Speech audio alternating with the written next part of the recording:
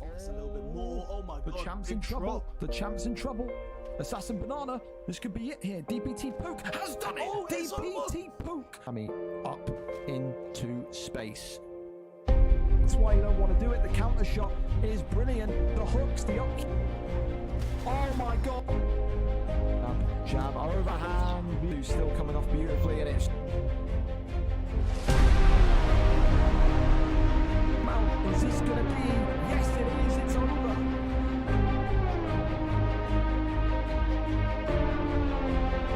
Shots again.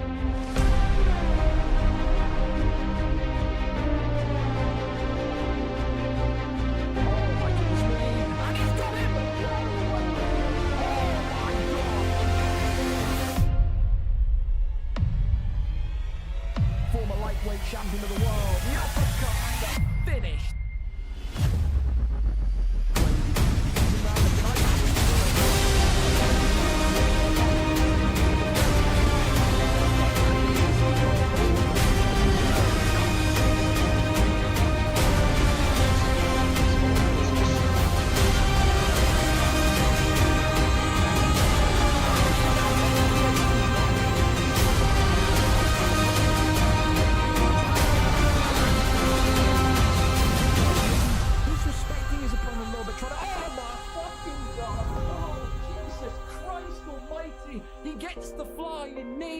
Absolutely slapping. Oh my goodness me! He's slapping something, and it ain't cheap. There's now 1-2's over. Tries to get the takedown and gets another big slam onto him.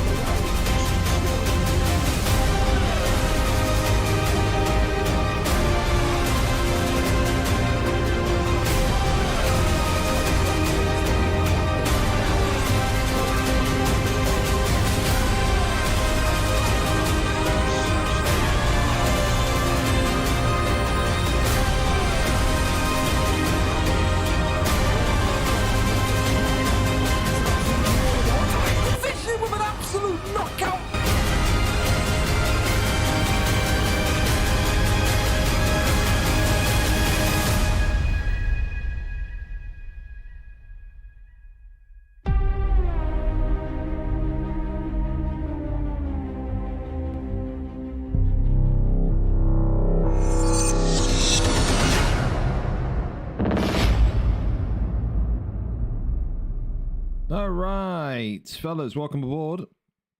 VFL 203 today. You're going to see me leaning off to the side quite often and getting some fruit. Got some fresh fruit here. So we're doing a feast for the... Well, I'm doing a feast for the American football tonight. I'm going to be watching that with the boys. But a great night of fights tonight, of course. Maxy and WhimperingIann 2. The rematch after the draw from a couple weeks ago. Supposed to happen last week, but I think Maxy was out of town, so listen, when in Rome, you make it a main event, especially when the fight was so good, the fight was so close. Maybe some people will call it a robbery, maybe some people won't, but the reality is tonight we get to find out who's going to be the undisputed PlayStation champion of the UFC world. Thank you so much as well, Lucky. Appreciate you there for the prime. Other title fights, TP Feng versus Chaz for the first time, surprisingly, for the welterweight strap. Pappy Gallant show against Sniff for the lightweight belt after weight changes have occurred. Alfie against Razor Riley. The UK takes in the US once again for the light heavyweight championship of the world. And of course, Grammon Tick versus Crud 51. Non-title fights just as nice. Winter Warbsy 3. Stankerson Campy, the rematch. It's kind of a rematch, but it isn't. Someone's Xbox bricked, so make of it what you will. I like to say it's still the first time they're fighting because we didn't actually complete the last fight, so it's not a rematch. It's not a, you know what I mean, a second time. So yeah, continuation, we'll call that one. Stankerson and Campy. Webbo versus OG Lemon. Two friends collide in there. Webbo requesting a move back to the flyweight division. Says he's got his confidence back. He's wrestling again. And he feels like he can make a charge for the title. Silver Soul versus Smiley for the second time. Smiley back into the lightweight division. Tormentor against Matt D, 23. Matt D looking to extend his win streak. And of course, Viper Rocco TTV against Ben Jammy. Disappointing for Viper last week. Losing the title now to start again. And that start begins with Ben, who is one of the most notorious strikers in the division. With that, you got other returns such as ZX Rise. You got Delito back on the card as well. Prime's back on the card. He's made his move to the flyweight division, the former featherweight champion of the world. So a lot of great fighters here tonight. However, we start with a PlayStation matchup this evening. Ethan, Ghost Ethan tonight against Momo in this beginner PlayStation division. Momo, of course, coming in. 1 win, 3 losses. You can see there. 3-fight losing streak for Momo, granted. On the other side of things, Ethan, 3 wins, 6 losses. Only 2 wins in his last 5, coming off of a loss last time out. Once upon a time, he was a contender. Not the case anymore. Has to re-earn that status here tonight. With that, we can go up and over to it. We are live with it tonight. Ethan, our cameraman. And we can get this card up and underway. A big thank you again for the sub. Who was it? Who's the big, beautiful person there? It's Average Gamer. Thank you so much for the tier 1. Appreciate you. One thing I'll say as well is, again, tonight, if you're seeing anyone throughout the night, I know, like I said, UFC 5 is kind of like in the period of being dead and whatnot, so the viewers may not be there, but that's fine. I don't do the cards to get good viewership. I do the cards because I want to do something different.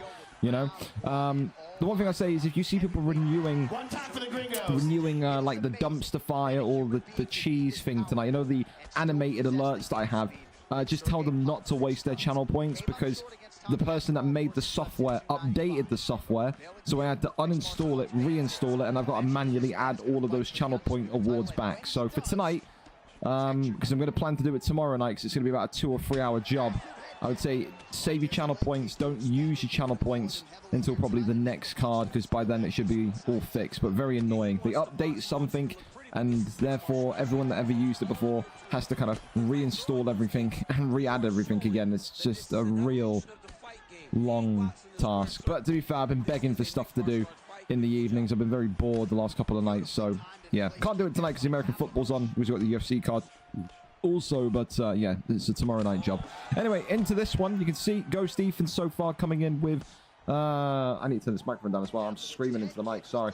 Ghost Ethan tonight coming in with the blue trunks with Derek Lewis, whereas Momo coming in with the red trunks there with Pavlovich. Eats a big right hook there. The overhand comes on through as well. Double hooks continuing onwards. Both of these two known as primary boxers here in the division tonight. One thing that Momo, though, will need to make sure is that he doesn't oversell on those hooks. You can already see he's kind of almost tripling up with those hooks. He is getting a lot of pressure on Derek Lewis, but you got to remember, Derek Lewis just takes one hit and he clocks him there, knocks him down, and gets the first big moment of the fight here tonight. Momo still continuing to try and find his rhythm against Ethan, who's looking very calm, and a right hand again. And Ethan going for a head kick execution, shoots a takedown though, does Momo, and gets the land. So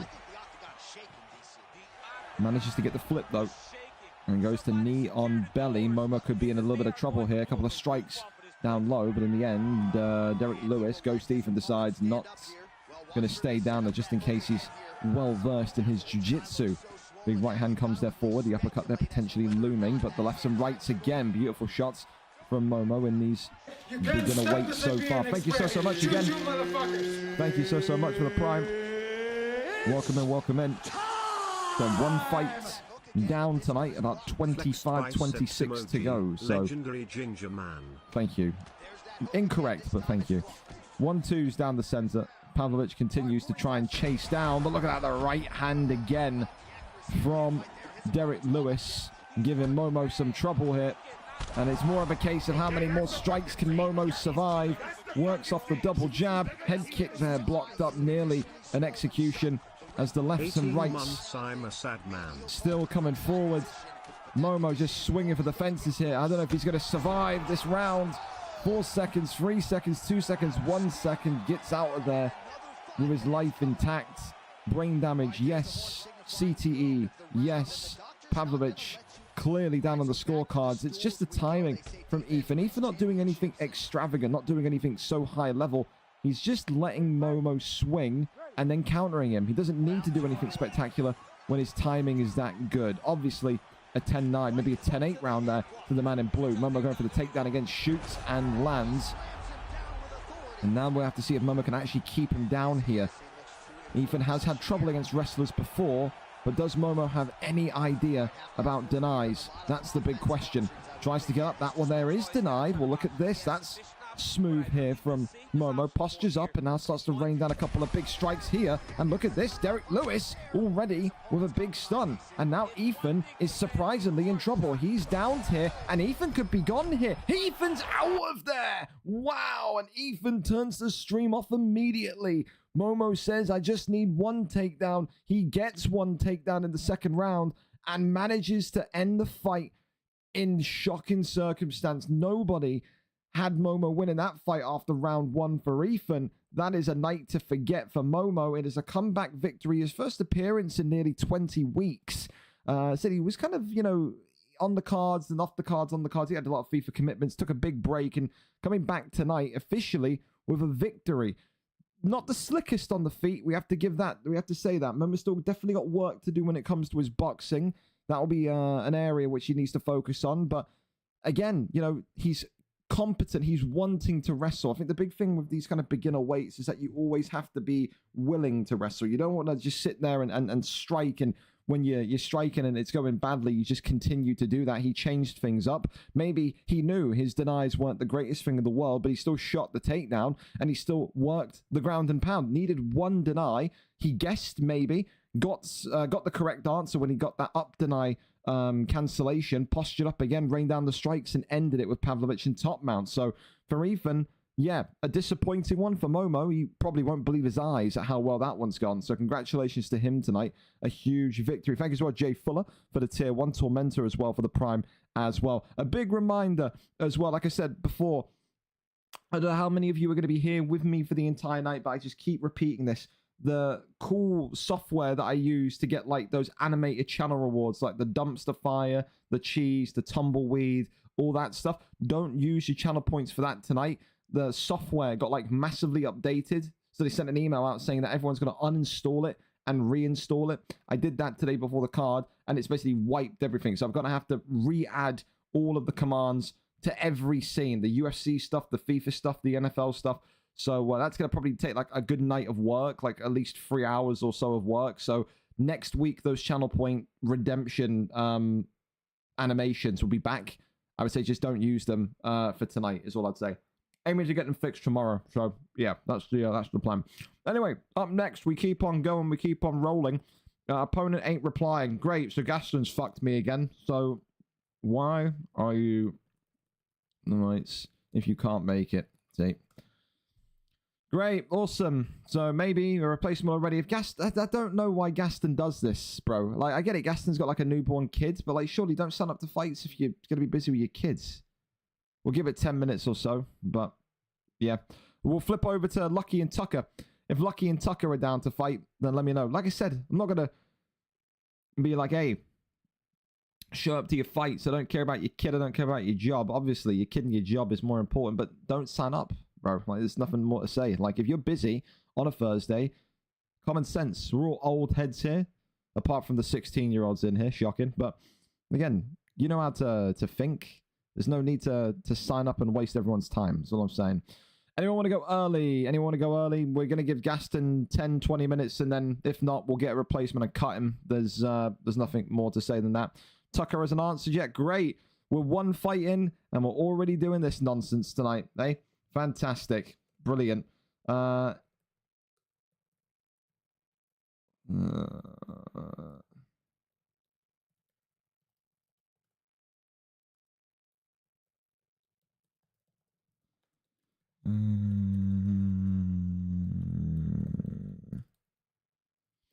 wouldn't be too surprised with Tucker because he did it in UFC 4 as well. Awesome.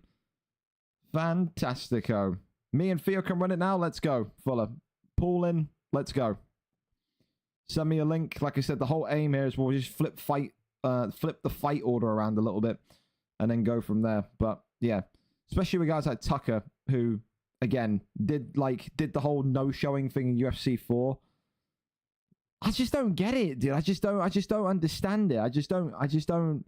Why do you sign up to things if then you're going to do it for 1 week and then be like, yeah, give me a fight and then not be here?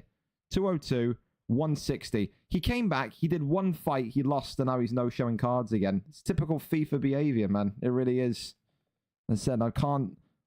A large part of me can't wait for the new FIFA to come out because a lot of these guys that are like the FIFA heads that do this nonsense where they come on, they do one fight, they ask to fight again, and then they disappear. They won't be anywhere near this, thank God. So it's so jarring having to chase around after these people. These softies, bro. That's all I can talk. All I can say. Have we got game volume in Theo's stream, or are we just playing on mute? Again, as well, fellas, respectfully, if you're going to stream, at least have volume on, because I don't want to sit in a library. It's very, like, that's why I don't like, doing any of Lee's streams, because Lee 66 sits with no game volume on as well. It's very weird for me to do commentary like that. So yeah, it's very quiet. It's very quiet. So you're going to hear probably no game volume at all. Theo B coming in 2-2. Jay Fuller coming in 1-0. Oh, Jesus. All right, now we got game volume. Holy hell. All right, well, that's better. Turn that down just a smidge. All right. I've got to adjust this because everyone's game volume is different. Hang on.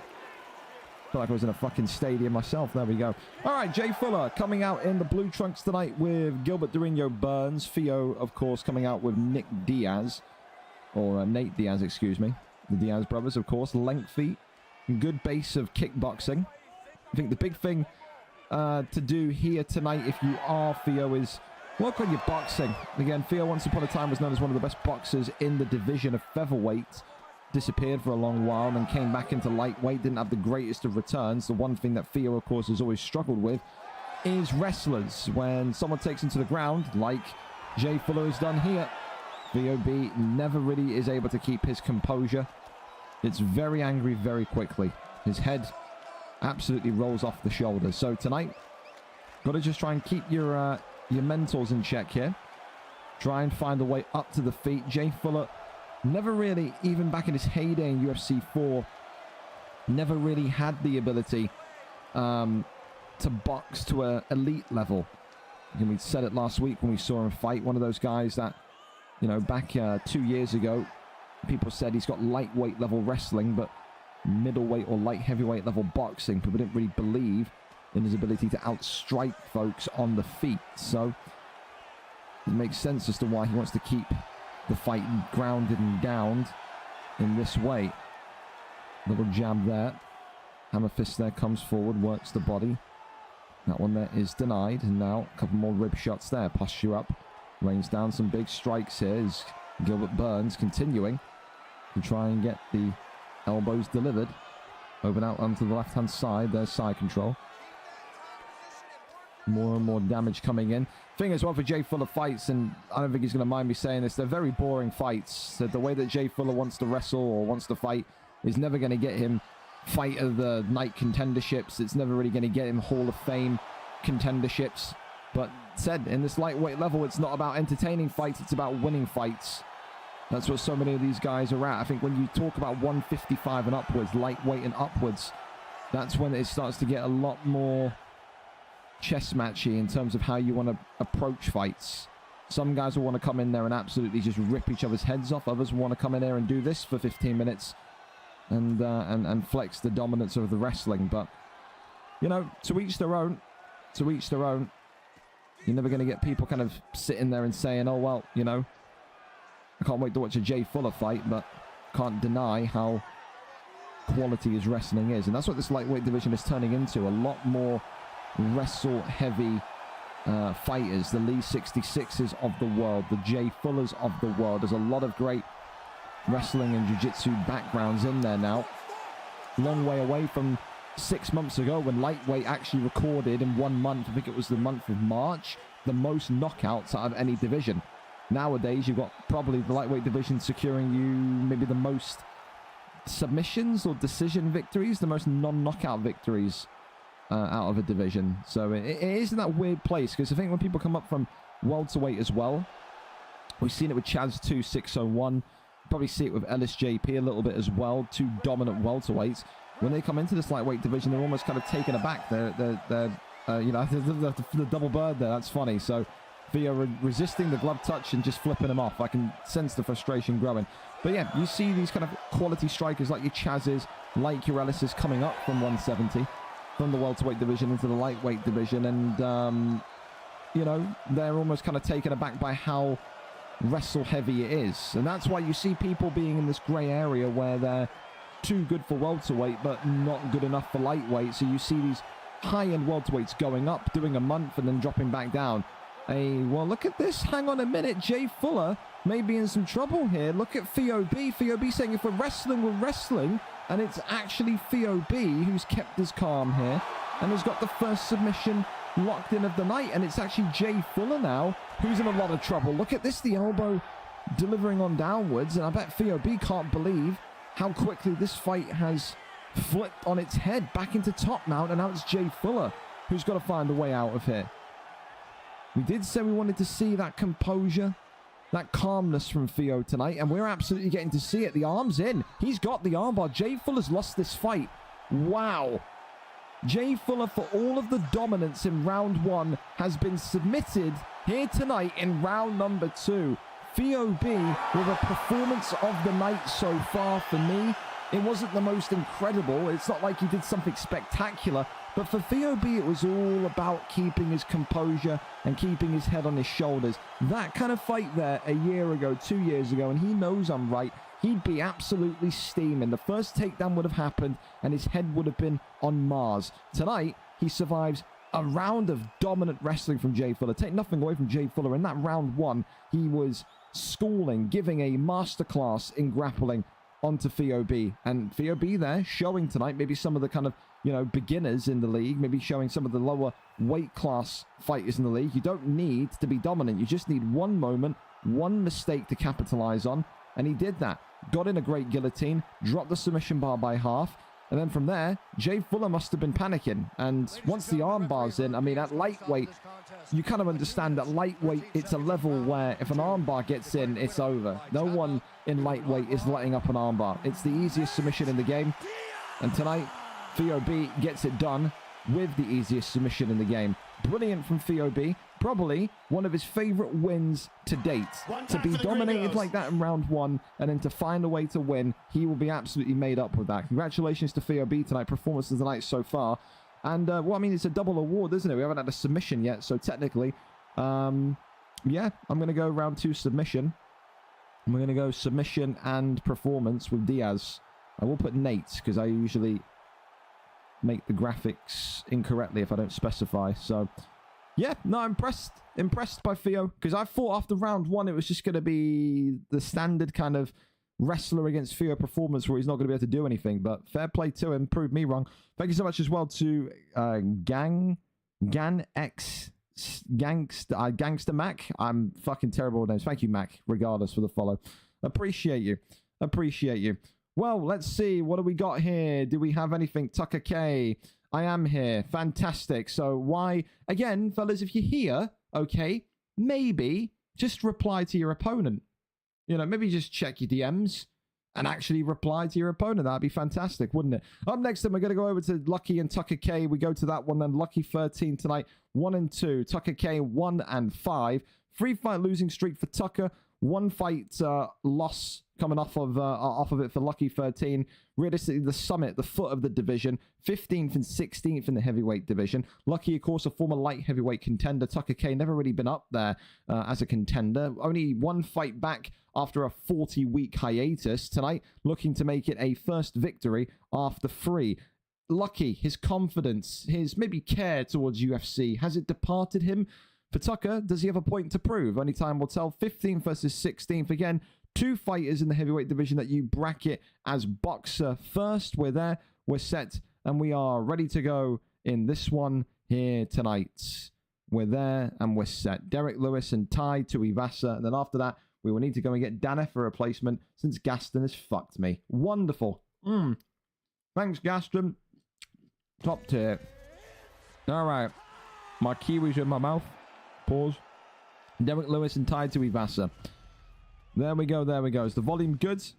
Fantastic. It's a little bit loud. Jesus Christ, Herb. All right. Now, the thing with Ty Tuivasa, let me tell you, is I never like to see Ty Tuivasa because he's got some of the weakest body health in the entire game. If Lucky just decides to go body punches in this matchup here tonight, it ain't going to go too well for Tucker. The only real thing you can argue here for Tucker is what has he learned from his first fight back? how much practice is he getting on UFC 5? Is he drilling the kind of the OWC? Is he drilling practices and spars with his friends, or is he just loading up to have a good scrap? Again, there's no right or wrong answer. Some people like to just get on UFC for the night of the fight, just to have a little bit of a fight and a little bit of a tug, you know? Pause. But the reality is, if you go in there against a veteran like Lucky 13, who I think has been in, I think, North across UFC 4 and UFC 5, Lucky has got to be in 100+ comp fights at this point now. This is someone that, you know, against a 1-5 opponent is expected to win. There will be more questions on Lucky tonight if he doesn't find a way to beat Tucker. So you'd have to think, would that pressure maybe consume Lucky? Will Lucky be maybe over encumbered by the fact that, you know, if he loses here, who can he beat in the heavyweight division? No offense, of course, to Tucker. But right now, you can see Lucky is not the most confident. He's fighting a little bit scared. You've picked Derek Lewis, and you're walking backwards, and you're not really using any of his pressure. And Lucky right now is being outboxed. There is no confidence in Lucky 13 at this minute in time. He won't take the front step, and he's just looking to fight off the back step. If you wanted to do that, you should have taken someone else, someone longer, someone with maybe less power but more length. You're starting to get more into the aggressive nature now of Derek Lewis. Left hand there connects brilliantly as Tuivasa now backing up. Chopping up with a leg kick, but again, just can't seemingly find the range with Tuivasa right now. And a little bit of a conundrum is Tuivasa, as he is starting to concede more and more volume of shots, a higher volume of shots. Wow, I tell you, overhand comes in, and this could be bad for Lucky. Big shots coming in. Lucky there nearly out. And that's all because of the damage that Tai Tuivasa did early on into this round. Lucky spent about 2.5 minutes walking backwards, being afraid to go anywhere near Tucker. Tucker may have maybe conceded a little bit of damage in the second half of this round, but he's got the knockdown, and I think right now Tucker and Tuivasa is winning this round if he can survive this onslaught in stack guard. Big shots coming up again. Up kick there attempted, but manages to boot him away and kick him away. Round one coming towards its conclusion. Left hand there clicks in though. Lucky now still going forward. Hesitant, but definitely building in confidence. Every stun and the knockdown absolutely giving him belief, as I'll tell you what, Tai Tuivasa was out on his feet there, eating an uppercut, eating a hook, eating X, Y, and Z, and then in the end, the bell saves him. So, end of round number one. I think the knockdown is still going to give Tai Tuivasa, is still going to give Tucker the round. I do believe so. I've dropped my kiwi. Yeah. If there's any advice for Lucky here, you just got the stun at the end of the round. You've nearly knocked him out. Be aggressive. If you're Tai Tuivasa, you're Tucker K at this point, you got to think, oh, how do you approach this one? Beautiful shot here. Tucker not afraid of the damage and giving as good as what he's taking here. It's a wonderful flurry of strikes. That's what I like about Tai Tuivasa though. Super fast, super slick for a heavyweight. Right hand though, beautiful combination. Lucky 13 works off the jab. The right hand gets through the block. Get in there, Lucky. What? He's so scared. Why are you scared? I don't understand it. He's petrified. He's so cautious. He won't even do a cage jump. It's crazy. It's not going to make a difference because he's going to win the fight. But in the end, he gets it done. I'm still not impressed by that from Lucky. Very scared performance tonight. If he goes against someone that's got a breath of confidence, Lucky's going to get smoked. I'll be honest. I love the guy. But I say what I see. He's got Derek Lewis. He's walking backwards. He's not confident enough until 3 minutes into the round to use the power. And again, this is all very hypercritical because he won the fight. Granted, you know, he won the fight. That's all that matters. But you're talking about the rest of the fights in the division. You know, you're winning now. You've got to fight upwards, not downwards. If Lucky goes into a fight against someone like a Benji, against a C. Pierce, against anyone in that heavyweight division that has got an ounce of confidence and he's walking backwards, he's afraid to jump, he's afraid to get cage strikes in, he will lose that fight. He was very fortunate not to lose the fight tonight as well, because Tai Tuivasa got a great knockdown at the end of the first round. Could have got some Leon Betty strikes. I feel a little bit a little bit hard done by for Tucker there. I feel like Tucker had a better fight than what people maybe would have expected him to have. Again, if you said tonight, you know, one of these two is a former light heavyweight contender, you wouldn't be thinking it's the man having his arm raised. That's all I'm saying. Got to be a little bit more confident. Got to be a little bit more belief-filled. Fought tonight like a man. I didn't really, I don't know, feel confident. But like I said, it don't matter what I'm saying or what I think, because the win is the only thing that actually counts at the end of the day. Congratulations. Lucky gets it done. Round number 2. I'll give you proper shout-outs as well for the subs momentarily. I got dock work. I got kiwis in my mouth. I got subs coming in. Thank you so much again. Stocky for the resub and also Gaston for the resub as well. Gaston is alive. Wonderful. Better late than never. Better late than never. All right. Okay. Right. Over to Gaston and Dan F we go then. A rotation, but we're finally there. 16 and 20 for Gaston tonight. The newborn dad of 1. Did I pronounce that right? The newborn father. I don't know. The guy that's just had a kids. 4 losses in a row. He'll say tonight, win, lose, or draw, he's winning either way. That's the way to think of it. However, wants to end that 4-fight losing streak. Denif, on the other hand, 3 wins, 2 losses on a 2-fight win streak and is one of the names to watch in this light heavyweight division. You beat Gaston tonight, who has had an incredible run at points in this light heavyweight division. You'll be on a 4-2 record. You'll be on a 3-fight win streak.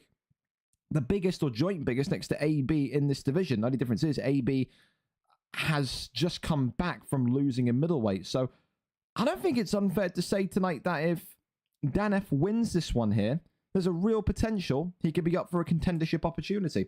Down to Gaston to see if he can change that and shape the landscape of this division. Gaston DK 16 and 20 against Dan F 3 and 2 in the light heavyweight division. We go up and over to that one, and then we resume where we were. Here we are. We're there, and we're set to go. Bing bong, Jared Cannonier against Vitor Petrino. So, fan favorites back out. To be fair, Cannonier not so much a fan favorite anymore. Vitor Petrino, absolutely, get away. Shoo. Get out of here. There we go, turn that off. All right. So, a little bit quiet on the volume, but that's fine. Everyone's volume is different. So, tonight, the Black Trunks, of course, for Jared Cannonier, the man looking to go on a 3-fight win streak. Gaston DK, the man that's 16 and 20. Like I said, one of the more experienced, veteranized fighters in regards to how many fights he's had in the yellow with Vitor Petrino. You've got length, you've got reach with Petrino. With Dan F and Cannonier, he doesn't have the speed, he doesn't have the agility, but Jesus Christ, he has got dynamite in his gloves tonight. The whole thing for Dan will be to get close to Gaston and outbox him in the pocket. If you can do that, it just takes one with Jared Cannonier. He's got that punch power. He's got that explosiveness. If you're Gaston, gonna have to maybe carve him up from distance. Sit on the outside, work the leg kicks, try and take away the power in Cannonier's hands, and again, work the teeps as well. You feel like you feel like Cannonier is getting a little bit too close to you. Teep kicking back towards the cage. Frustrate him. That's the whole thing. That's the whole point you've got to make with these taller fighters. Aim to piss the opponent off. That's the entire purpose of it. And then once your opponent's nice and angry, nice and pissed off, that's when he makes mistakes. That's when he comes swinging in with 4 or 5 hooks, and then from there, counter shot, boom, you win by knockout. So that's the game plan for Gaston. However, will he follow that game plan? He knows. Said a Dane who has the ability to wrestle, as Dan F now is showing that he also has the ability to wrestle. Gaston, of course, back in his heyday, used to be in a great position on the ground, but never utilized it. We talked about how at one point he had some of the best wrestling at 205, but he often said, I'm not here to wrestle, I'm here to fight. So he would sit there and get right back up and try and get the boxing going again. Even if that got him losses, he would still do it. Great deny there, though, from Cannonier. Again, it would have been one of the rare sightings to see a Cannonier submission victory if that was going to happen. The transition upwards denied, and then right back is a deny from Dan F, who gets right back up to his feet. Dan, of course, had a little bit of a history in the VFL Undisputed Boxing League, so that maybe that was more of his neck of the woods. But, of course, the big disadvantage with Undisputed is that the game was fucking terrible and boring. So, you know, that one had a short shelf life. To be fair, I had 6 great months of Undisputed, but maybe we'll go back to Undisputed in the future if it's not. Again, Undisputed was such a problem.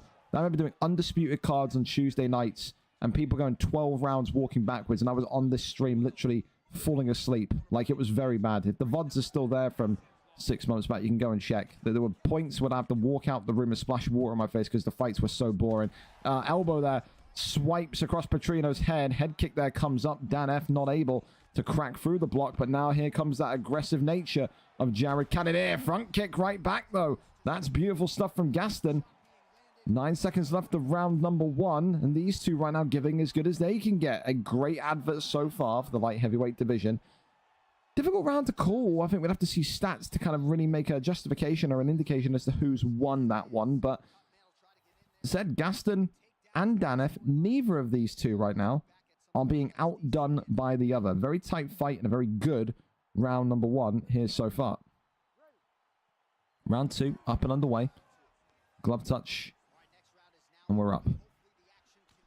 Off the double jump there immediately. Gaston. Oh, my goodness me. Gets hit with a 5-piece combination there. The lightning fast jab of Cannonier, followed by the overhand of Cannonier. Uppercuts coming forward now, but those little arms of Jared, although powerful, not able to reach that kind of long neck of Vitor Petrino. Works off the 1-2s. A great head movement there from the man in black. As the front kick goes forward again, works off the 1-2 still. Swings and a miss with the leg kick, though. Big knee to the body. Gaston here just continuing to assess the angles, assess the entry points. Leg kick comes in again. Love that as well. The leg kick into the straight is really nice. And you can see, didn't expect that front kick either. Head health of Cannonier in a little bit of a precarious situation. One thing Gaston's got to be wary of, though, is that pull. You see that every single time Dan F is anticipating that at least one of his pull counters will come off here. Big knee to the body again. Tries to look for, a right-hander, but nothing to secure yet. Leg kick now coming in from Cannonier. As the ice cream van of my neighborhood is coming towards me again. Big uppercut there, clips him. Left hand, right hand, and now jumping into the pocket. The ice cream, I'm going to be asking Cannonier, do you want a 99 flake with that? The answer, though, is no. The job's not done. Right hand comes forward again. I'm going to think here for Gaston. He just has to be careful. It's that pull every time. The leg kick now being checked. Great awareness from Dan. Can see the kind of patterns that are building. Tries to fire off that front kick. Absolutely nothing. Goes back down low to the ribs. Keeps this one on the side here. Front kick there. Just about creeps on through. Up. Oh, I tell you, that head movement would have been dangerous if Dan... Oh, that's even more dangerous.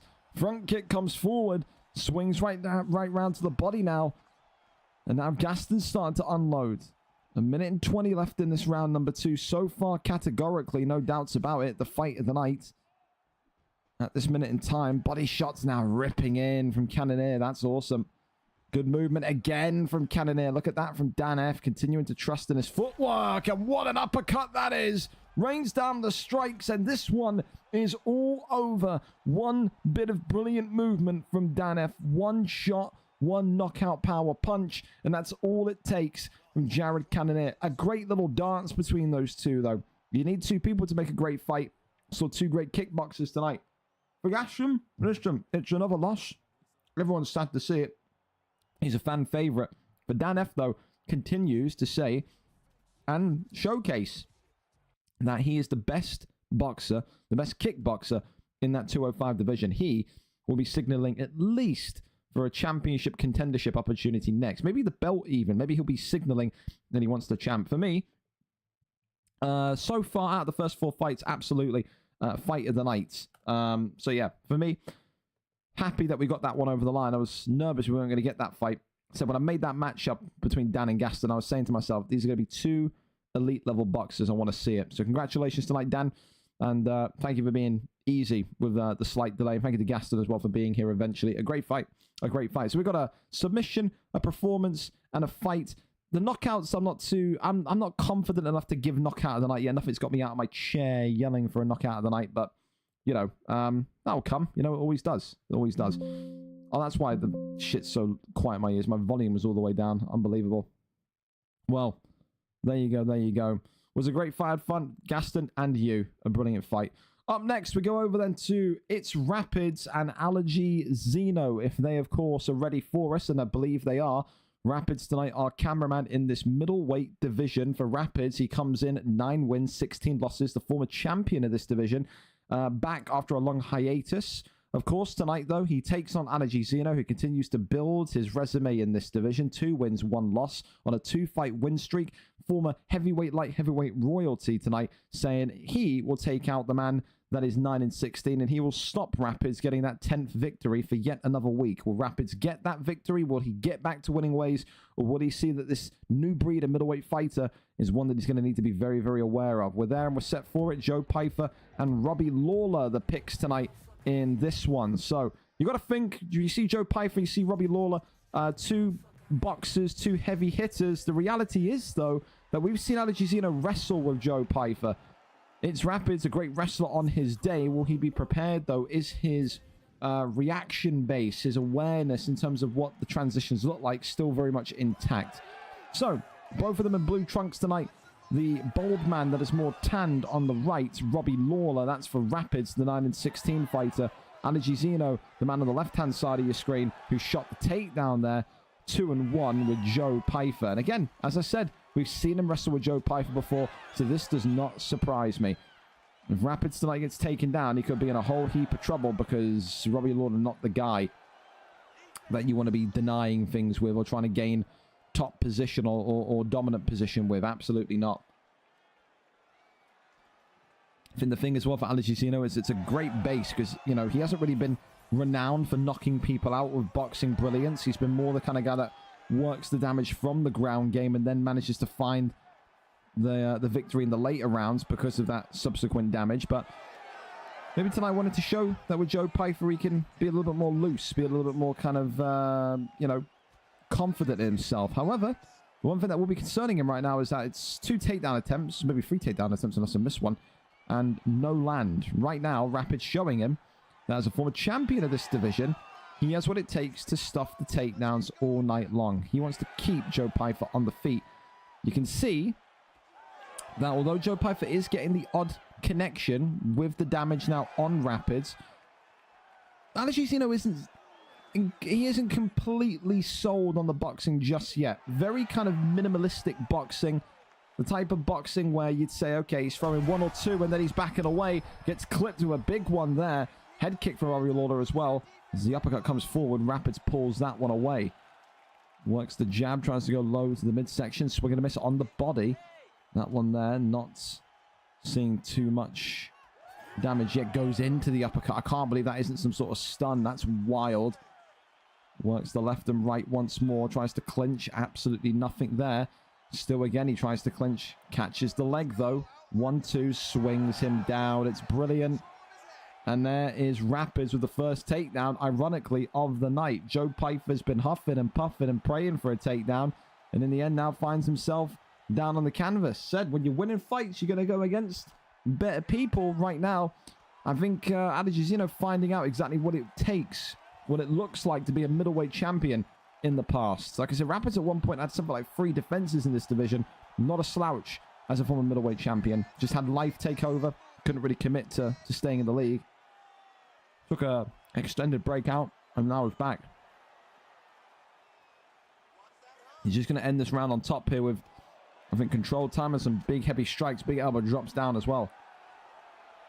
Incredible round for Rapids, I'll tell you. Yes, he's absorbed more damage in terms of maybe the cuts or the health pack being orange, but for significant strikes, for takedown defense, for control of the fight, I think you've got to give that round to Robbie Lawler. I think you absolutely do. There you go, the respect there being paid back and forth mutually. The conundrum now for Allergy Zeno is, how do I get Robbie Lawler to the canvas? How do I get him down? Round number 2. Up and underway. Works off the jab immediately. But Joe Pyfer, does he go a bit more aggressive with the striking? Or does he sell completely on the ground game? Teep kick there. Spinning back elbow.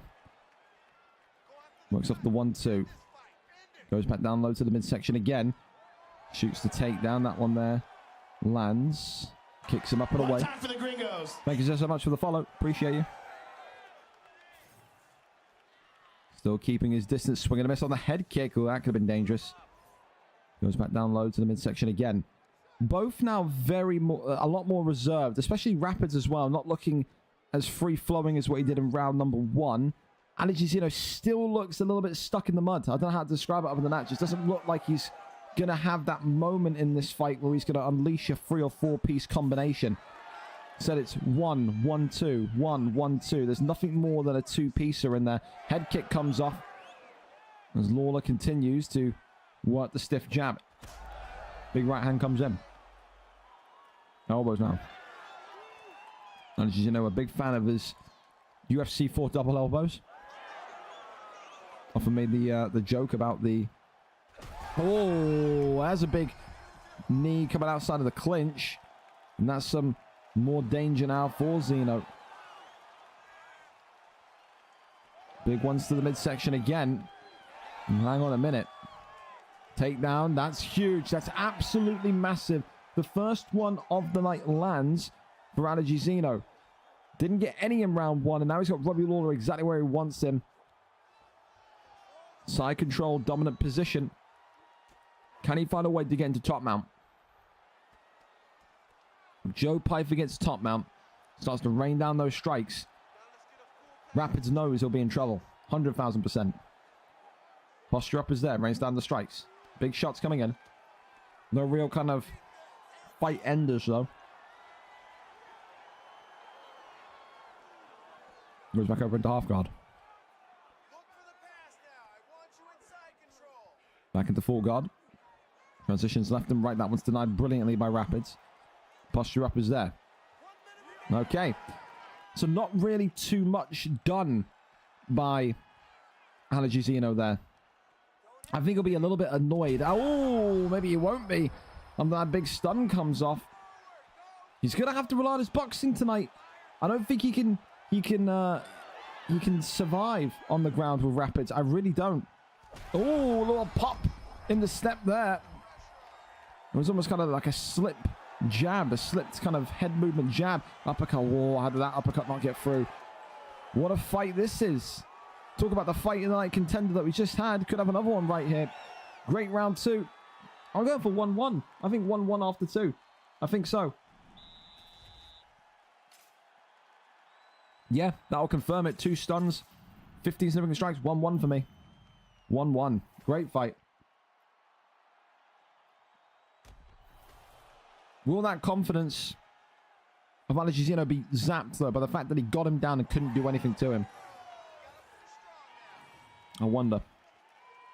Final round. 1-1 on my scorecards. And look at that. Robbie Lawler. Easy peasy. The former champion getting Joe Pyfer down. But not able to get the denies going either. Working the body here. That one, though. Right back up. Fair play to Allergy Zeno. Surviving the onslaught from Rapids now. You can see the rotating around. That's very risky stuff from Allergy Zeno and Joe Pyfer there. You can see he's not only using slips, but he's also kind of jolting left and right. If he gets caught with a big strike from Robbie Lawler, it'll be a one and done. Body shot there blocked up nicely. Continues to try and hover. Got to think here. Oh, takedown shot nicely. Great deny, though. Tries to go one right back himself. Works off the jab straight. Continues forward. Oh, body shot. You can see, look at Allergy Zeno's stamina bar.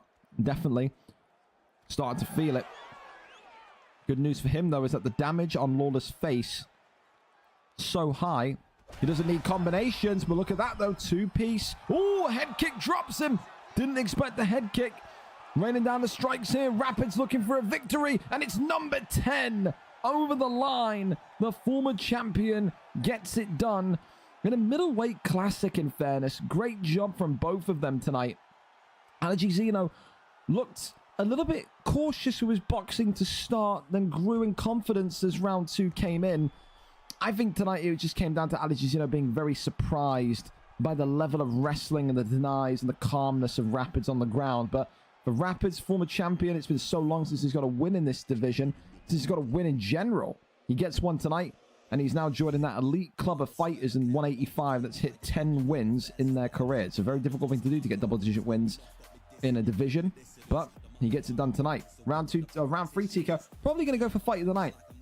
I think so. I think that just nicks it from the Gaston one. That was a good back and forth. I liked it. Round 3 TKO and gets it done. Robbie Lawler as well. Always going to get some props from me. I'm a big fan, big Robbie fan. He's got so much CTE. It's unbelievable. There we go. Congratulations, Rapids. Commiserations to Allergy as well. Great fight, though. Awesome fight. Top tier. Thank you as well during that to TNS Geo for the follow as well. Appreciate you. Up next, we're going to go to Dawaja and Tim. Two friends tonight meeting in the Octagon. I think Dawaja... I think, though, it was Tim that was demanding this fight. Tim DM'd me. He was like, I want this guy or this guy or this guy. In the end, he gets one of the people he wants to fight. A good friend of his, a training partner, I believe, in Dawaja. Former champion is Dawaja. Tim tonight wanted to say, I'm on the come-up, you know. Beat Dawaja, give him his third loss.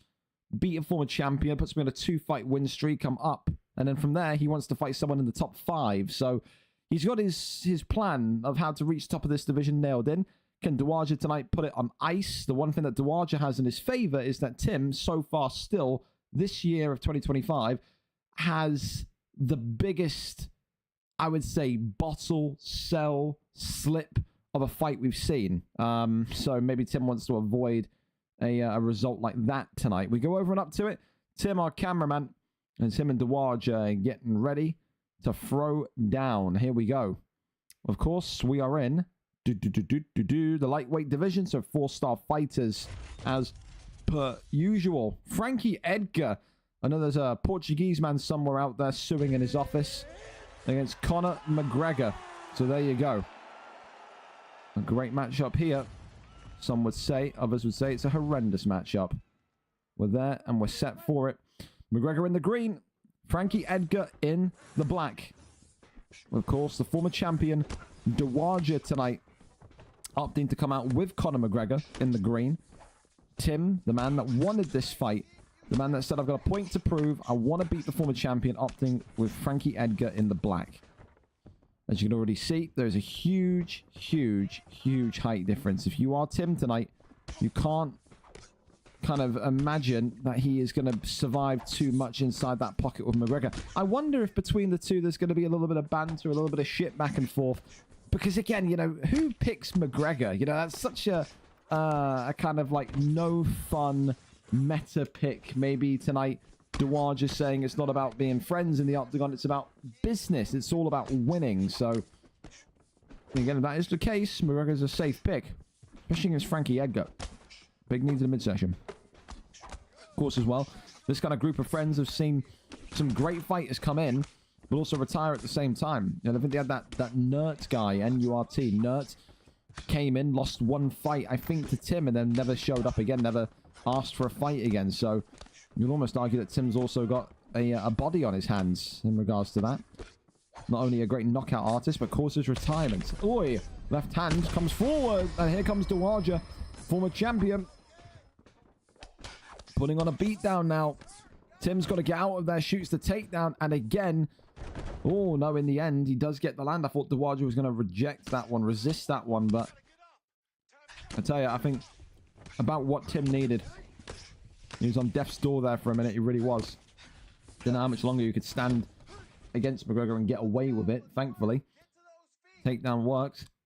A little bit of a buffer of the lag there, but that's okay. Oh, who's on the Wi-Fi? Someone tell their fucking family to get off Farmville, man. Honestly. Get out of here.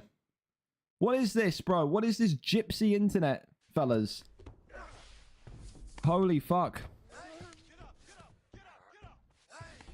2008 called. They want their Wi-Fi back. Jesus. Alright, well, we're back up to our feet. As the crowd boos for the absolute shocking connectivity.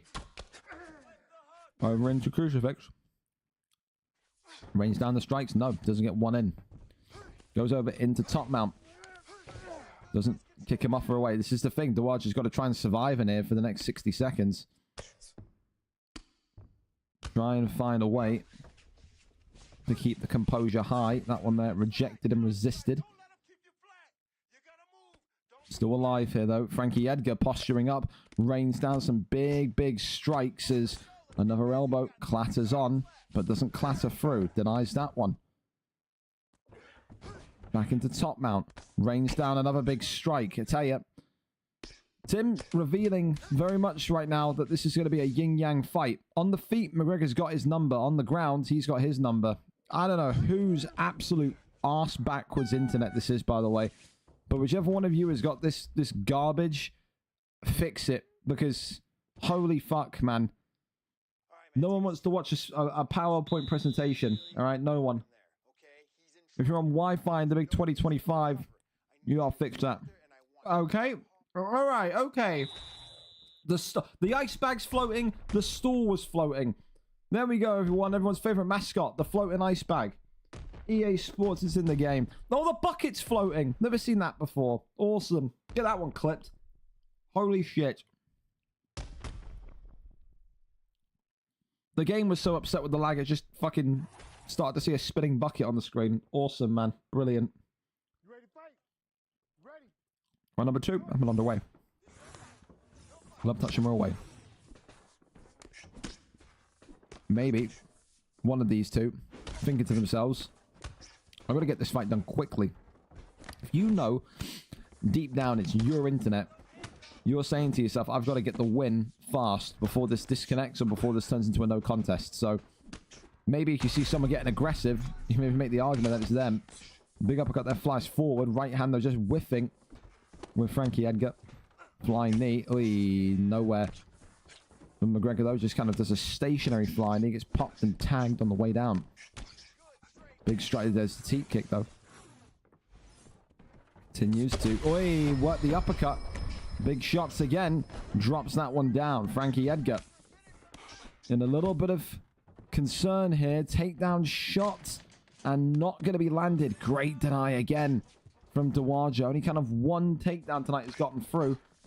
So for the majority, his takedown defense has been great. The pull elbow working again. Drops him. And knee on belly. And this one is over. Tim asked for the former champion. He asked for Dowager.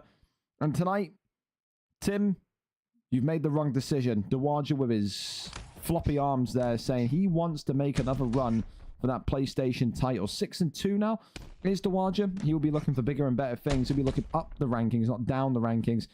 Maybe got his eyes on Keza, though. That would be a big fight if those two compete. But again, wonder what he wants next. Wonder what Tim wants to do next.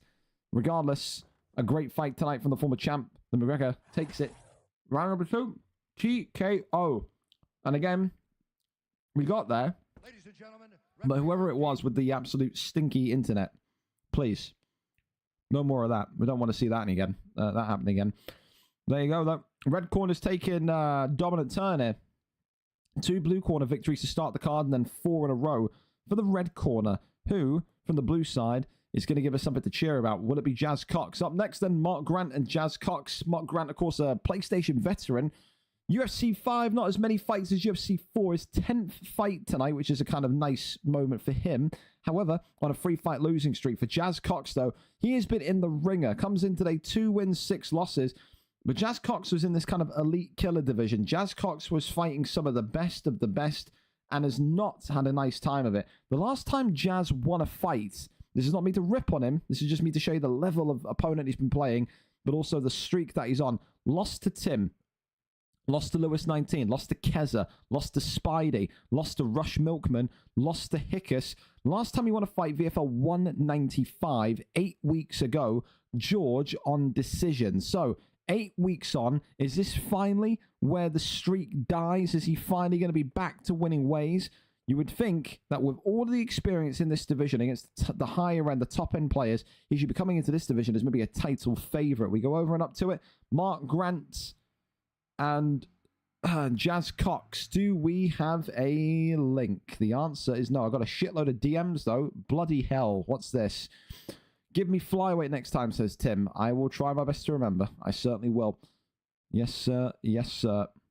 Dun, dun, dun, dun, dun, dun, dun, dun.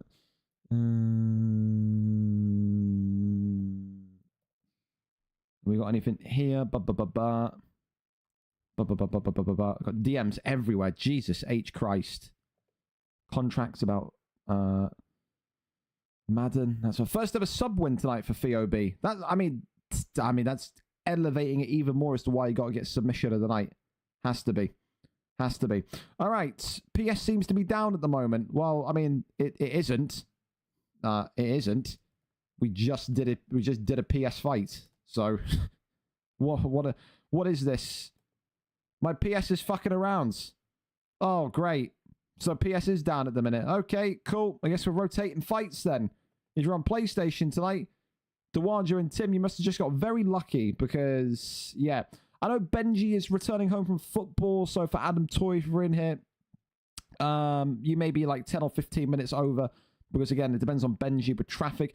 George and Tez, Stocky and Rupert, any of those guys want to go? Anybody wants to go early, since PS seemingly is fucked. God knows what we're going to do if that's the entire thing for the card tonight, but we'll work around it for as best we can. But yes, we'll go over and we'll have a look. Any Xbox guys want to go early?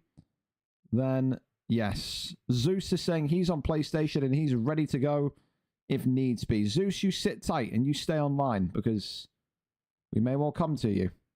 We may well come to you.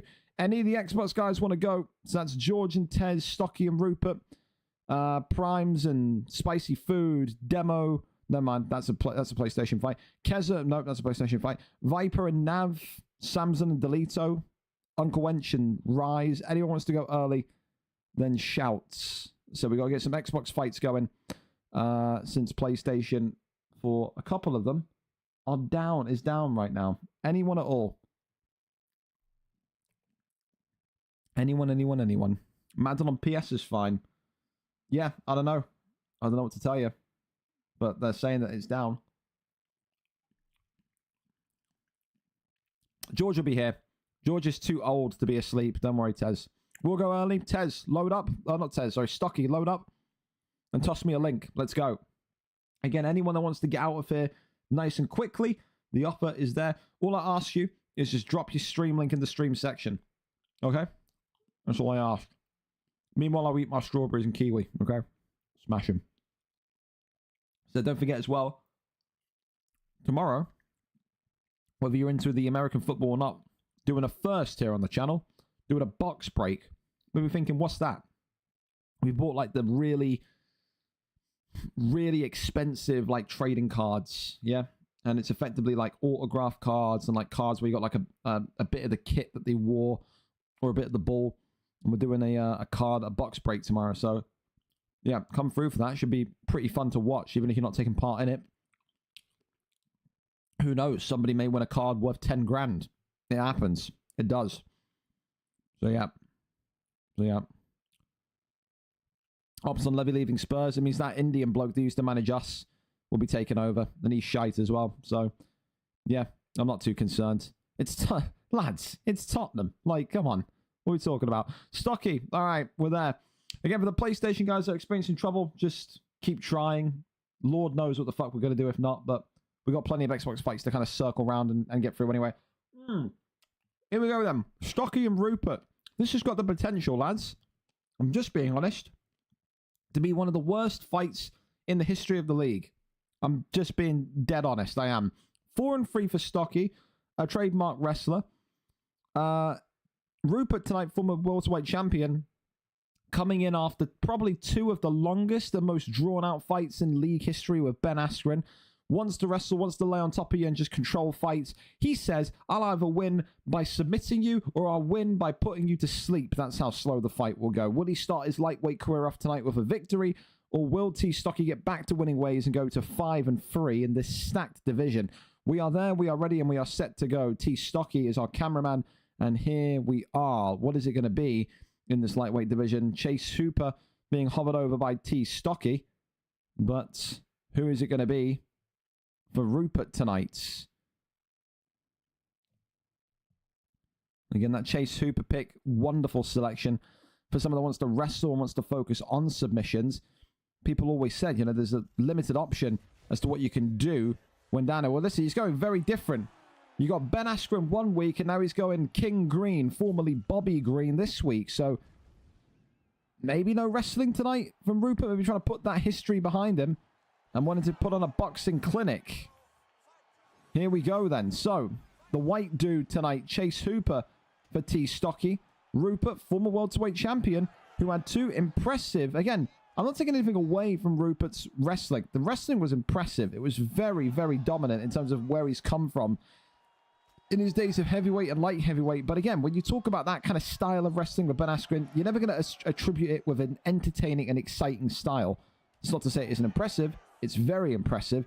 Tonight, maybe put off by the murmurs of discontent and says, okay, then if people are bored by my wrestling, I'll show you how good of a boxer I am. Knock Stocky down nice and quickly. Huge start from the former welterweight champion.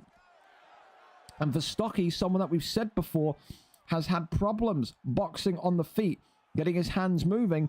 Right now, those same problems are coming right to the surface. The question that beckons in my mind is, when Stocky does go for a takedown, what is the defense of King Green and Rupert going to be like? Swinging a miss on the head kick there. Works the 1-2. Goes for the uppercut. Oi, nice little slip hook there. Wonderful shots coming forward again. Stocky eating some big hooks now, but still able to survive the onslaught. Spinning back elbow, nothing there. Uppercut left hand. Continues to work. The right hand now coming forward. Uppercut left hand again. 1-2s down the center. Chase Hooper eats another big one. You can see Chase Hooper now starting to get tagged and bagged more and more. Not only the damage in terms of the head health, but also the cut damage that is on T. Stocky right now is not great. It is not good news. Big shots continuing forward. Left hand, right hand again. Pulls that one away. Uppercut there. Creeps on through. The great confidence as well from Rupert to seamlessly transition from being a wrestler for 2 weeks into this great pressure boxing unit. I'm telling you, Rupert's got the entire package, man. He can wrestle like one of the most boring fellas in the world, which is dominantly, and then he can box like some of the great lightweight boxers we've seen. He's got to be careful of those counter shots, because Chase Hooper is now starting to drop that head health of King Green also. The Stocky, not been around that he wants to maybe reflect on too much. Oh, maybe it will be. Drops him down. That's a great counter shot. 30 seconds left of round 1, and everything just got very interesting again. A huge knockdown from Stocky and Chase Hooper. Continues to fight for the block here. The block of King Green not going to last too much longer. He needs the end of the round. And he's going to get the end of the round. Well, listen, a fantastic start by King Green, by Rupert, and an absolutely fantastic end to the round by T. Stocky, growing into the fight, growing into his boxing background with every connected hits. I think you got to give that one to Chase Hooper just because of the ending. I think you do. The knockdown will definitely give him that nod for me, I think, as well. Round number 2, up and underway. Got to think here. If you're Stocky, do you go in guns blazing after the end of the round, or do you just try and take it a little bit calm? Shoots the takedown and is going to get the takedown. Okay. Pulls him in. And now here we go. This is what T. Stocky does. This is how T. Stocky got to this 155 division, excuse me.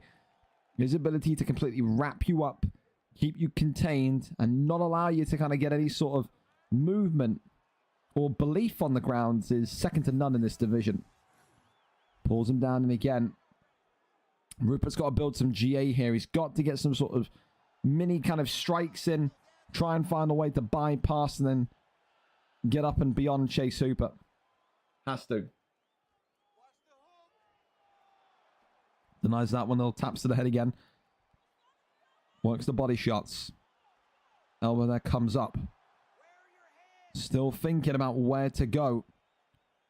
The answer is stat guard. That's nice. I'm surprised that he's throwing strikes. I think maybe he'd want to get away, but then again, he's just got the stun. Surely he's going to want to stand up here. A heel hook. Wow.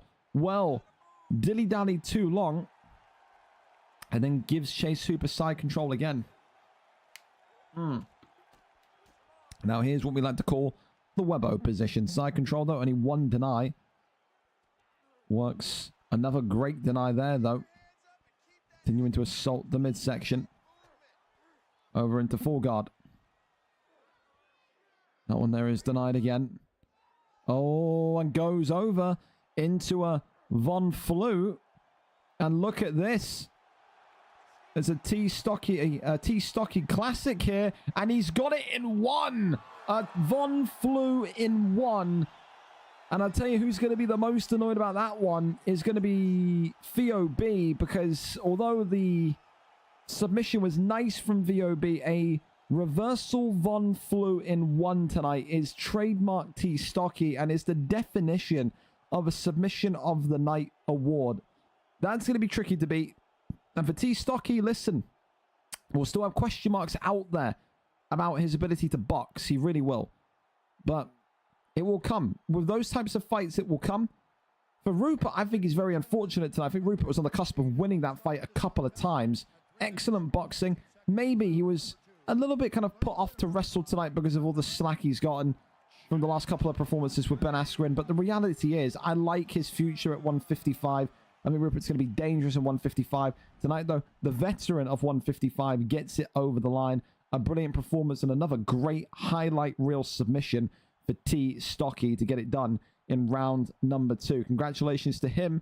He has beaten the former welterweight champion of the world and has done it in pretty emphatic circumstance, hasn't he? That's one of the great submissions. Absolutely.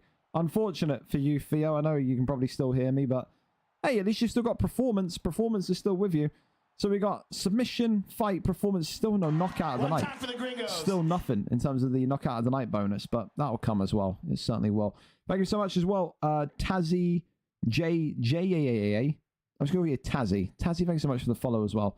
Appreciate you. I think the PS servers are bugging. We know. Said some people can get on, some people can't. So we're just kind of, you know, rotating the fights until you guys can get on. Rupert saying, I fucked that. I flicked to escape a second time by mistake. Hey, they happen, Rupert. They happen. Fuck you. Oh, okay. Thank you, Stocky. Well, that's spitting at Dana White at cage side. Right. Who's up next? We got George and Tez, perhaps. George and Tez, if you want to go early, then we're there. We're there. If not, any of the other Xbox guys, Primes and Spicy Food, Viper and Nav, Samson and Delito. If you're an Xbox fighter, you want to get out of here nice and early, then let's go. Just restart it, fix mine. There you go. It's Tazzy J. Wanted to play UFC with you at some point today, bro. You're welcome. The reality is, Tazzy, it's going to sound really weird. I don't actually play. I'm just purely the commentator and the league runner, my man. So we do a card every Thursday. This is VFL 203. We started running them back in 2022. We're very old in the UFC sense. So, yeah, we're going to be running fights all day. And we go from there. Delito's in football training. He finished at 8 or something. That's fine. I know. He's already told me that. So don't worry, Chatify. You're all good. But yeah, you're welcome to kind of stay by and have a look at the competition, Tazzy. But yeah, said, welcome in, man. So you want to compete? And then, like I said, every Thursday we do it. That was for you abusing us for being the most boring fight in history. It could have been. You can't tell me I'm wrong. You could. It could have been. It had the potential to be, is what I was saying. Okay. You can't hate on me for saying that. We're talking about. Again, I'm not trying to rip Rupert here, but Rupert did fight in the most Ben Askren way possible in the last 2 fights in welterweight. You know, he should have done it again. It would have been great to see if you can out wrestle his wrestling, if that makes sense. But I know you want to test yourself on the feet. You got that test tonight, so there you go. There you go. If you want boring, Morgs, no one wants boring. All right, that's not an invitation. Are you on the card tonight? I'll pull you right now. Thank God you're not. Don't you be getting the ideas. Talking of boring, like he wants to fucking outbore the boredom meter. Brilliant. Awesome. Right, well, we just love hugging. Nothing wrong with that. You hug to the heart's content. Sounds like from people moaning I should wrestle more. You can understand a little bit though, Rupert, because the last time when you wrestled, we were already like 15 minutes late and it was like 11:50. So then you come in 15 minutes late, not your fault, but it's because of other fights going so long. And then you come in at, 15 minutes over and then you decide, you know what, lads, 5 rounds of hugging. And then the main event didn't start until like 12:20. So indirectly, your fault, not your fault. It's one of those. What are you going to do? Not going to make everyone happy, are you? Not going to make everyone happy. So I outboard Kieran versus Gringo. It's just not even that. You're just too scared to throw a punch. You just had no confidence in yourself. Oh yeah, it was boring as hell even for me. I just knew McLovin would kill me standing. Well, it's MMA. If you know you're going to lose on the feet, then you got to go to the ground. There's nothing wrong with that. It's all about knowing your strengths, isn't it? Absolutely. But yep, so we're going to go into George and Tez next. And then again, if any of the PlayStation guys are on and are connected and are able to lobby up, then again, we'll go to you guys as well. That's the thing we'll do. Kyle, thank you so much. Thank you so much for the tier 1. Again, a reminder for people in here today, don't use any of the channel point stuff because it's broke. They updated the software. They emailed all of us. They were like, you got to uninstall and reinstall it. Because I was one of them. I was trying to open the old version and it just wouldn't open. Like, I got loads of complaints. People can't open the old version. You need to uninstall and reinstall, but you're going to need to, like, redo everything. So, like, all the channel point stuff of mine is pretty much, like, broken. And I have to kind of set, like, tomorrow, like, 3 hours tomorrow night and just kind of fix it all. So, all I'll say is save your channel points. They'll be back fixed, hopefully, by the weekend. So, yeah. Yeah. You can click it, but it won't do anything. That's all I'm saying. You can click it, but it just won't do anything. All right, then, with that, George against Tezis Stone. Thank you to these two being ready to go early. George tonight, 14 wins, 20 losses. Talented jiu-jitsu wrestler, winning the 15th Gym of the Month award for Boa MMA in the month of August. Categorically, the greatest gym of all time when it comes to VFL. Tonight, though, takes on none other than Tez. 7 wins, 11 losses. Tez, of course, seeing the back of Webbo, seeing the back of Primes, and maybe starting to believe once again that he's got the opportunity to make a run for the title. A dangerous knockout artist. Will he come in there tonight with his Zabits? Will he not? Only time will tell. 7-11, balanced fighter, great knockout record against the 14-20 former champion George, who is known for his submission ability. Will Tez be able to out-survive that tonight? We're there, we're ready, and we're set to go. I don't know why I've clicked this link again. That's fine, though. I've got CTE. Volkanovski tonight for George, and it's going to be Gene Silver, perhaps, for Tez's Stone. So he's dipped out of the Zabit pick, has he? No, he hasn't. He's going right there to Zabit. Okay, we love that. Again, a big fan of the Zabit pick. I mean, you've got to have your own niche. You've got to have your own kind of, style. He brings that with Dr. Zabit. Here we go then. 7-11, coming off of a win. The man in white, Tezis Stones. George, the former champion, a jiu-jitsu wizard, coming in tonight, 16-20, with the man in yellow, Diego Lopez. Of course, the big thing tonight will maybe, again, to see what the weakness of these two are. You would think usually George on the feet, not the greatest striker. However, has upped that knockout record in recent months, especially this year. 2025 has been one of the more significant... Oh, but Jesus Christ. Well, look at that. An immediate pop and an immediate takedown. These two are just ready to just swing inside the pocket. That's one of the fastest starts I think George has had to a fight. An immediate knock or immediate stun and into a spear takedown that now leaves Tez locked up here in crucifix and potentially side saddle. So this, not what you want to see if you're a Tez fan, if you're a Zabit fan. This is the kind of area of his fights which often he struggles to survive in. Elbows coming off again. Big shots coming down, but again, just trying to find a way to cross over. Can he cross over? The answer is no, he can't. Working the body shots here. More and more damage and danger. Now goes over into side control. That's denied also. Big knee to the midsection. Elbow coming in again. Got to think, if you're Tez, how the hell do I get out of it at this point? The mount is there. Rains down the big strikes. That one not able to ship on by, though. Denies that side control. Goes upwards. Sweeps the arm. Really nice. For George, I think this is what it's all about here. Just keep this fight down on the ground for as long as possible. Work the damage. And then, of course, the knockout ability on the feet in round 2 appears there. Said for Tez, a violent striker. With this Zabit pick, when someone tries to stand up against him, he often wins 9 times out of 10. But look at this. It's Zabit. It's Tez coming in with a Darce choke here. But then gets immediately out of it, does George. The master of Jiu-Jitsu, the master of Boa MMA, the sensei of Boa MMA. The league's most feared camp. Pops out that one like it's nothing. And again, fair props to George. Said over the years, he's been in the league since pretty much the near beginning. This guy has taken in so many great beginners and turned them into such fierce champions in various weight divisions. Heavyweight, light heavyweight, middleweight, welterweight. He's helped so many people kind of hone their craft in terms of the wrestling in particular. Works the body shot again, gets the posture up and works some big strikes to the body. Pops that one down though. Tries to go for the arm, nothing there. Crawls over now into top mount, and that's going to be the end of the round. Clear as day. That's a dominant start from George and Diego Lopez there. So for Tez, you have to think.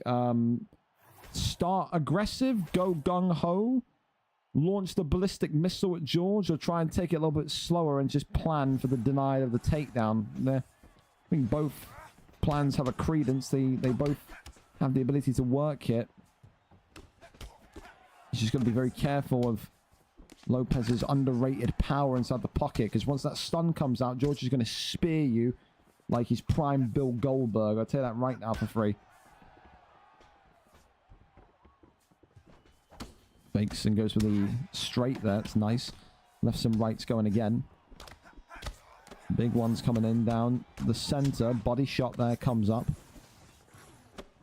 Big knee to the midsection. Uppercut there is good. Swing of the miss on the clinch. Oh, I tell you what. How that uppercut hasn't turned the lights off on Tez, I'll never know. George, though, taking some big hits. I tell you, it always surprises me watching Zabit how quickly he can strike when he gets into kind of full gear. This is Tez now waking up. Oh, but he's been clipped. And there's the spear takedown again. Said one stun in round 1, one spear takedown. One stun in round 2, one spear takedown. And now we're back in George's domain here. Denies the arm triangle, though. Tez resisting that and saying, I will not be tapped out just yet, old man. Not today. Goes and rotates. Look at that. Really nice. And gets back up to his feet. Great deny. Here from Tez's stone. Oh, that's wonderful. It's a jumping switch kick. Wow. And Tez through Zabit. Upping the ante more and more. George now. Oh my good God. And now these two are swinging. Body shot comes in. Now we got some action here at 145. Let's go for the block there with the head kick.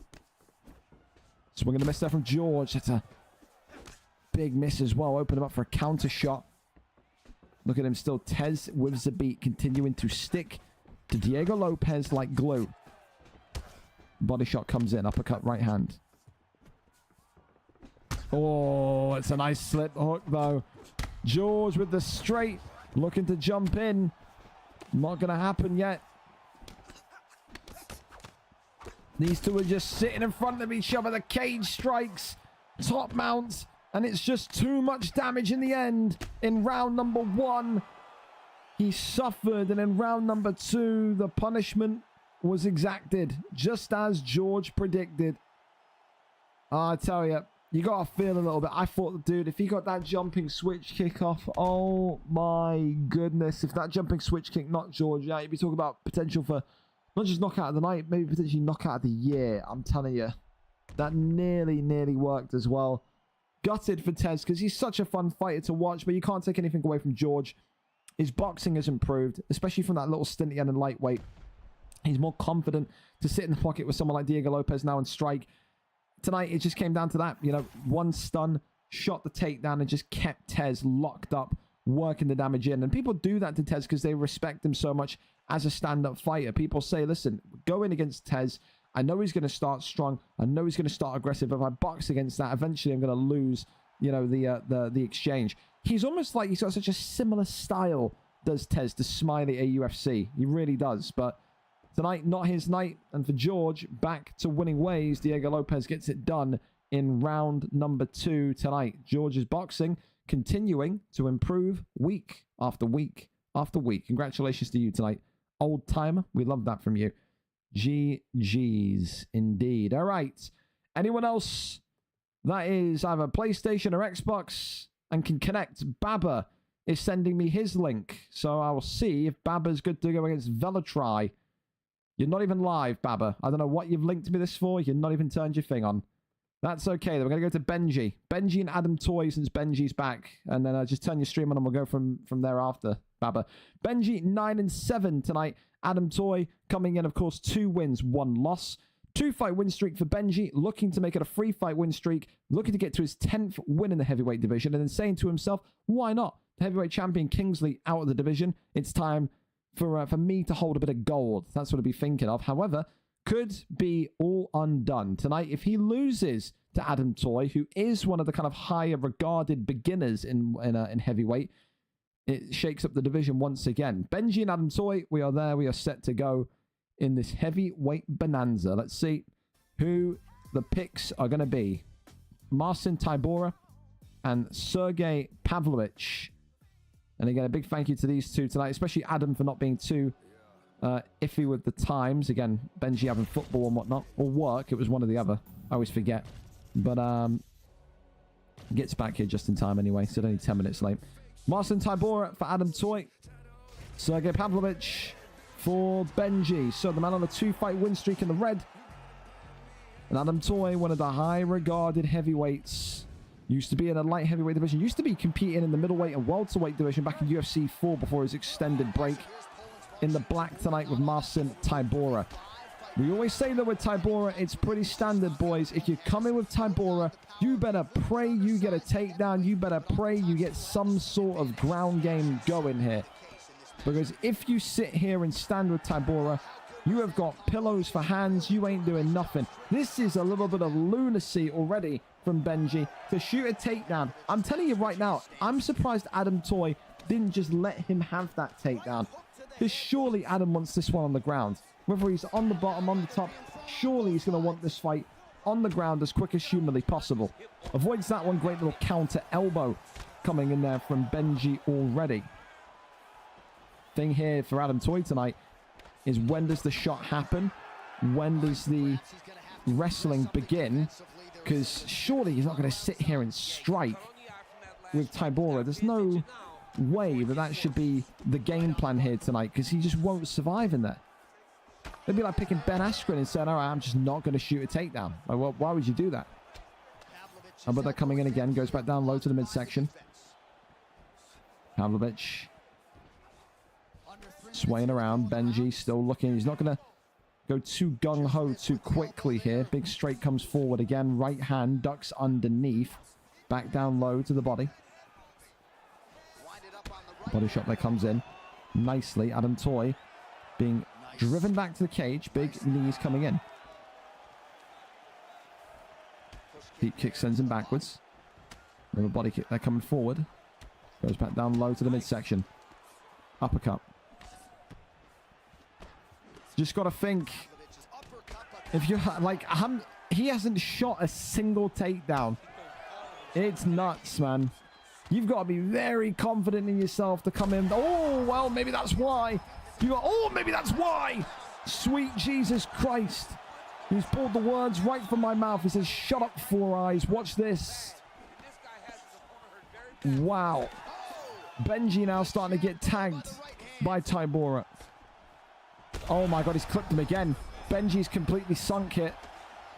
Benji has got to fight his game. He is falling into the traps that Adam Toy is setting right now. He started this fight so brilliantly, and then he just completely changed his own tempo, changed his own pace. And I don't know why he's done that, because that's put him in so much trouble. Well, maybe Adam Toy says to himself, this was always going to happen. I believed in my boxing. Ducks underneath. Body shots coming forward again. He is ripping shots to Pavlovic's body yet. Stamina is absolutely burnt to a crisp on Benji right now. You can just see Adam Toy's got no interest in the head health, even though that's compromised. Oh, uppercut that comes forward though. Shoots the takedown. Maybe just to assert dominance, gets the land at the end of the round. I mean, a world-class start from Benji, but that kind of 30-second period where Benji just decided, you know what, I'm going to just do the absolute opposite of everything I've done so far, and got overhanded, not once but twice, ate all that damage, and then he got knocked out. That's what maybe sold the round up the river for him. He's got to stick to the game plan, got to stick to his guns here, what he wants to do. We've had a big straight, may well end the conversation early. Shoots the takedown, that one there is denied. And Benji here now being pushed back towards the cage. Look at these relentless body shots. Thankfully, Pavlovic gets this one down to the ground. And look at this, just what Adam Toy wanted. Just what Adam Toy wanted. The Kimura in, and just what Adam Toy wanted. He would have been chuckling as the takedown came in. He would have been giggling, thank you very much, give me your arm. Kimura doesn't get the tap, but drops him by 80%. And now this is Tybora country. This is Adam Toy toying with his opponent. Postures up, rains down the strikes, and Adam Toy tonight baited Pavlovic. He's not got the job done yet. Back to the feet we go. That block's going to be compromised, but holy hell, how this fight has just switched. And Adam Toy, a double drop into the neon belly. And this kid is the truth. This kid is the next contender for the heavyweight strap. I will not hear anything about it. One of the best boxers in the division. He can make Tybora look like that. He has the ground game with Tybora. Tonight, listen, I love Benji. I just think it was that one brain fart from Benji. It was, like I said, towards the end of round one, he was doing everything perfect. And then with effectively, what, like a minute and 30 left, he just decided, I'm going to just flip the switch. Change the tempo, change the speed, change what I'm doing. Overhanded twice. And then what are you going to say? Yeah, it's gutting, dude, because again, that's probably one of the better boxing performances that Benji had in the opening 4 minutes of round one, but just not to be. And for Adam Toy, a killer. Great boxing, great wrestling.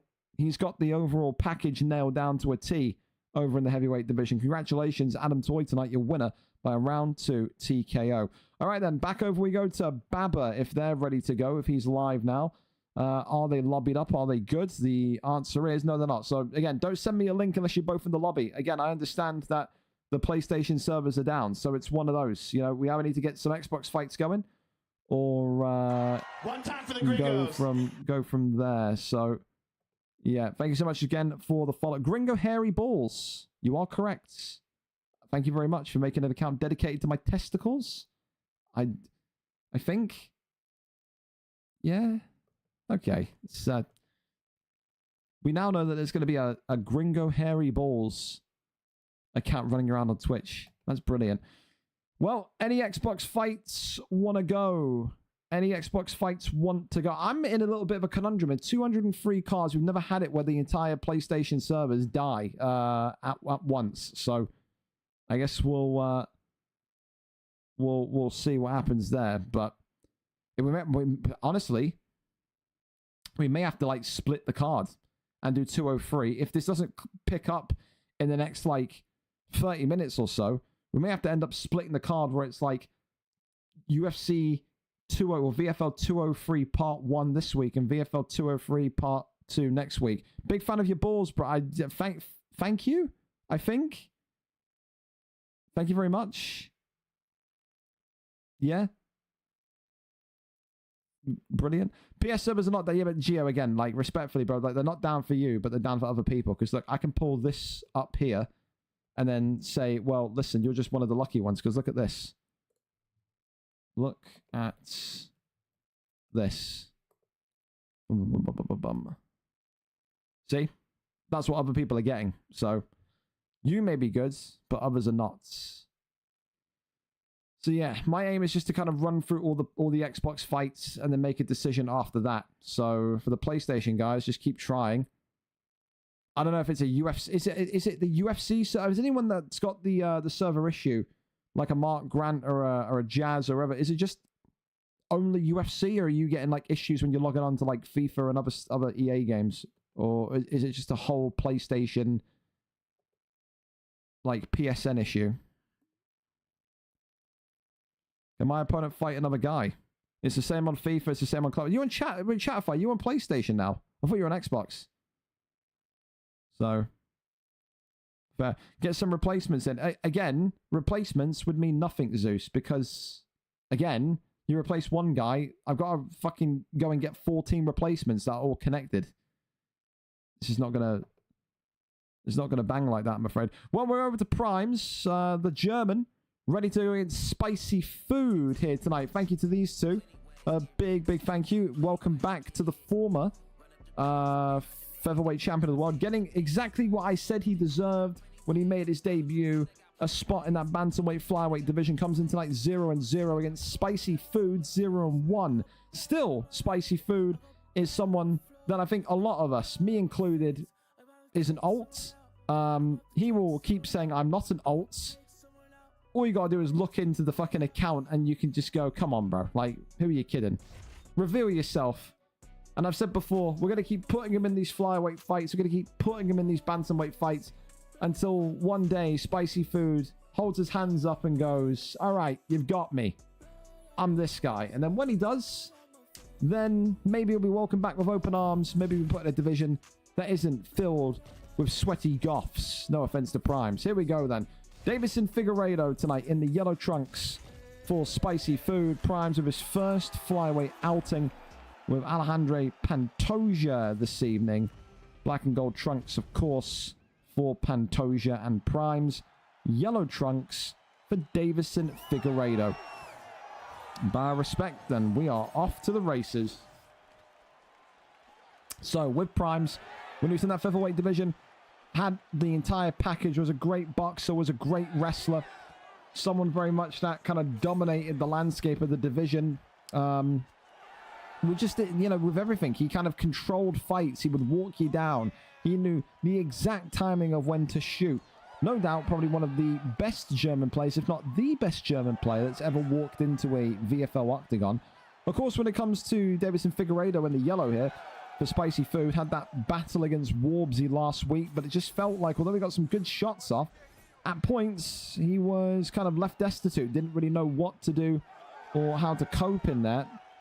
Tonight, it will be a case where, well, it's sink or swim again. Takedown lands, and now Primes has an opportunity to really make this a long and forgettable night for the man in yellow. Works the body shots here. Tries to go to the left-hand side. That one there is denied. Elbow there coming up. Goes over to the right-hand side again. Works those midsection shots. And again, for anyone that's in the Discord tonight, and there's other PlayStation guys that may be panicking about the card because of the PS servers, just tell them, you know, we're running through all the Xbox fights and then just keeping our eyes on it. And then hopefully at some point, the PlayStation servers will kind of flip and we'll be back to normal. We can carry on in normal. I really would not want to split, you know, VFL 203 part 1 this week and part 2 next week. But if it comes to it, that may be the case. But for now, I'm crossing my fingers and hoping that we can wait it out, at least. We'll see.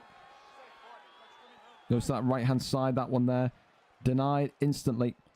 There's that mount, the posture up there, raining down the strikes here. Elbow comes on in. Left-hand side, that's denied. Now, listen, tagging away is Pantoja that gives up the back here. Goes for an arm bar, and Spicy Food may well be in a little bit of trouble now.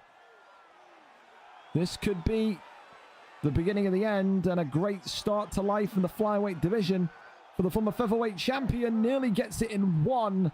The arm completely tweaked and torqued by the German. Goes right into the triangle choke, completely legal. Figueiredo has submission left, or has stamina left, excuse me. And this is going to be a dominant win here tonight. Flips him over into the armbar, and now wants to take the arm, and does take the arm. The message is quite simple and clear. Keep denying you're an alt all you like, Spicy Food. But anyone with 2 eyes and a brain are going to be able to tell that you are not legit, my friend. So at some point, you need to reveal who you are, and then we can get to putting you in the correct weight division. Only game played, UFC, very few friends, very suspicious, fresh Discord. You ain't fooling anybody. So, prepare for more of that. For Primes tonight, a deserved victory, a dominant victory, and it's a round 1 submission for the big German that used to dominate that featherweight division. He, tonight, plays the role of judge, jury, and executioner in that flyweight division once again. Gets it done, a round 1 submission. Congratulations to him. Superior in every facet there tonight. Brilliant stuff. Brilliant stuff. All right.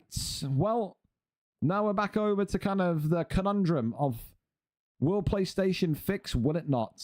We're lobbied up and the stream's on. Baba, that is absolutely brilliant news. So we're going to go over to the PlayStation division for Baba and Velatri, if I'm pronouncing that correctly. So Baba tonight coming in 1-0. Velatri, another newcomer to the league, but is also of German descent, wanting to maybe follow in the footsteps of Primes tonight. 0-0. Know nothing about Velatri, but he's in and he's ready to compete against a very impressive debutant. Said last week when Baba competed and won, very impressive performance. Gunning for the title, gunning to be the best in this division. Can he do it again today? Can he go to 2-0? Or will Velatri give him something to think about? We're there, we're set, and we're ready to go in this PlayStation divisional matchup tonight. Of course, 4-star picks, and we are going for Nick Diaz and Gilbert Dorino Burns. A big thank you again to Baba for keeping, you know, what's the word? Not calm, but just keeping persistent with the service. Thank you so much again for the Prime as well. Thank you so much. Thank you so much. Here we go then, a bow of respect. Hoping you're groovy. I can't complain, my man said. There's just a couple of issues tonight because of the PlayStation servers being up for some, down for others. So we're effectively just rotating fights. We just tried to get a lot of the Xbox fights done, so then we can kind of flip back into position when the PSN servers come up. Right now we're watching a PlayStation fight. These two are good, so maybe that means that they're slowly coming back to life. But yeah, so welcome in. Hope you're well, and again, thank you so much for your sub. We appreciate that massively over here. Get it September, fellas. I think they're discounted as well. So there you go. You want to watch ad-free? Get involved. So much cool shit coming this month. We've got an NFL box break tomorrow. Someone could walk away with a $10,000 trading card. I'm not joking. It could happen. But that's cool. That's fun.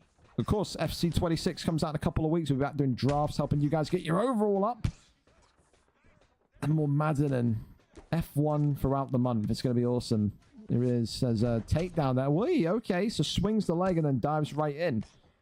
Of course, if you're unfamiliar with who is who watching tonight, it may be a little bit difficult for you because they're both in white trunks. Thank you, fellas, by the way.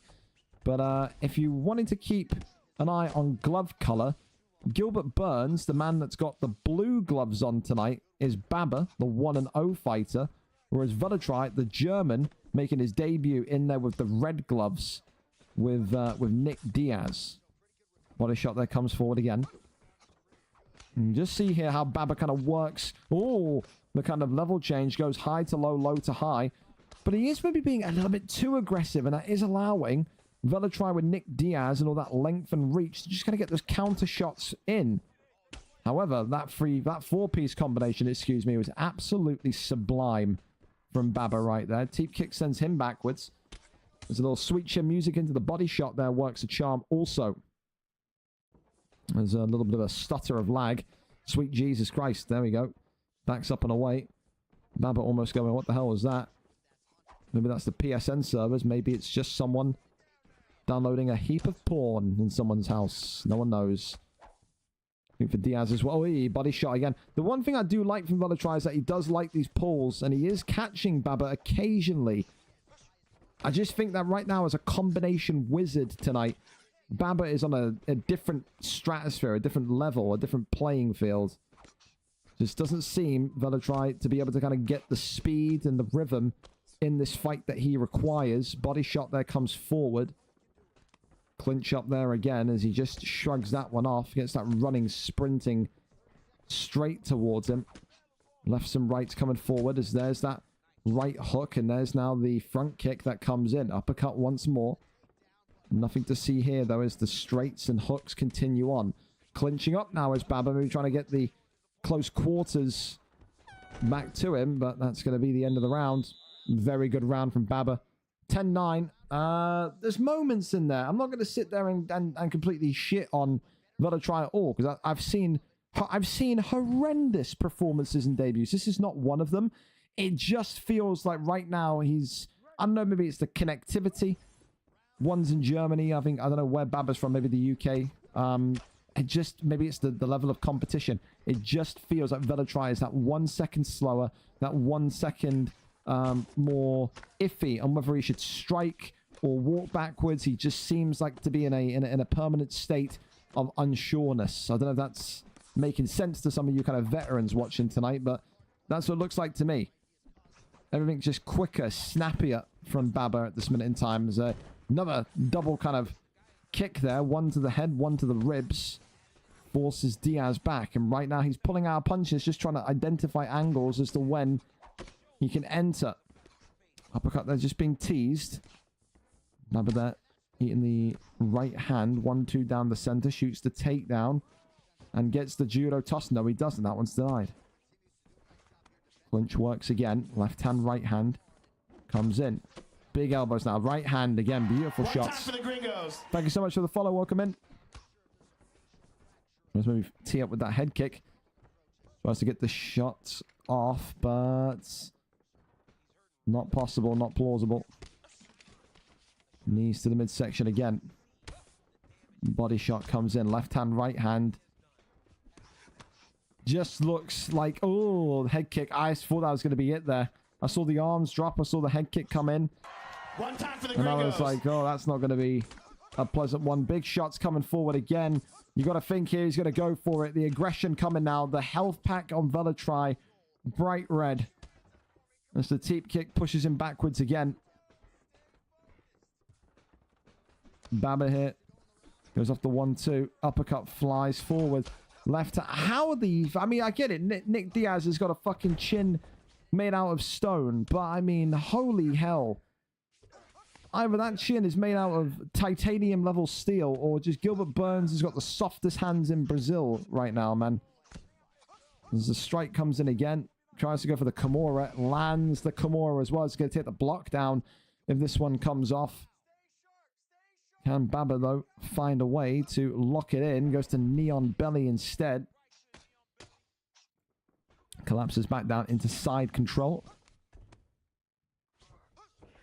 That one denied. Goes back up. Fakes. Postures up. Rains down some strikes. Big shots to the body again. And up we go. So, the Doctor not too far away from stepping in and ending this fight, I think. That is a bright red health pack if I've ever seen one. I think more so Baba's just more impressed with the fact that Nick Diaz hasn't gone down. Well, there he goes. He goes down. There's that front kick. Continues to try and hunt for pressure here against the cage. Drops him against the cage. And this one tonight, not over. Nick Diaz continues to live to fight another day. Holy hell. Gilbert Burns going to break his hands, trying to break the face of Nick Diaz. So far, you got to be honest, it's a valiant attempt by Velatry, but Baba showing himself not just to be the real deal, but showing himself to be a real title contender. I can't lie to you. I'm impressed by this kid. The boxing, just a level difference that maybe it's too much for this division. I can't lie. Shades of Rakib in his performance tonight with how he's dominated the opponent. Head kick comes in. Three-piece combination going forward again. Works the knee. Swings him down. Jumps in. Does Diaz. And again, I always say with these types of fights where it's dominant, it's one-sided, it would say more about the guy dominating if he doesn't get a finish. If Baba comes out of this fight only winning by decision, that's not a good look for him. It really isn't. You've been in control for so much of this fight. You have to win it. By a finish, of course. Little rabbit punch here to continue to build up the G8. And then right back up to his feet we go. When will that flurry of strikes come? From Baba, from Gilbert Durinho Burns. Body shot there, leg caught. Catches that one, continues to walk forward again. Burns, left hand, swings up. Avoids that one. Oh, that's a good bit of defense from Velatri, but that isn't. Left hand connects. More and more shots here coming forward. Head kick comes up. Still can't find a way to crack through it. Oh, well, he can now. Left hand again. I've just jinxed him. I'm so sorry. Top mount. Rains down the strikes. And this one tonight is not over yet. Baba continues to try and crack the coconut that is his head. And he does finally. Nick Diaz, like fucking Iron Man with how many shots he was taking and surviving there. For Baba, I got no words other than I'm impressed. I think, not the easiest fight at all, obviously, for Velatri, but, you know, there was an opponent, 0-0, 1-0. It made sense, but for Baba tonight, that, if his debut was impressive, this was levels of impressiveness. I think this kid is not going to be too far away from a title shot. When you are only 2-0, it's a little bit difficult to say, all right, title shot. But when the performance is that dominant, when the wrestling is that crisp, when the takedowns and the wrestling is that much higher level, it's just like we did with Rakib. You got to push the kid. So for Baba, you're listening to this, I think you're close, if not there, for a title shot. Very impressive tonight. And hopefully for Velatri, it's not going to be the last we see of him. The German didn't get the result tonight, but there are going to be way easier fights than that. There will be. There will be. Congratulations to Baba. Gets it done in round number 3. Round 3 TKO there tonight. So, yeah, not a fun one for Velatri, but that's life in the octagon, isn't it? That is. Oh, Jesus Christ, Franco. I swear you've given me shit before. Probably. Chopper, thank you for the follow as well. I remember you. I think you showed up to I think you've applied to fight in a fight card before and just no showed. Harry, good to see you as well. Thank you so much for the resub. Also, top man. Good GG, man. Steelhead. Yeah, he's not wrong. He's not wrong. Yeah, just don't worry, Chopper. He's no one. It's a fan of my testicles apparently. So just enjoy him for what he is. My balls on a screen. So there you go. What do we got here then? PS servers are cooked. I know, Keza, I know. Any chance we can do it unstreamed another day? Don't want to be sitting around for another hour. We're going to make a call on it soon, Mark, so don't worry. Don't worry, I'm going to make a call on it soon. I want to see if we can get any more of the Xbox fights in. Said right now, I know if you're on PlayStation, I get it. The servers are down. I'm trying to leave it as long as possible before I'm being put into a position to make a call. So yeah, for the PlayStation guys that are in the stream listening to this, obviously I can't go into the Discord and be there at the same time. Just make people aware. If they're on PlayStation, I'm giving it as much as possible. Don't want to leave it too late. I get that for guys like Mark Grant, but I also really don't want to be in a position where I'm going to have to split VFL 203 into 2 parts and do part 1 this week, part 2 next week. So let me try and get through like 2 more Xbox fights if we can, or even a PlayStation fight if anyone can get on, and then I'll make a call, because what it looks like is going to happen right now, like 70% likely, is that all of the main card and that these remaining prelim cards are going to end up happening next week. So, but that's not confirmed yet. Please don't run with that yet. It's not confirmed yet. If the PlayStation servers come back up in 10 minutes, I look like a genius. So, yeah. Does anyone want to go early? Anyone at all want to go early? So, yep. Just let me know. Let me know. If you are lobbied up, whether you're PlayStation or Xbox, and you and your opponent are lobbied up, then toss me a link. I want to get through as many fights as humanly possible. Okay? You should do some Xbox fights first. Maybe we should do a little game. I don't know. I will try. I will whisper to you, Mr. Balls, if I need you. I will. I never no-showed before. There was a Chopper 5 that was in this league before that I've asked for a fight and no-showed, or asked for a fight, lost, and then basically just turned into a ghost and never fought again. I remember names.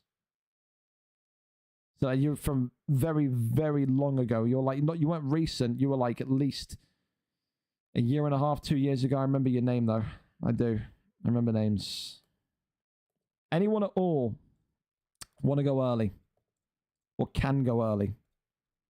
So right now we are kind of at that position where it's like all the fights remaining are basically PS. And I don't want to go and say, okay, let's do an Xbox fight. Because it would make no sense to put a main card fight on the prelims and everything gets jumbled. So, yeah, I'm just kind of sitting here and waiting.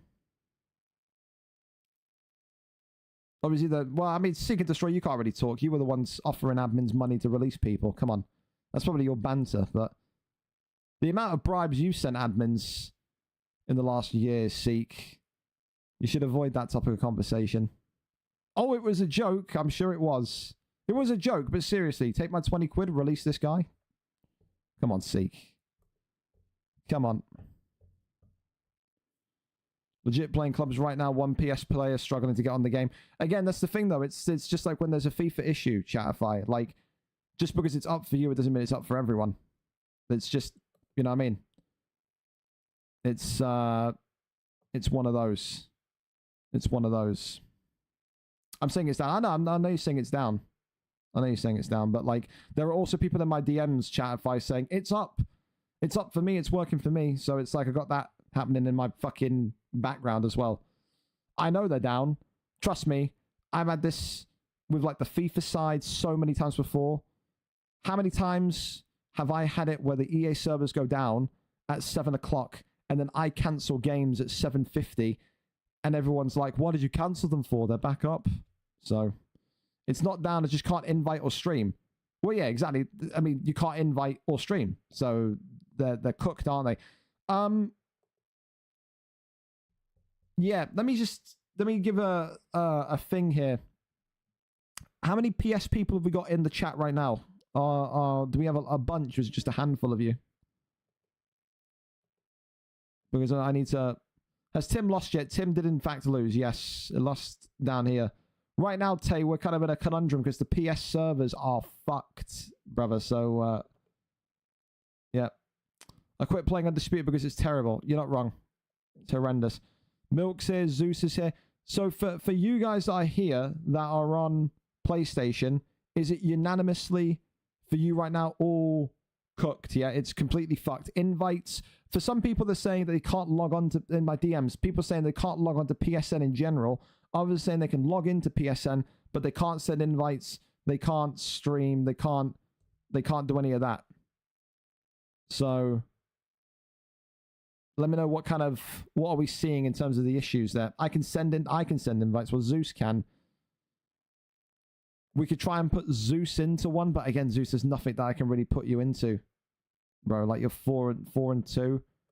I could try and give Jazz Cox. Jazz, do you want to try and take on Zeus? See if we can get that fight done at least. Go from there. I don't think Mark's going to be too upset. It depends if Jazz can get on. If Jazz can't get on, then we're fucked as well. So it's difficult. I can play ranked, can't invite people. I can send, but people don't receive them. What in the fuck?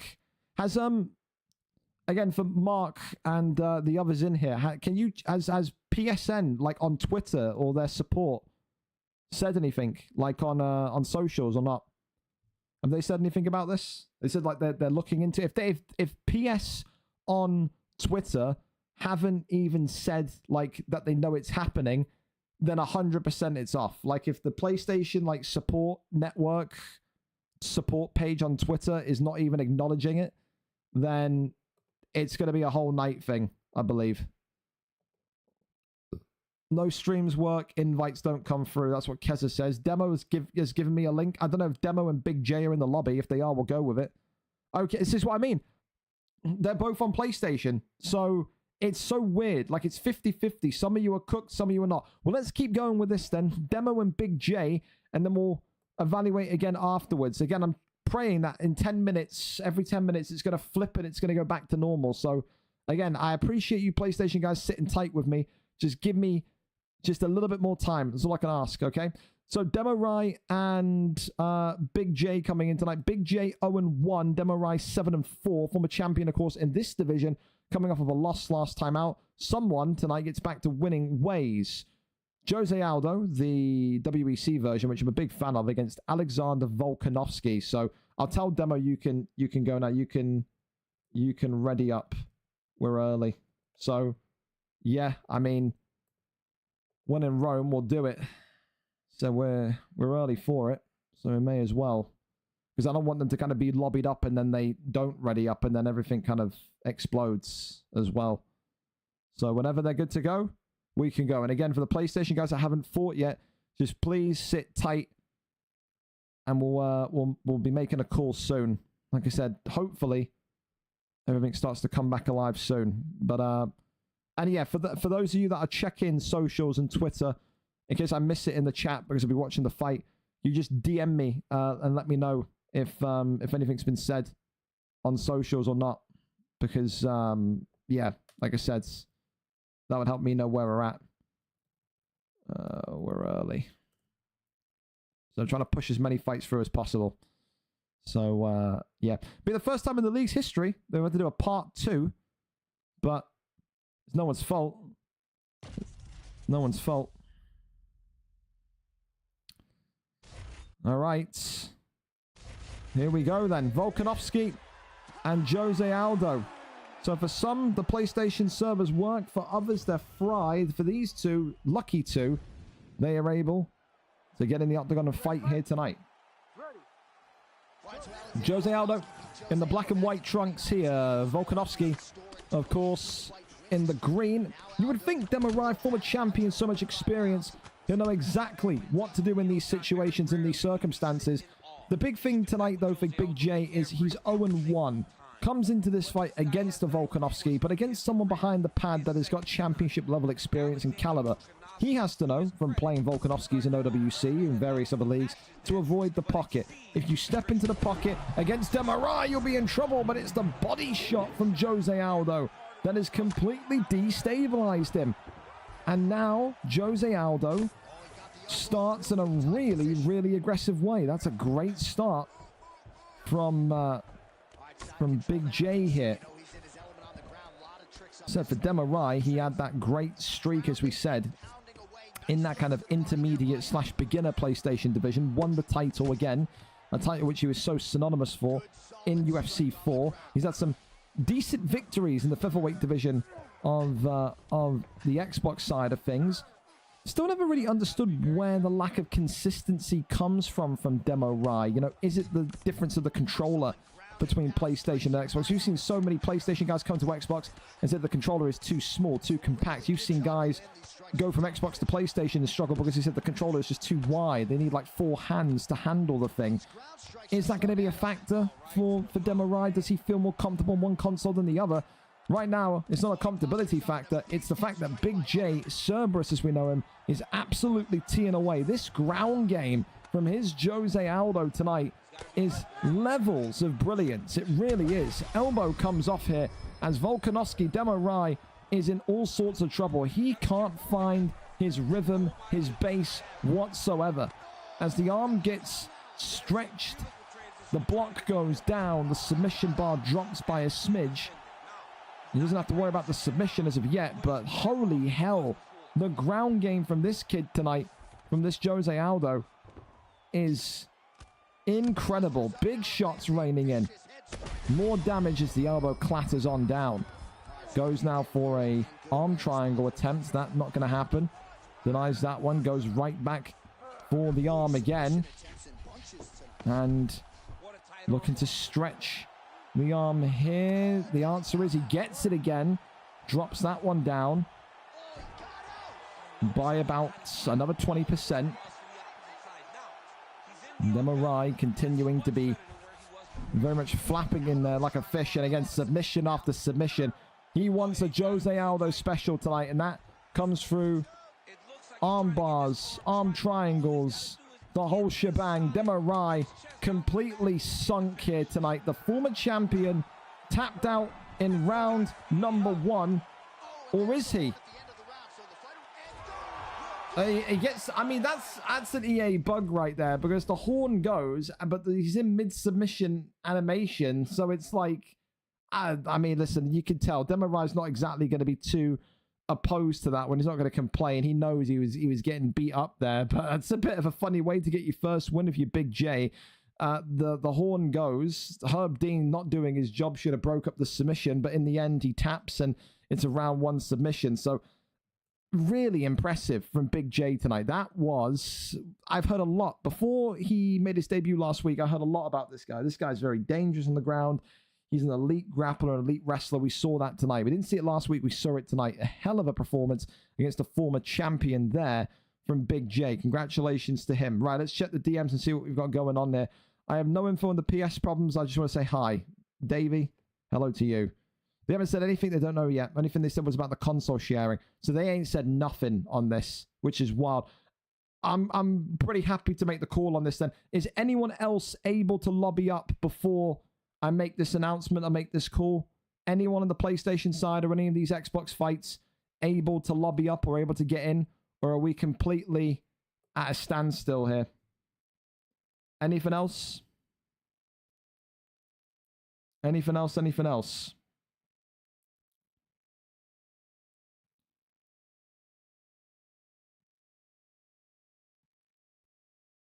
They ignore him, Reese. It's just a fucking, what can you say? It's just a UFC guy, man. They're all weird.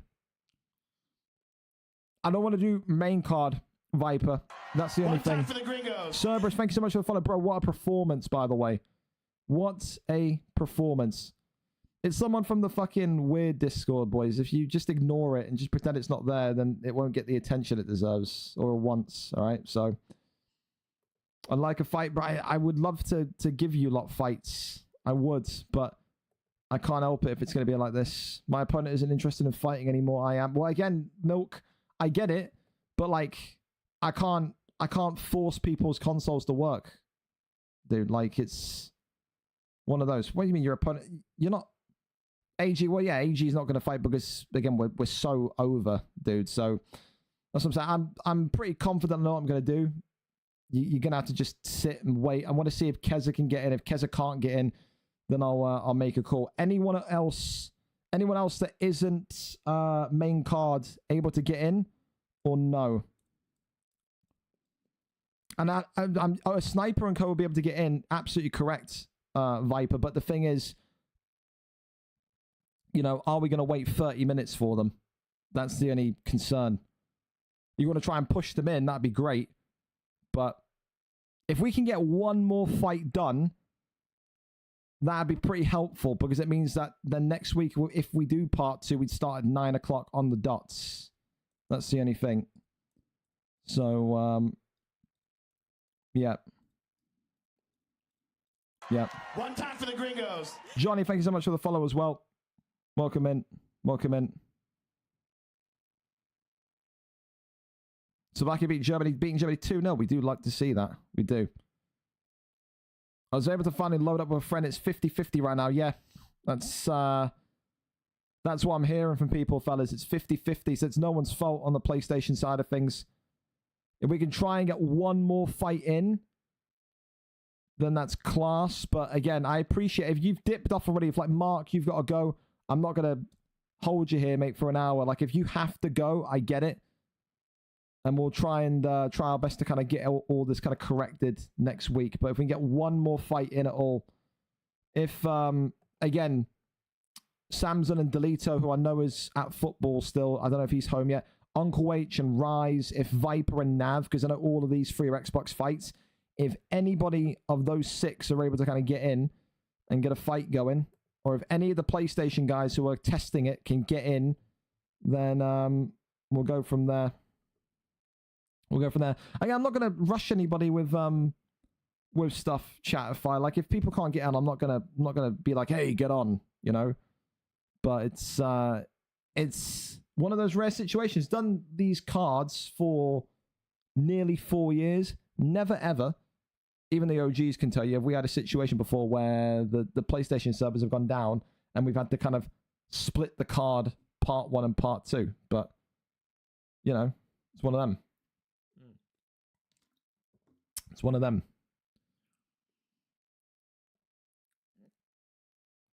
It's one of them. Oh, bro, that fucking hat will come off when I get a haircut. Don't worry, Mr. Bulls. I haven't had a haircut since the Champions League final. I just let it grow. The great thing about fucking having so much money and not having to work a 9 to 5 is that I can look like shit every day and not care. It's wonderful. Kez is in. Wonderful. We can go over to that one. We can go over to that one. Keza and Pink Benz. Appreciate Keza and also Pink Benz for being persistent and trying and keeping it going. So there you go. There you go. Can I give you a skin fade? I would look very weird at 30 years old to have a skin fade. I'll be honest. Appreciate the offer. We got a link, Kez. Talk to me, talk to me. We had to move cards back a week before because of service. Yeah, before they start. Never when we're midway through. So they had to search via quick fight. You're kidding. You're kidding. I messaged deleted 10 minutes ago. He's at football still, Samson. That's why. It's yeah. I said it's no one's fault here tonight. I want to really make that clear. None of you are at fault for this. All right, we're going over to Keza then. Keza and Pink Benz have got in through searching through quick fight or have invited. I don't know what. Listen, they've got in regardless. Who cares? So Keza coming in tonight after the original opponent of Pink Benz had a bipolar meltdown. Keza 2-0 though, says I'll take the fight. Put me in there. Pink Benz coming in for a debut this evening. Funnily enough, Pink Benz is saying to Keza, I've heard you very good. Can I have Yan, please? Keza goes, no. This isn't a charity shop.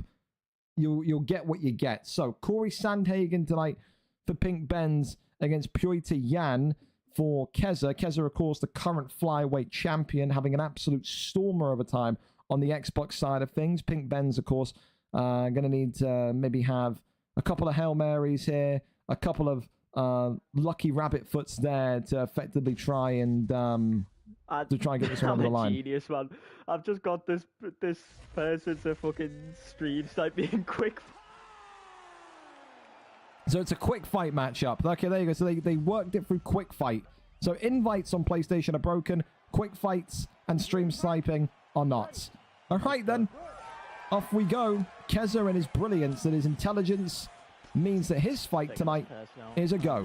So Keza in the red trunks, Pink Benz for a debut in the blue trunks with Corey Sandhagen. So Keza getting the workarounds going here tonight. Big knee to the midsection to start. Of course, you know what Keza's all about, the aggressive striking, the ability to kind of press onto his opponent. Of course, though, when you think of Corey Sandhagen, got a good win ratio against WhimperingIann. Someone, of course, that very much can work and utilize his reach, his length. Going for it, Pink Benz. And there's that head kick that comes off. Got to think as well here tonight. Keza doesn't know too much, if anything, about the opponent that he stands on the opposite side of the octagon against. This is someone that will have, I think, a good future in the division. When I talked to Milkman about Pink Benz, he said this is another person that I know.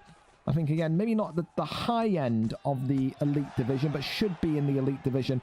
And we'll give a couple of people a good fight. Right now, no fear against Keza. As just like me. I think that's what you need. You know, you need to just kind of stand there. Froze. She doesn't care. One-on-one. A kick. And just going for it. I mean, that's the thing. With Keza, usually you hear that in Keza's own voice. Keza usually says people usually give him too much respect. People usually try and fight very timid against Keza. And that allows him to have the time and opportunity to kind of work a plan. Left hand there comes forward again as Yan now backing away. Works off the double jab. There's that left hand. For the gringos. Now there's Mr. Balls. Back very much. Do what you like with him, Reese, at this point, by the way. Said it's some fucking creep, obviously, from the weirdo Discord. So, yeah, I don't fucking care. You can stay in there, you can chat, you can... I'm not going to pay attention to him. Yeah. Lefts and rights here continuing forward. Yan on the back step retreat. So Keza right now being given... I mean, on my head by a decent amount, but... Being given some damage. This is the most damage Keza's probably taken in the last couple of fights. Gets an elbow off, though. And now dives in to the full guard position. Works off the double jab here, and here's Keza now getting his trademark forward push going. Uppercuts there, left hand there, continuing onwards. There's that front kick, nothing still. Works off the jab. Ducks underneath. Lefts and rights again, uppercut there, flings on through. The thing that Pink Ben's right now is just struggling with is that because Sandhagen has taken so much damage, there's maybe less urgency to kind of get close towards Keza into the pocket as what there was in the first minute, 2 minutes of the round. Left hand, right hand drops Pink Ben's, and this one is going to go to round 2. Fair enough. As well. Just moved back a little bit early. I said the one thing that will be is a fact here is that this is some of the, I think, more consistent damage that Keza has taken in the last couple of fights on Xbox. So maybe some lessons to be taken there from some of the Xbox guys from Pink Ben's right now, because I think Keza as well, not only liking the fight, but is impressed with the bravery of the opponent. He has clearly won the round. Obviously he has, but there's definitely a fight and a spirit. This Pink Ben's really good, by the way. Like a lot better than I thought. The two guys that beat on PS, maybe not Joe Goldberg. I think she would beat. Ready to fight? No, his controller's disconnected. Quick Benz, knock him out. Oh, never mind. Well, Really? round number 2. The combos, like there's one extra on every combo that keeps catching me. It's really good. Well, Keza completely impressed, giving the props to the opponent tonight. Great sport is Keza, great champion. Wants to win that PlayStation belt, wants to be a double champ once again.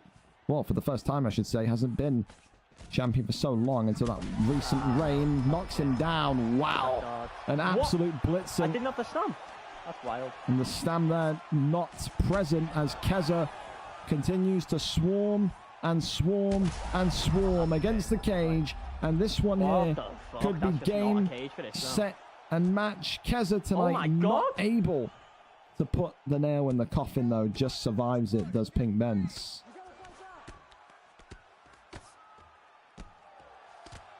Tap it away. Posture up is there. Rains down the strikes again. And that's one strike. Wow. An anticlimactic finish. But I agree with Keza. There's definitely signs of something there from Pink Benz. We know Keza's a killer. We know Keza's one of the greatest in the league's history.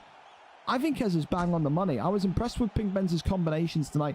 I think Pink Benz absolutely would have beaten Jesse XIV before Jesse pulled out. Jesse didn't want to fight Pink Benz. Maybe we're seeing why. Said some of the most, I think, damaging combos Keza's probably taken in the last couple of weeks. And I don't think Pink Benz is going to be someone that is going to be losing too many fights on this PlayStation side. Needs to get, you know, the first win over the line, and that will come. It absolutely will. If you can box like that against someone like Keza, you're going to be absolutely fine. It was just a bit of a blind side of a replacement. You know, to say you've got this guy pulling out who is 1-1, and now you're going up against the 2-0 PlayStation guy that is also, by the way, one of the greatest Xbox strikers of all time, one of the current big champions, one of the elite champions. Not exactly an easy upgrade, is it? Regardless, I think Pink Benz did well tonight. Round 2 TKO, Keza gets it done. And again, a big thank you to Keza and also Pink Benz for persisting with that one there tonight. Manages to get another fight over the line. So congratulations to Keza there again.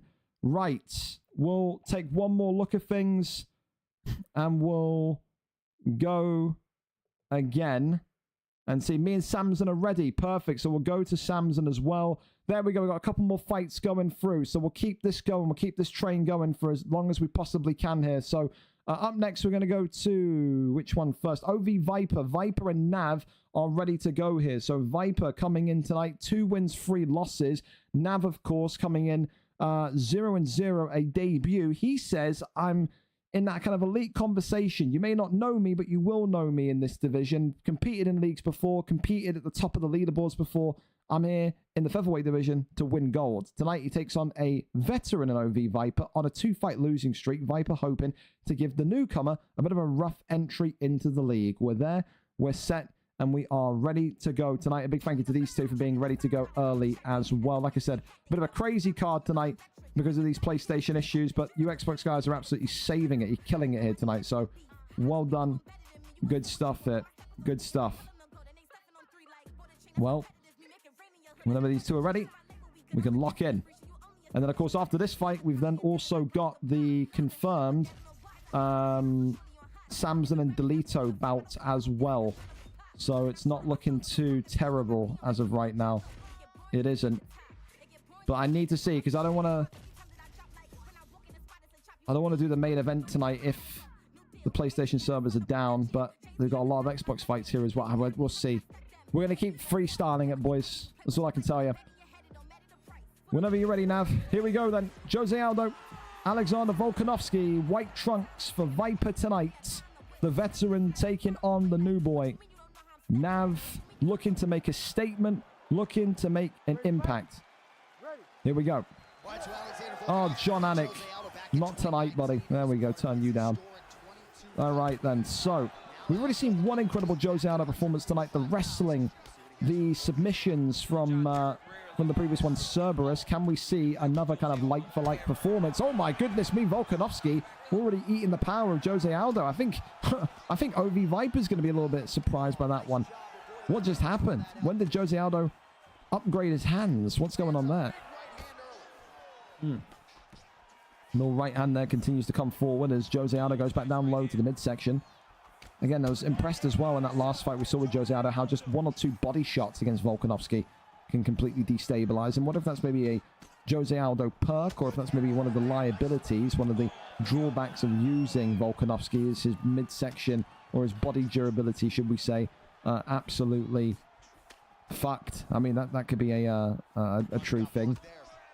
However, so far, this is a very different Jose Aldo performance than we saw from earlier on. Like I said, this Jose Aldo wanted to strike and wanted to kind of let the hands go against Volkanovski. Volkanovski, Viper, the one that takes the new boy down.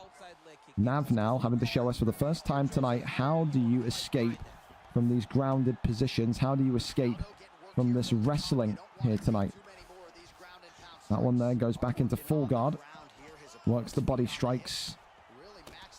There's more damage coming in. Works the midsection, left-hand side. Just goes over, though. And postures up. So, goes right back down. Viper maybe trying to slow the momentum, slow the feel of this fight. You would think if he is maybe a little bit flustered on the feet, it would make sense to keep this one grounded, and he does. Aldo gets up. Volk pulls him right back down with that cage grappling. Has the backside position here now leveled. Looks to maybe try and crawl over, but the rotation not going to be there. Gets back to his feet, though, does Jose Aldo.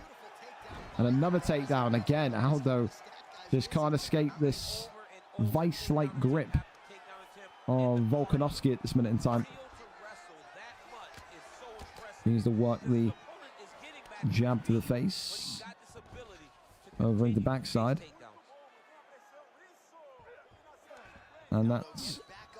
It's again back up. So this is the thing. He can get back up, but Viper not able to keep him down. All of that grappling, all of that hand fighting there to kind of, keep position, maintain position. He hasn't done anything. He's not done anything, has Volkanovski, to get any sort of damage inflicted. It's just been, I take you down, you get back up. I take you down, you get back up. Right hand, though. Well, there you go. There's some damage. Jesus Christ. Okay. Ask for it and you get it, I suppose. Well, end of round one. I think maybe that stun at the end probably to just save that round for Volk. I'll be dead ass, but I need to see a little bit more from OV Viper. Such a great fighter in his heyday, I think, in the lightweight division. There's been so many OV guys in. I'm pretty sure he was the one in the lightweight division. He was dominant in the lightweight division. I get it. There's a jump between 155 and 145, but he's got to do a little bit more with this wrestling. When you're getting your opponent down, you have to build on it. You've got to set a foundation. You've got to set a layer of control. Jose Aldo, though, not taking too much damage, if any damage. It is now very much back on a standing base where he was catching Volk, was catching OV Viper countless times prior to the takedowns. Right hand there, clips. Connects again, works off the jab. Uppercut there, goes forward, shoots the takedown. And then goes down again. Pulls him in, goes to the right side, up we go.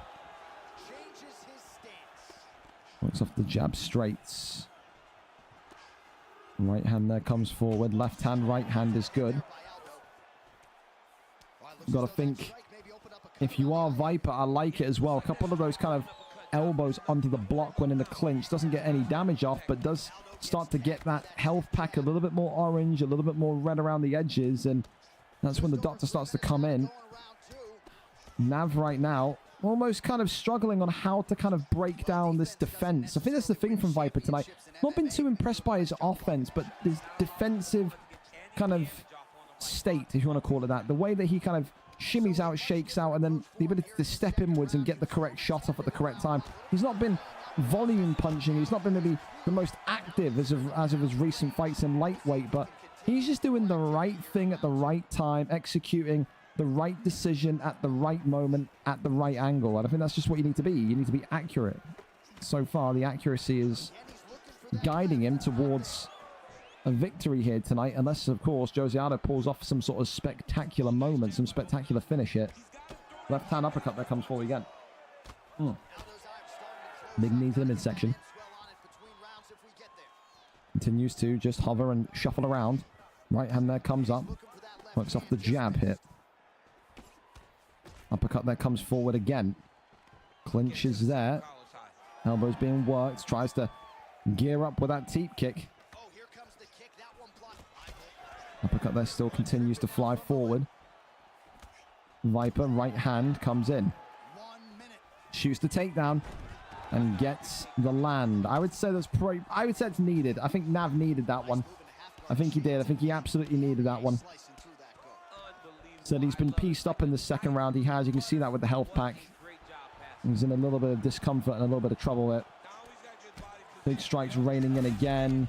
And I'll tell you what, hang on a minute. Swings underneath that. If that elbow connected, Viper could have been maybe on the back of one of those kind of annoying TKO losses.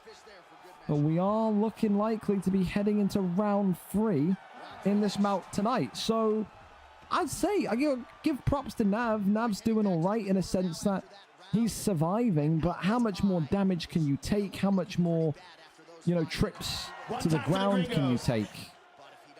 One of them. Aldo looking like he's got swelling and a lot more psychological problems building up at that minute in time. Well, listen, round number 3.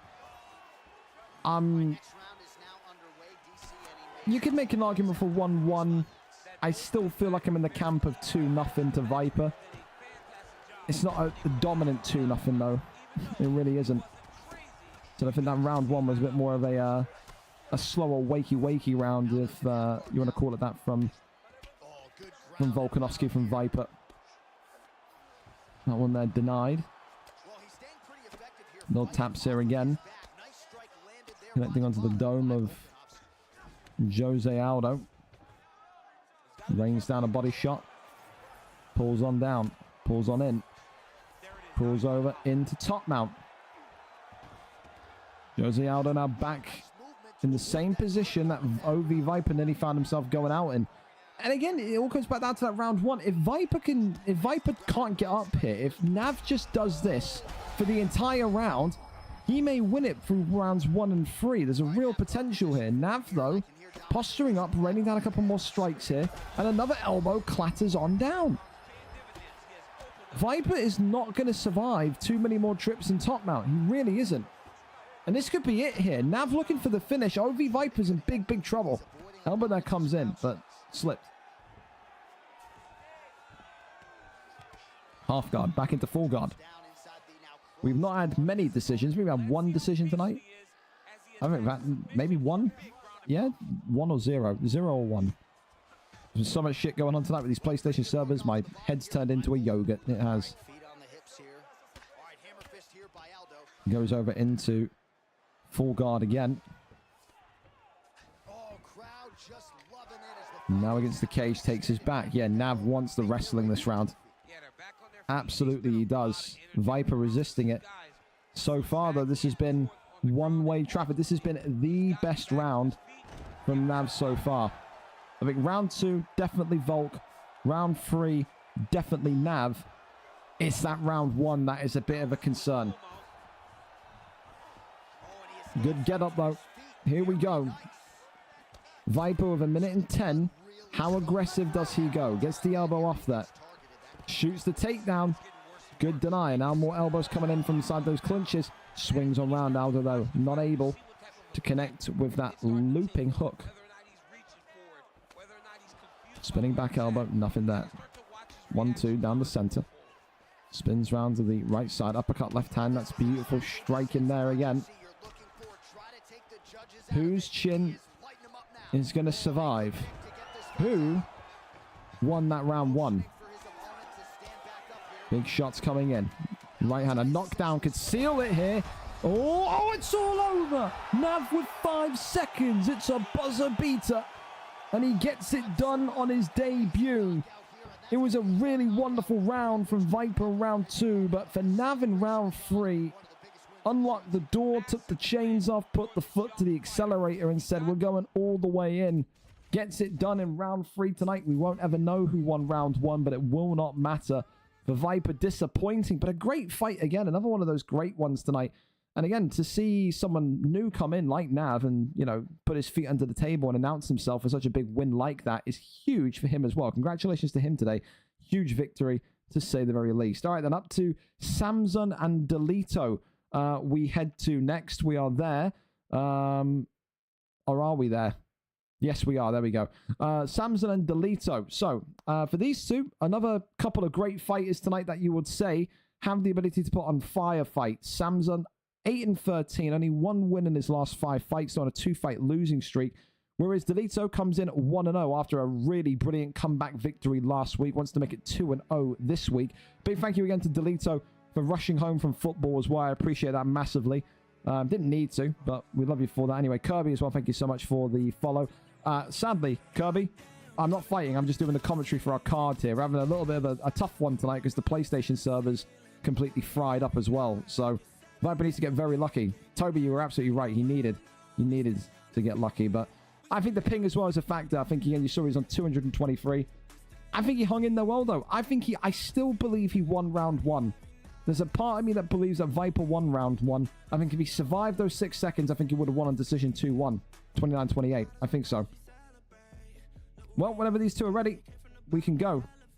I don't know if Chatify or Lewis want to tell them that they can ready up, but we're all set here. We are. All right, here we go, here we go. Joe Pyfer, Michelle Pereira. Here we go. Up and underway.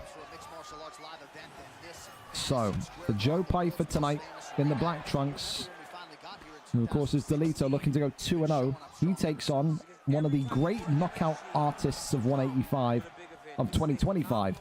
When you think about WD Samson, the Jamaican, he is someone that brings a lot of aggressiveness in the early rounds. You think for the majority of his knockout victories have come in round 1. But he's not got that Tomaselli effect where effectively if you survive round 1... Oh, Jesus Christ, I missed it. I was just doing hand motions like I'm Donald Trump. Jesus Christ. He's not one of those guys where if you survive Samson's round 1, you're guaranteed to win. Samson does have the ability to up the ante again in round number 2. The one thing that Samson can't do tonight here with Michelle Pereira is take too much damage, that heavy hitting damage, that power from Joe Pyfer. Has to make sure that he keeps his composure tonight, Samson. Like I said, 1 win in 5. Maybe the morale isn't going to be there. Maybe the motivation isn't going to be there. But we know from this kid that when he gets his mind correct and when he is very much focused on a UFC fight, he is a highlight reel showstopper. That's what he does. But Delito, really kind of calm and patient performance right now. Taking a leaf out of the books of people we've seen here tonight, where he's just not going gung-ho with combinations. You know Joe Pyfer is naturally slower. So he's just working a back step, a counter strike, a back step, a counter strike. And when he's confident, he'll take a step forward, 1, 2, back up again. He's just fighting very, very methodically right now, very craftily. Little head movement there to the left-hand side as the uppercut there swings forward again. Goes back down to the body. Got to think here as well. Ooh. Big shot that comes in. You've got to think here as well. If you are Samson, do you try and test the ground game of Delito? Do you feel confident in your own ground game to test Delito? You know, there's one of those conundrums, one of those questions that will often float up. As a big strike combination there comes forward. Samson again looking like he's in some trouble here. Uppercut flings forward, knee to the body. Continues to walk on backwards. Right hand there, connects up again. Works the jab. Left hand. Got to think for Delito, he just does not... To be fair, he's just... I think his corner will be telling him the same thing. He hasn't got to push this fight whatsoever. Samson is continuously walking him down, and he is continuously having the counter shot opportunity. Great shots there, and this could be it here in one. Samson's in big trouble, and this one is done in one. Delito, the truth in this 185 division, 2-0 now, and that's a much more confident, a much more put together performance tonight from the formerly 1-0 middleweight contender. Delito, when he fights like that, is going to be a problem. Great boxing, great pressure, and again, really methodical timing tonight. Didn't rush, didn't go gung-ho, just allowed Samson to effectively beat himself there tonight. Congratulations, Delito. An impressive victory, and you go to 2-0. That there is brilliant. And for Samson, fan favorite, of course, but the luck is not on his side, and you have to think, realistically, something's going to have to give at one point or another. The wins will come. It's just a question of when. When will they come? Congratulations. Gets it done tonight. A round 1 TKO. Okay. Well, we keep on going, I suppose. We're going to keep riding this until the wheels come off, I imagine. Opponent says he's joining my invite, but the stream is up. Okay, thank you so much, Uncle H, the guy. Thank you so much, Uncle. So, coming in tonight, a big welcome back to Rise. Rise was once upon a time in this league, took a large period of time off. 188 is when we last saw him, so that was mathematics 15 weeks ago, so about 3.5 months ago. When he was in the league, VFL 179 beat Displaced, lost to Ollie, beat Vakul, beat Tom UFC, and then lost to Deco Hebden. Not a bad loss to end your mini retirement or your mini career on, but that was a long time ago. The 22nd of May was that. Now we're here, the 4th of September, 3.5 months on. What kind of position is Rise in? Is he still able to compete against some of these top guys? The good news is tonight it is not Deco Hebden. It is the featherweight division instead for him, and it is Uncle H who will be looking to give him a warm welcome to the 145 division. So, 0-0 for Rise, 2-2 for Uncle H coming off of a win. Tonight gets to cut his teeth against a former bantamweight/flyweight level contender. It will be a huge win for his, I think, for his reputation if he can get this one over the line tonight.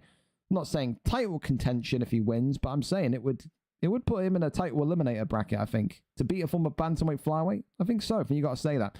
Okay, over and up to it we go. Uncle H tonight, our host in this one. Jose Aldo getting a lot of love tonight. A lot of Jose Aldo love tonight, I will say. Absolutely continuously used. So, and as well, a big thank you to the Xbox guys again, who just continue to be early, on time, and keep us afloat here. Only a couple of PlayStation fights were not able to happen. So right now, if that's going to be the only two that missed out, we'll just convert them to unstreamed fights and go from there. And hopefully, when we get towards those title fights later on, the PlayStation servers will be back up. Anyway, Uncle H coming in with the black and white with Jose Aldo. Rise here coming in with the notorious Conor McGregor tonight. Braids McGregor in the white trunks. Again, moves around the octagon like a UFO. He glides around the octagon. Does Conor McGregor. So, you know, a fighter in which has got so much in terms of the length, the power in the left hand. He's so big for the division. However, this Jose Aldo, as we've seen tonight, has got a little bit of everything as well. He can grapple. And what is the best way to counteract a top-level McGregor?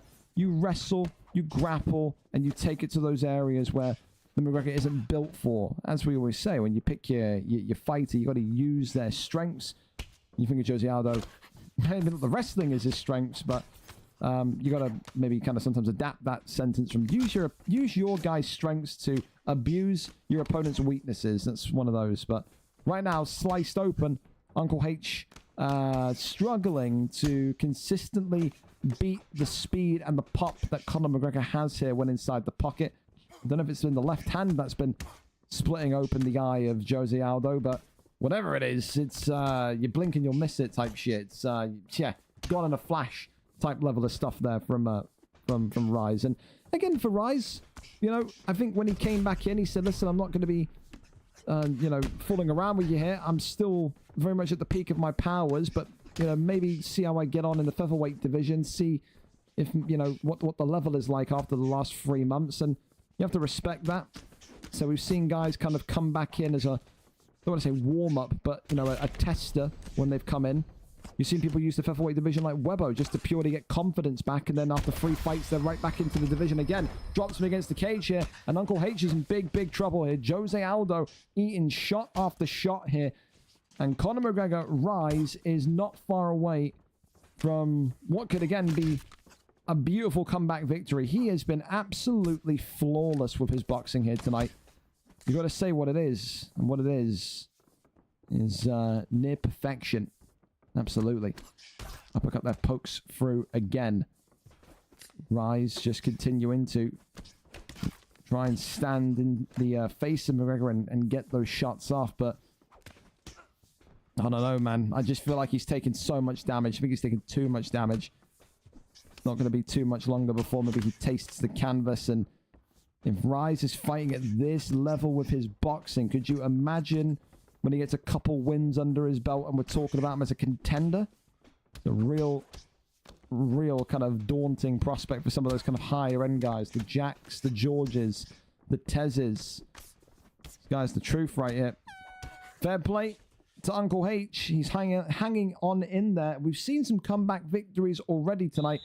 He may well need to put together another one, because right now McGregor is winning that round categorically 10-9.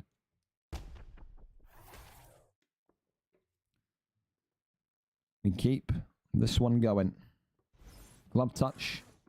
And we're on. Left hand there comes in. Body shot there connects. Rise. Getting a little bit more damage onto the kind of head surface there of Jose Aldo. However, right now, Aldo continuing to fight. Oh, I say a very calm and composed fashion. But look at this flurry, this quickness of Conor McGregor, this fluidity of Rise here tonight. Swing and a miss. Oh, hands behind the back, and now he's just taking the piss out of him. Right hand. Don't play with your food, though. Rise. Goodness. Oh, sweet heavens. Give him the knockout of the night. Give him it. Just fucking take the 50 fucking G's. Take it. That there. Oh, yeah. He ain't lost a step in 3.5 months. What a performance. The notorious Conor McGregor tonight through Rise, getting it done in brilliant fashion. That kid is going to be a killer in 145. I'm even tempted to move him right up to the bantamweight flyweight. That's how impressive it was. When you got boxing that damn good. Hui. That's not an easy one for anyone to deal with. Absolutely not. Right. Do we have any news on maybe the PlayStation servers? Right now, we've done actually pretty excellent that we've only not managed to have this fight and this fight. So we can convert those two into unstreamed fights. Is there still any update? Because we've got one PlayStation fight here, and then we've got 2 PlayStation title fights here and here. So does it look like it's improving? Does anyone know? Or not much? OG Force as well, by the way. Thank you so much for the follow. Appreciate you. Jaden Abner, man. Jaden has great grappling, so it's hard to counter. I always forget which one Jaden is, because I think Jaden is... I've seen BK Jaden in the Discord before, but he uses a different name or some shit, I think. So, well, listen, I feel like we're going to keep going with the cards, and we're going to just... Rise, thank you. There you go. Well, hi, Rise. Nice to see you again. I mean, I'm on my PSN. Well, it's good because again we've got like another kind of like an hour before the next PS fight. Lewis, thank you so much for the sub again. I appreciate you. What I'm going to quickly do since we're ahead, all right? I'm going to quickly head to the bathroom. I'm then going to handshake emoji. I'm going to head to the bathroom. I'm going to post a little update for those 2 PS fights we didn't get to see because of the servers. When I ping the Discord again saying that we're live for the main card, come back and we'll carry on. Okay, so just a little 5-10 minute interval, a little bit of hiatus, and then yeah, we can get through this card tonight. Absolutely, we can. So I'll pass. Thank you so much though for being here. Grab a snack, grab a beverage. Back in 5 to 10. Don't go anywhere. Be back.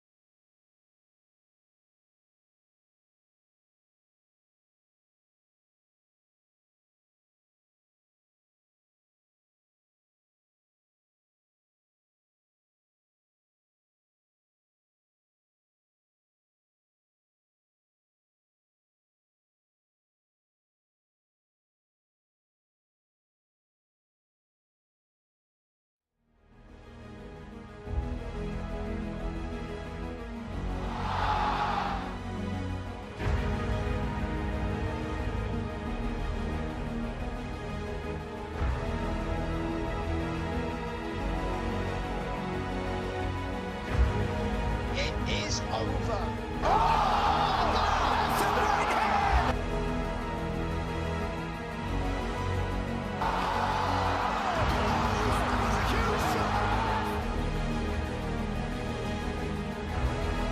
Oh my God. Leg beat up, man. Done for Poirier. Oh, picked up from Poirier now, right hand. Oh my God. Renaissance Gene Jokers has put the former middleweight champion to sleep. Light heavyweight champion. Goodness! It's time.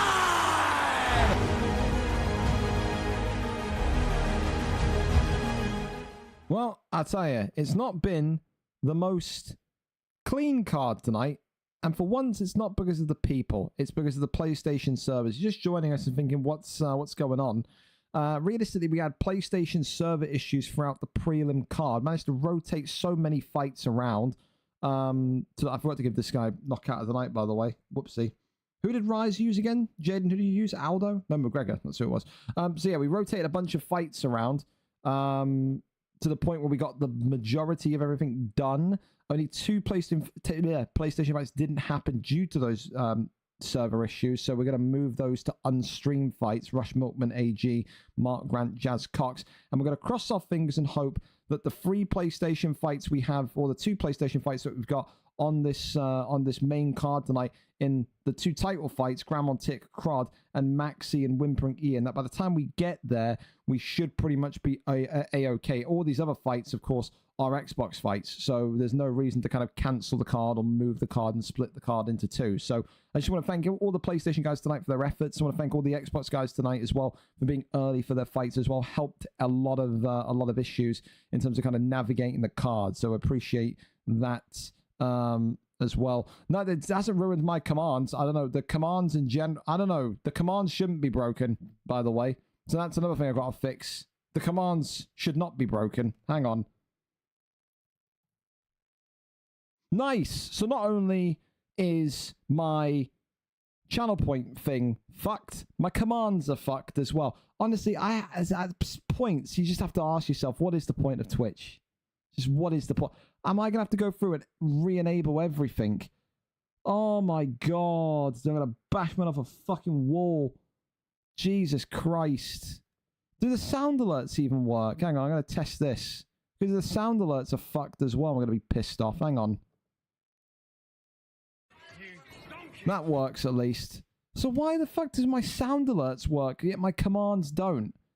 Oh, brother, honestly. Streamlabs, Stream Elements, fucking Twitch, sort it out. Anyway, let's get into the fights. Viper TTV tonight against Ben Jammy, starting us off here on the main card. Viper, of course, last week had some harsh words to say about the camp that he was affiliated with. Said he didn't know if he wanted to be with BK anymore after they kind of abandoned him. He said that one guy in particular was supposed to corner him, never showed up. In the end, lost his title opportunity. Tonight, the rebuild starts. He goes up against Ben Jammy.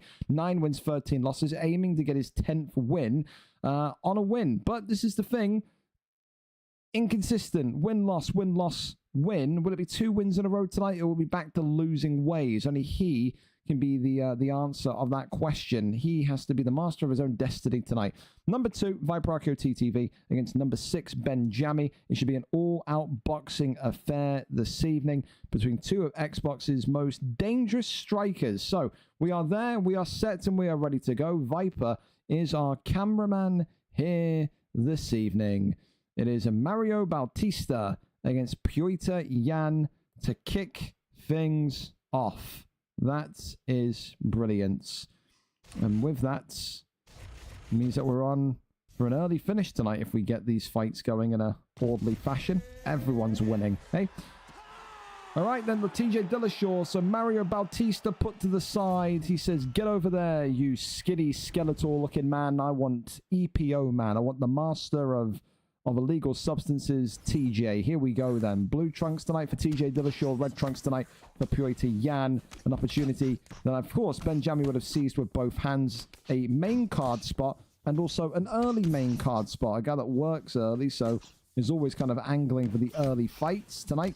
He will be able to have the best of both worlds, won't he? One thing that you'll know about Ben Jammy It's his starting points. It's the way that he can compete with anybody in the world when it comes to this boxing game. One thing that I think maybe Viper's going to need to do tonight is mix it in. You know, he's shown his wrestling at points previously has been decent enough to sustain dominance. Maybe he opts to shoot tonight. Maybe he turns heel tonight and says, all right, we're just going to completely go, you know, the opposite way that we usually fight. Maybe that will happen though when he starts to taste damage from TJ Dillashaw.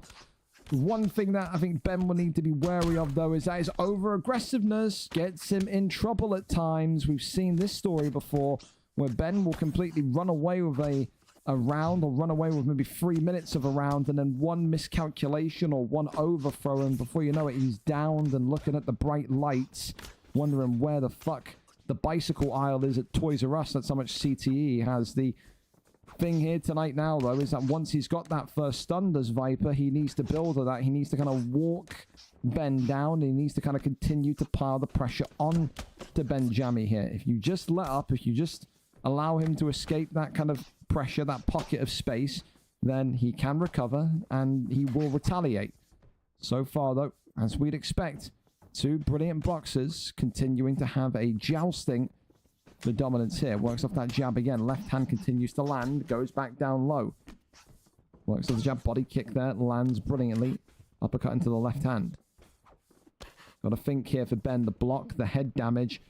Two things that are continuously on the blink. Two things that are continuously giving him trouble here late into this round number one. Works off the jab again. Right hand there. Flies on forward.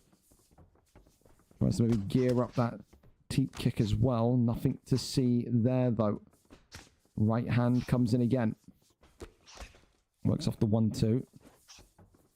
Gotta think. If you're Benjami,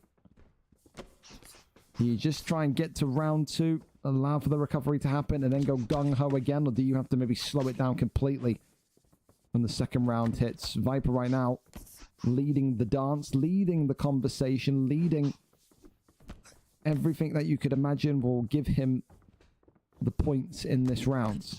Strikes, total strikes, all of it. Feeling like it's very much in the man in red's hands. Good strike there from Ben. Reopens the wound on Viper. There's a front kick that whips on forward. No one expected that one. Round one in the books. Again, just a nice, clean, well put together performance there, and as we said, you know, all the metrics will point towards Iann. It certainly felt like a Iann round. Not a dominant Iann round. It's still all to play for here. Ben's just got to be very, very careful that he doesn't get himself caught into any serious damage like he nearly did earlier on in the fight. Like I said, when he overswung, oversold, and overestimated Iann's ability to strike back with a counter. Left hand there, comes forward again, shoots the takedown. Wow, Ben is the one looking for the first shot. That is not something you'd see unless Ben is clearly panicked, spooked a little bit by what Iann is producing. Another takedown comes in, turning takedown this time, and it's again denied. Great takedown defense here from Viper Archeo TTV. Keeps on going with that left and right. That's straight from TJ. Oi, nice little pull body uppercuts there. That's nice. Works off the jab again. Right hand there. Swings on forward. Off the jab once more. Uppercuts. Left hand. Head kick. Tucks underneath. I tell you what, I tell you, he's very lucky, very fortunate that those double body uppercuts there didn't result in too much more. Still carries on forward. Tell you this right now, Viper starting to maybe lose a little bit of grip in that boxing battle. Even though he's got less head health and block here, Ben's really put together a stellar comeback round here in round number two. And now they're just swinging blow for blow. I think Viper gambling, banking maybe on the fact that he thinks that he can get the knockout before Ben can if they just sit in the pocket and swing at each other. He believes in that power, believes in that boxing, and there's that takedown. So, 2 attempts. I don't think Ben can even have too many complaints on this either. 2 attempted takedowns from Ben earlier on, both denied. He opened the door for wrestling to be quote-unquote allowed in this fight. And now Viper, who we've seen completely dismantle people on the ground, will have an opportunity to do it all over again here. The GA building strike here to the midsection. Posture up. That one there's denied. Continues to work the body. TJ Dillashaw now covering up, cowering. Deny there again. And you'd think this is going to be just how the round ends. Yan happy to sit here, dominate proceedings, and just collect the 10-9 in round number 2 once again. However, a lot more of a closer round, in my opinion. Said really liked the boxing that Ben produced in the first kind of 2.5 minutes there. But yeah, that's round 2 in the books, and that is Viper Archeo TTV. 2 rounds up to 0. 30, 20, geez, what am I talking about? That is 2018, excuse me, so far on the cards. Still, wouldn't surprise me if Ben got a knockout victory, because he's put the Frighteners on Viper there once or twice in that round 2. Well, someone was watching replays, watching their handiwork, admiring their handiwork. Third and final round on this first main card fight tonight. Now, the big question is, at one point in this round, Ben Jammy is going to need to go super aggressive. You can see that. And it could be now. Look at that. The stamina was dropped there for Yan for a brief moment. Could that have been the opportunity to maybe whack in a body shot, perhaps? Uppercut there, creeps in. Left hand there comes forward, slips underneath that one. Body shot back to the left-hand side. Yan again. Swings on round. Right hand is good. Yan continuing to work off the 1-2. Some more. Left hand is excellent. Uppercut there, though, from Viper. And now Ben Jammy coming back to feel the heat from that first round again. All of that damage, the majority of that damage coming from round 1, shows you how confident Viper is when the fight starts to go his way. He can dominate you in round 1. He can take the foot off the gas in round 2. And then he knows that damage is going to be prevalent in round 3. Wow! Ben Jammy, though, with a head kick that nearly sends Viper into the next stadium over. All right, then. That just changed everything. He still needs a finish, though. That's the reality. But he ain't out of dodge. Not yet. Got to try and find a way to crawl over, get the leg over, and get into top mount here. Body shot. Little taps more and more. Oh, and they're denied. How is he going to manage to bypass position? He's not. He's going to just get up. Yeah, I think he just realized, you know, the defense of Viper going to be too strong to get past it. He's going to try and go for the striking finish. It's anyone's to lose here, and it's anyone's to win here. Overhand creeps in, and Yan knocks him down. The up kick saves him, though. Double jab. Head kick. There you go. Through the block. Jumps in. Viper not able to up kick him, and then collapses on down. Oh, he's got to go for a finish. Why is he going down? You'd think you want to get right back up. Oh, no. And I think Viper's going to survive this one. I think it's been an absolutely brilliant round from Ben Jammy. And Viper gets up. Wow. Well, the doctor going to step in here with 23 seconds to go to check Yan. Yan, though, going to be able to survive this one. But I just... yeah. For Ben Jammy, you have to think to yourself, why would he collapse himself back down? Why would he not want to get back up immediately and try and put strikes on? Bit of a crazy decision from my perspective. Well, a little bit of respect there. And here we go then. Final 14 seconds. He's been clipped again. Uppercut right hand. And there is the execution shot. They bowed in front of each other and said, all right, let's go for it. And VhimperingIann in the end gets the finish. After a really tricky round, he is counting his lucky stars at that head kick earlier on. Do not come back to bite him. Benjami doesn't lose any sort of stock there whatsoever. Still one of the most entertaining and dangerous boxers in bantamweight. But tonight, VhimperingIann did the majority, about 80% of that damage in round 1, and then flew through in round number 2. You can see there as well. A 10-10 round by Judge 3. Interesting in round 2. So the Judge 3 had it as a draw in round number 2. Don't know about that, but yeah. No, listen, a nice fight, a striker's delight.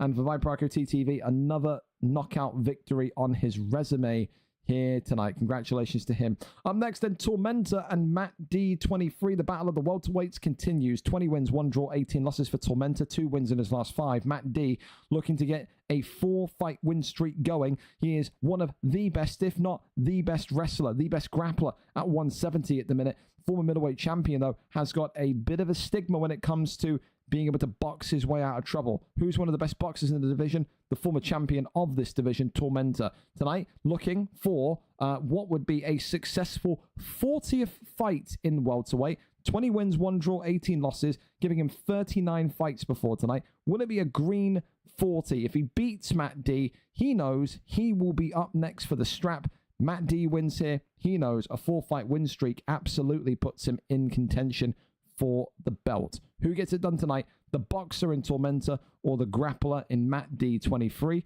We are there, we are set, and we are ready to go in this one.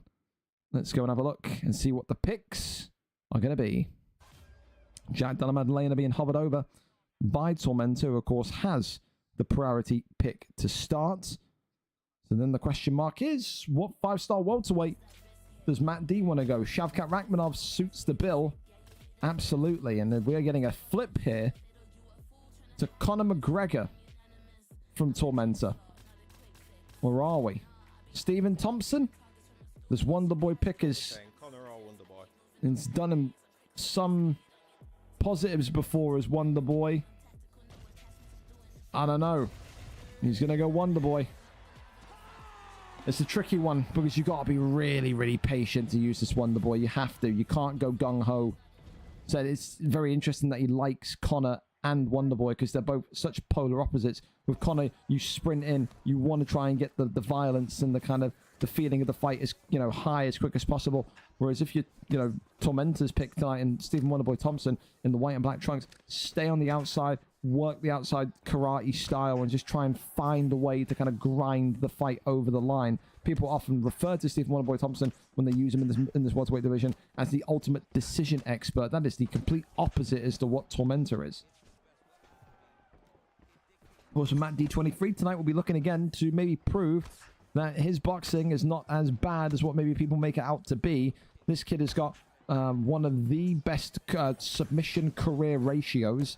I think he made the submission leaderboard last week as well, so out on the top 5 most ever career submissions for the first time in his career.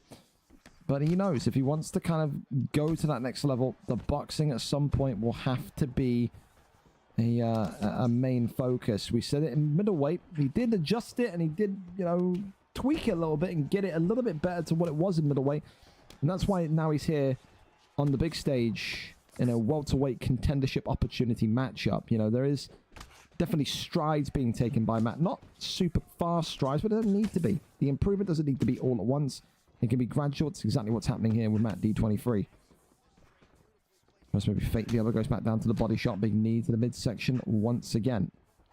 Works off the double jab. Straight down the center. Avoids that one. Works off the jab again. 1-2. There's that hook there, though. Right hand pops up, swings on round. Oi, 1-2 again. Really nice. Good counter shots here from Matt D so far, showing in a similar way that he doesn't need to sit and go gung-ho with Shavkat. He can do exactly what we've seen some of the fighters do here tonight already, which is just sit on the outside and work the jab. Clinches there, but avoids that one, does Tormentor, who then goes right back to the body. The one thing as well that Shavkat is not really a nice feeler on, and to each their own, but I'm very much in this camp. I don't like Shavkat purely because of how bulky, how kind of heavy, how kind of, no, not fluid he feels at 170. So yeah, you know, to each their own. You remember when Driscoll was in this division, he absolutely loved it, but first takedown there lands tonight. Good news, of course, though, for Tormentor and his Wonderboy Thompson here is that it's only 30 seconds and some change to go. So it will be some good body shots here as Matt D denies him from the get-up. Grabs the leg, pulls him over now into half-guard position, works the body again. Tries to move crossover. Gets into full guard position. Armbar, though, is not going to be gained. And that there is the end of round number 1. So, 20 significant strikes to 5. You would probably put that in the argument that he's probably won that round.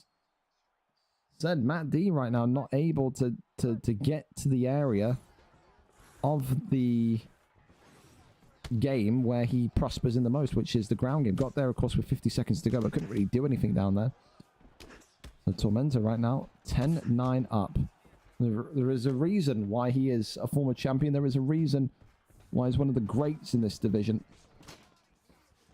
Takes the back here. This is smooth, and that's smart there. Matt D saying, all right, well, I didn't have the ground game before. No holds barred with a clinch spamming, is there? We got it now. There you go. Tormentor not happy with the clinch spamming from Matt D. Then all this kid wants to do tonight is just grab the back of my head, clinch me up. It has been maybe a light criticism of maybe the guys over at Boa MMA before. People said that they really encouraged a lot of clinches to kind of build off of grapple bases. However, now we get to see that submission defense from Tormentor. The answer is it's very much there. Avoids it, gets out of it, and right back to the feet. 1-2 down the center again as a teep kick followed by a clinch once more. Boring. And you can hear Tormentor. He's not happy. Calls it a boring play style. Matt D again, one of those that he's not here to entertain. He's here to win. And luckily enough, once again, Tormentor rolls out and avoids it. He is rushing though. He's trying to rush getting out of these positions. And if he rushes too much, he could have the arm taken. He could have his back taken. The big thing about this right now is that still, if no submission comes in, Matt D may lose this round because he's not done any sort of significant damage whatsoever. Is this one here, is this arm going to be trapped? The answer is yes, it is. Half the submission bar gone. Nice. Wins the race there. Now, Matt D will have very much in his mind that this fight is 1-1 as things stand. Tries to cross over into top mount. And does. Right hand side, that is denied. Beautiful stuff there from Matt D. Good submission defense there from Tormentor. Tormentor's rushing though. He's just trying to go too quickly. And now the arm triangle's in. And I think Tormentor may be in some trouble here. He raced when he shouldn't have. I think it was frustration. Yeah, he's got it. Well played. And he gets the submission. I think Tormentor knows as well. I can't stand that clinch spam boring shit. I don't understand how you can enjoy playing the game like that. Well, again, it is a criticism. It's a valid criticism that people in that Boa camp will get. The over-reliance on clinching. People, we've heard it before. Respect, man. I mean, we know his submission game is good, but again, when you're relying on clinches that heavily, it is what it is. It's not legal, but it will get you some dirty looks. And the reality is, he kind of had to do it as well. I can kind of understand it because he was getting absolutely pieced up on the feet in round number 1. I think the one thing Tormentor will look back at in that fight and say to himself is, when that first submission came in, why did I not just be patient, wait a little bit, work the GA, try and get any sort of advantage there, and then transition? He was almost kind of rushing, panicking, and against Matt D, against a grappler in general, you just can't panic, and that's what happened. So regardless of what happens in this welterweight title fight tonight, TP Feng and Chaz, they know that the submission maestro, the wrestler that is Matt D, is on the way.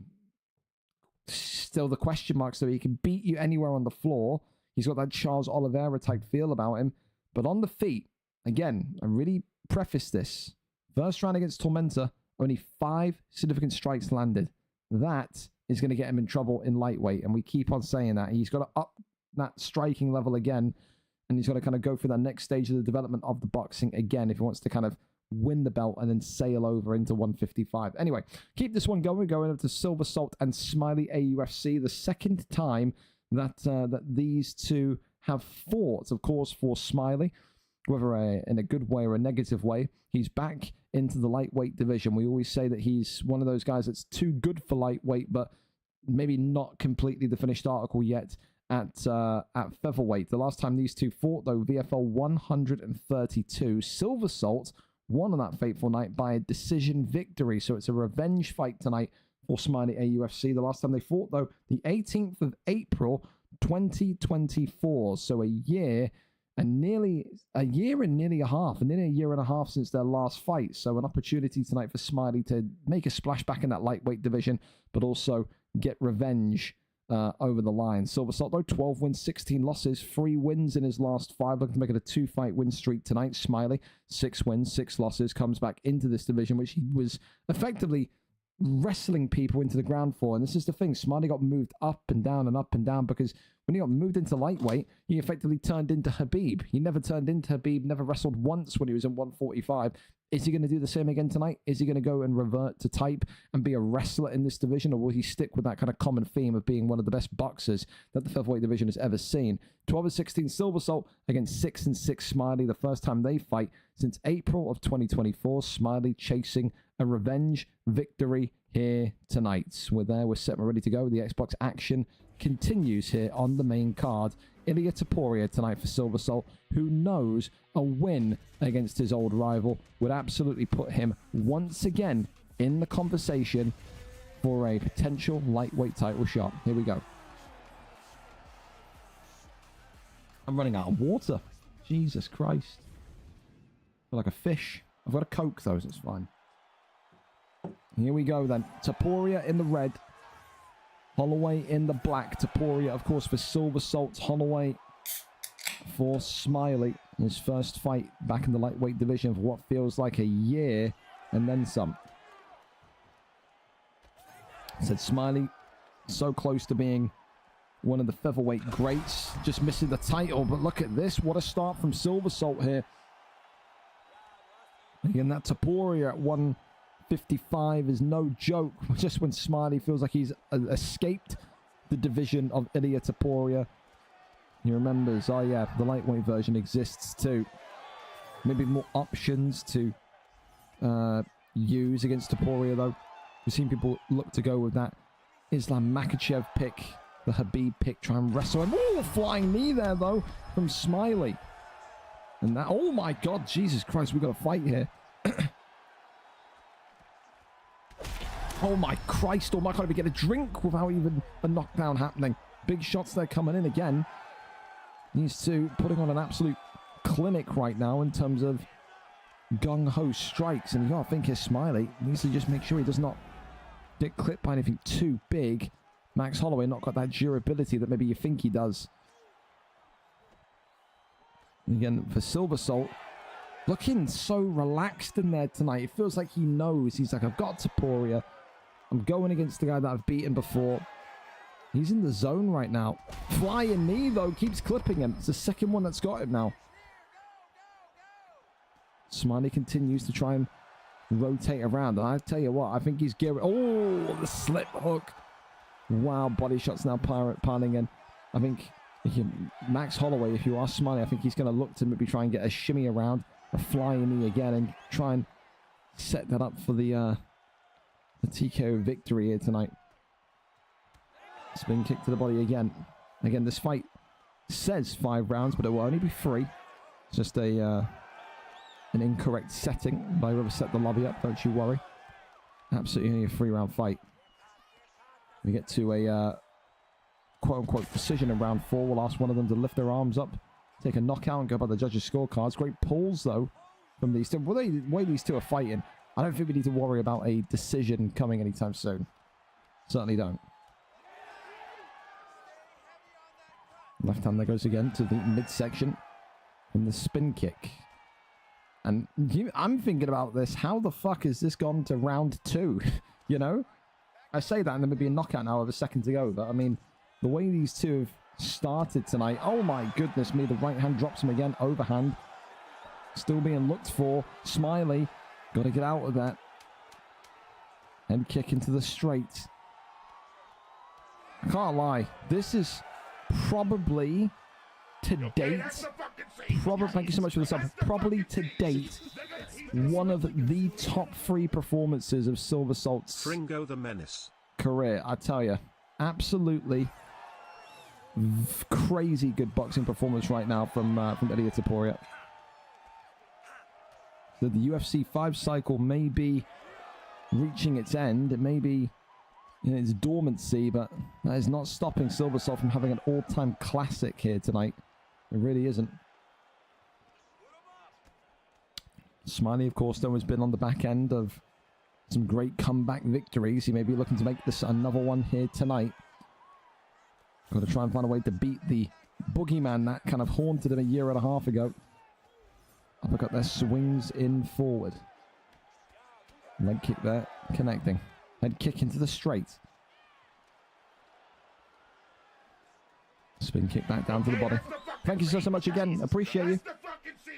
Again, fellas, I think it's September, so I think, I don't know what the thing is, but subs should be cheaper, I think. So, again, if you ever want to get one, now's the time. No ad browsing. We'll be needing that when we do the FIFA stuff later on in the month. Head kick there into the straights. Big thank you again, though. Oh, and Silver Salt finds the opening. And Silver Salt caps off the performance of the night. That guy is looking ready for another title opportunity. For Smiley, it's not the welcome back to the division he wanted, but I tell you this much. Wow. I mean, for Silver Salt, Ilia Topuria tonight, granted it's Topuria, fantastic. Yeah, we know Topuria's this, Topuria's that, but to go up against someone like Smiley, who is all known for violence and danger and damage, to do that and have one of your best boxing performances to date is impressive. Gets it done tonight and gets it done in a dominant fashion with Topuria as well. Hell of a performance. Thank you, Nightfall, again for the resub and also to the sub to Rush Milkman. Tell me you don't know Milkman. Milkman, you don't know Nightfall, do you? You don't hang around with him, do you? Christ, I hope not. Don't turn out like Nightfall. Don't be that guy. Ugh. I like Rush Milkman. Don't corrupt him, please. Nightfall. Webbo and OG Lemon up next. Webbo, of course, coming into this one tonight, demanding. He said to me, "Put me back in the bantamweight flyweight division. I had my little holiday, my little vacation in the featherweight division. I'm now back to wrestling. I'm now back to feeling my confident best." Tonight, Webbo comes back in. 13 wins, 19 losses in the flyweight division, a 4-fight losing streak. That's what got him relegated back about 2 months ago into the featherweight division. He comes in tonight against someone that he knows very well. OG Lemon, someone I think Webber brought into the league, 1-0 since he's had that move from featherweight to flyweight. So tonight, will OG Lemon be able to extend the misery, make it a 5-fight losing streak for Webber in this elite division? Or does Webber make this a triumphant return into a division that he says he believes that he can win the title in? Let's go over and see. Webber, number 6, against none other than OG Lemon, number 11. Always great to see Lemon on the card as well. One of, I think, my favorite fighters that we don't get to see too often. Him, Nathan, NK, they're in that kind of same bracket. So, good to see what he gets to do against the future Hall of Famer and Webbo here tonight. There we go, there we go. We are friends. I'm not saying that. I feel so sorry that he is associated to you. How is he so normal and you're so strange, Nightfall? How does that happen? How does the most hyperactive guy that you know end up friends with the most normal, fucking polite guy that you know? How's that work? Unbelievable. Alright, while we wait for Lemon to ready up, Webber opting with Brandon Royval. Lemon opting with Moreno here tonight. Nightfall has changed, to be fair. He's semi-chill. You fucking lying bastard. I can't fucking... I've heard some things in my time, mates. But I don't believe you. No, sir. Alright. Are we good? We're good. Fantastic. Alright, then here we go then. Lemon and Webbo. Webbo and Lemon. A big welcome back to Webbo in the Elite Division. The chase for a championship strap once again begins here tonight. So, Webbo, of course, a fan favorite, the one that everyone loves to hate. In the yellow trunks tonight with Royval, whereas OG Lemon comes in 1-0 with Brandon Moreno in the green. Now, when you think about these two, we've seen a lot of homework, a lot of data on Brandon Royval because of Dirty Dave and that incredible run he had in the division before he won the title, and then when he defended the belt with Royval. Royval takes damage quickly, he takes damage early. The big thing, I think, for Webbo tonight is you got to avoid getting stuck in the pocket, in the phone booth with Moreno and Lemon in general for the opening round. You got to just play a little bit tentatively, you got to play a little bit more slowly, and just kind of work your accuracy, your pinpoint accuracy. I think if you go gung-ho tonight in there with Royval, you may get some damage, yes, but you are going to take a lot more damage because what does Brandon Moreno have over Royval? The durability. Maybe even has the power. Wouldn't surprise me if you told me that Moreno had more power than Royval. It's a very kind of technical, I don't want to say slow pace, but more kind of patient-paced pick is Royval. And when you think of Webbo, the adjectives that I would use to describe Webbo are not tactical, patient, and intelligent. I love him, but we've got to be honest here, alright? Brash, arrogant, cocky, self-indulged. Those are more Webbo words, aren't they? You know what I mean? That's what we're thinking of there. Tries to protect himself there, though, as OG Lemon continues to try and find a way forward on the front foot. Clinch takes the ankle pick there. Now gets him down, but however, look at that, a big deny from Lemon. Says, no, not going to get me down into your horrendous hellhole of side control, you filthy animal, Webbo. Kicks him up and away, and now back to boxing on the feet. Elbow there, swings, and effectively misses, maybe connects with the block ever so slightly. Leg kick there, sends Brandon Moreno a little bit further backwards. Right hand there comes forward still, though. Big uppercuts coming in. Body shot there continues to rip onto the body of Webbo. And this is what I love about OG Lemon. I just love the way that he just patiently and methodically strikes, man. Said, I always say it constantly when we see this kid on the card. I wish we could just get him on the card more than once a month. Said he could be a future bantamweight flyweight champion if he competed a little bit more. But I get it. You know, people that play UFC every day and maybe a little bit tired, fatigued by UFC 5. Everyone's waiting for the UFC 6 announcement. When's it going to come? Is it going to come? You know, one of those. Well, round in the books. And right now, Webbo leading the way. Only ahead by 3 significant strikes, but that's enough. Very, very marginal round. Webbo knows it ain't a foregone conclusion just yet. Absolutely not. Round number 2. Gotta think, if you are Lemon, you know that you can't take this fight to the ground because you have to be so respectful of Webbo's kind of wrestling. You know that you can't effectively go down there. You have to outstrike him. And you've got to get Webbo panic shooting. I think when Lemon starts to see Webbo shooting takedowns, that's going to communicate to him and know and tell him, I know I've got him on the ropes here. Right hand uppercut there continues upwards, swings him round. No confirmed takedown yet, though. Right hand there comes forward again. Webbo now taking the back, drags him down, and that is not what you want to see, because now that is 3 minutes and 40 seconds of Webbo in a dominant position, which he can hold absolutely. Knees here to the body. Elbows coming in again. Yeah, it's an investment, John. It may not pay dividends right now, but the Big knee to the midsection, that one there. more damage you do eventually, Stopped it will again. show itself. Elbows coming off. All right, just as we saw a few seconds ago, he finds the home for another ground and pound. Goes over into Lands there. the sprawl position. Really good job to land these strikes from top. Back up he goes. All right, well, so far, Attempt now blocked though by Brandon. not too bad. All right, so some definite damage. So the maybe disappointment of the round is so far that Weber didn't get more Strikes to the body. time on the ground, more damage done to OG Lemon, but Not being one you know, dimensional, not headhunting still inside the octagon. I think he is piecing it up together, putting the jigsaw pieces together, trying to solve the puzzle. That is OG Lemon. Ooh, head kick. I thought he blocked that, but wow. Okay, back-to-back head kicks as well. Webbo in a little bit of trouble now.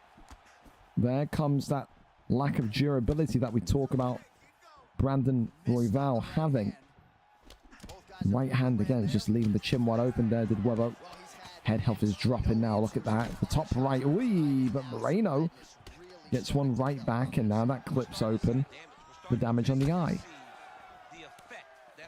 This just started to get a little bit interesting once again. Props to Webbo as well, by the way. A lot of memeing that he usually does, but you can certainly tell that his boxing, again, from that confidence booster at 145. It's improved his boxing. It has. The boxing looking a lot more belief-filled, I think would be the best way to describe it. Body shot comes in. And this one will look to head to the third and final round. A really great battle between two friends here, between two knowledgeable experts. And that will be 1-1. Webbo takes round 1. Lemon takes round 2. The knockdown absolutely securing that. All right, well, a knockdown can win you this fight.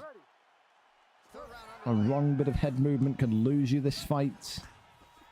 It all comes down to the third and final round. Body shot there lands brilliantly. Tries to get the leg, but that is avoided. Next time that comes forward again, works back down low to the body. Uppercut there, sweeps in. Back down low, we go. Swings him round, that's a good tie clinch there, but didn't manage to kind of drag him back down. Webbo needs, I think, a takedown here desperately, and he's looking for it. Yep, against the cage. We'll have to call this the old Chub Naldinho effect there. Back in his heyday, that fat little bastard would usually clinch you, get you against the cage, and then drag you down by your back. And Webbo now knows how important that the next 3 minutes and 30 seconds are going to be in terms of getting control, or keeping control, should I say, and getting the damage built up more and more. That one denied. Back over into full guard we go. Fake. Posture up is denied. Got to think as well, if you are Brandon Moreno, how urgently do you need to get back up to your feet? I think, again, he's expecting Webbo to deny the transition of maybe him getting into a get-up position. It's not going to stop him here, though. He's got to be getting up, surely. He hasn't. It's flipped him over into side control. Or is that Webbo? I'm amazed he's staying down here. I am amazed. Okay, there you go. I was going to say, how long is he going to sit and try and test Webbo's grappling? Head kick there into the straight, shoots the takedown. Webbo now, of course, starting to be more and more aware that he needs control and he needs strikes of significant nature quickly. And oh my goodness me, the flurry from OG Lemon there. That just came out of absolutely nowhere. And he's gotten too greedy. And he's been reversed.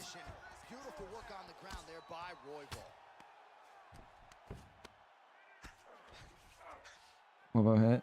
Now going over into side control. Will this side control position be enough to win you the fight? I don't think it will. I think right now, Moreno's won this 29-28.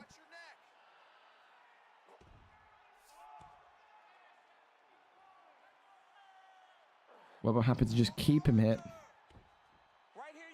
Rains some strikes. Oh, and flips him. Yeah, I think for me tonight, a good performance from Webbo. It's not been bad whatsoever. We've seen Webbo have some proper stinkers, but OG Lemon, the truth, dude. I keep saying about this kid, if he was here more often, he'd be a champion. I think he gets it done tonight, 29-28. And there you go. Moreno, with his arm raised, gets it done, gets it over the line, and extends Webbo's misery in this flyweight division. Like I said, Webbo had a good performance tonight, but reality is OG Lemon, dangerous. 30-27 is incredibly harsh, by the way. Incredibly harsh. Don't think 30-27 is fair. Salt and Pepe booing in the crowd there. Webbo ass. As he's not been impressed with that one. But yeah, for OG Lemon, a killer. A future champion, should he want to be.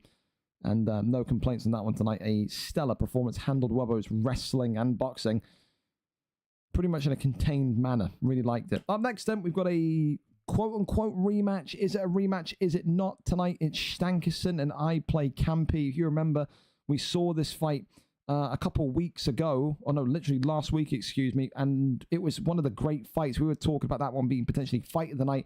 And then, of course, we had the Xbox Series S brick thing happen. You know what that is. If you've got a Series S, when you fight, whether it's OWC or just randomly in quick fights, one fight every maybe like 15 or 20, you'll be fighting and then your entire system will just freeze. You can hear people in the party. You can't turn the pad off. You can't click the guide button. Even if you click the power button on your Xbox won't turn off. You have to completely unplug it from the back. That happened in the fight. These two agreed to run the fight back next week, i.e. today, and we will get to see that finally. It was a great fight. It was an awesome performance from both of them. But we finally get to see who's going to be the winner today. Stankerson, 3 wins, 1 loss. I play Campy, also known as, I think, MaxyUFC now. 3 wins, 2 losses. Both of these two high on my list of potential future champions in the bantamweight division. Only one of them can win today. Stankerson and Campy, the UK meets the US. I'm excited for this one. I've been waiting for this fight all week, man. I tell you, all week. It was such a good one last week. We finally get to run it back here today. Fellas, whenever you hear me, you can ready up. I'm just reading a DM quickly.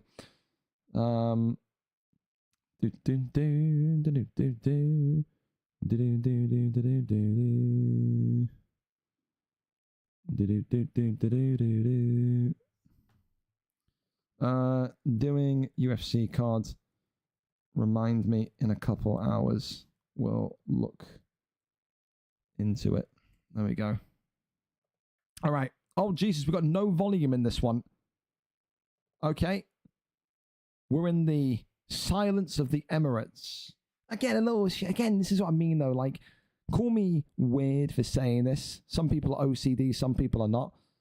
But when I think about, like, Fight of the Nights, Hall of Fame fights, they got to have volume. Is that weird for me to say? I feel like it takes away from the fight when I can't even hear you hitting each other. But it's all right. We've got the visual. And we'll see what happens here tonight. Campy, of course, in the red trunks with Jan. Whereas Stankerson comes in tonight with the blue trunks of Corey Sandhagen. This fight was nearly at the point of going the distance last week. And I tell you what, Stankerson right now, his connection's struggling. His stream is continuing to buffer. Wonder if he's feeling that in-game here this evening. Left hand there works well, but the swing and a miss of the body kick will not be something that Campy would be too happy with. Uppercut then drops Stankerson. Well, listen, it was a close fight last week. It was back and forth, but maybe this week it's going to be the complete opposite. Stankerson here conceding space against the cage, eating more and more shots, and it's all over just like that. Campy gets him out there in 1. Stankerson tonight, there was no closeness about that one. The fight was incredible last week, but this week it's one-way traffic, and MaxyUFC continues to be the juggernaut, the kingpin of this bantamweight division. That is not the way that Stankerson would have hoped it would have went, but ultimately it's that aggressiveness, it's that kind of forward forward movement of Campy of Walshy that gets him down and out there in round number 1. A shame because again, I don't want to say that it was anticlimactic, but it kind of was, because you go back and you look at the VOD last week and how great those two matched up against each other. Very back and forth, very neck and neck. But obviously when you fight someone and then you have the brick happen, you kind of know what the person's going to do the week after. So it kind of takes that kind of surprise of how they fight out of it. So I can kind of understand that one maybe being a quick one, but it doesn't make it any less disappointing. Congratulations to Campy. They forceful performance right off the rip again. It was a wonderful one. It's not another knockout to his resume, but Christ, I wish we just could have kept that one from last week, man. That was a great fight last week, but who knows? Maybe they'll run it back. Yeah, one of them. Apologies as well. I'm not sure why no volume. Shankus, listen, you've done so many good things for us here, man. I'm not gonna fucking flame you for no volume, bro. You're fine. So I'm sorry that the fight was so quick, dude. That's all I can say. Nightcomer, thank you for the follow as well. I appreciate you. I was too body hungry, caught me twice with it. It's fair. It's fair, man. Should have taken him down. This is the thing though with Campy. Have we seen him survive wrestling? I feel like we have, but very rarely. I feel like he drags people into fights that are all about boxing. We've not really seen anyone kind of wrestle hump him, have we? But maybe that'll be a strategy in the future. Up next then, our final non-title fight of the evening, and it is a trilogy for the ages. You got two grandpas, you got two veterans, you got two guys sitting on the front porch, 85 years old, drinking some fucking sweet tea, reminiscing about the good old days in Winter and Wolsey. Before we talk about records, let's talk about the history of this incredible bout. These two have been around here since the early days of time, haven't they? Winter making his debut at VFL 24. Let's go and talk about the last time, or the last two times these two have competed against each other, though. Winter and Wolsey number 1 happened all the way back over there. VFL 51, Winter won by a round 3 TKO on the 16th of February 2023. 1-0 to Winter. The second time these two fought, Winter and Wolsey, was it UFC 5? It may have been. Winter and Wolsey, second time they fought was there it is. VFL 125, the 29th of February 2024. So they fought in 2023, they fought in 2024, and it's 1-1. Wolsey getting the victory by a round 3 disqualification. I can't remember what Winter did in that fight. Luckily, we got it in YouTube VODs, historically backed up, but maybe it was a submission, maybe it was some sort of bobble, I don't know. Winter will probably say, it doesn't really, in my opinion, in Winter's opinion, it doesn't count. I'm still, one up on him in a VFL fight. Of course, Wolsey will say it's 1-1. Follow the rules. Don't be a cock. 1-1 going into this one tonight. We fought in 2023. We fought in 2024. It's only right that we fight in 2025 to see who wins the trilogy here tonight. So, Winter comes in, 20 wins, 17 losses. Coming off of a win last time out. Of course, Wolsey, 14 wins, 19 losses, 2 wins in his last 5. Also coming off of a win the last time out. It's been nearly 80 cards since these two have fought. They fought in 2024. That was when UFC 5 was in its infancy. So a lot has changed, not only in the game, but also their skill level over the past kind of year and 6 months, 7 months. Who wins it tonight? Who takes home the trilogy tonight? Winter and Wolsey. A classic, of course, in the making. We are there, we are ready, and we are set to go if these two are, of course, here, ready, and set to go. Winter Mount Bubbles. There you go. Thank you, Adversary. Herb Dean there. Herb Adversary. Adversary Dean. There you go. So we'll see if these two are good. You would hope so. Winter, he's online. That's always a good start. Link plus. You would hope that Wolsey is also here. While I wait for the link, I will go and check more of my DMs because fun. Dun dun dun dun dun dun dun. Dun dun dun dun dun dun dun.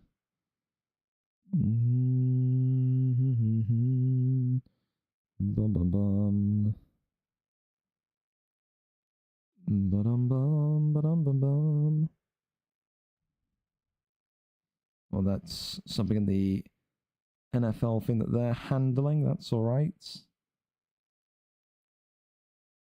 Okay. Oh, yeah, so the PSN stuff was affecting the Madden League as well. Yeah,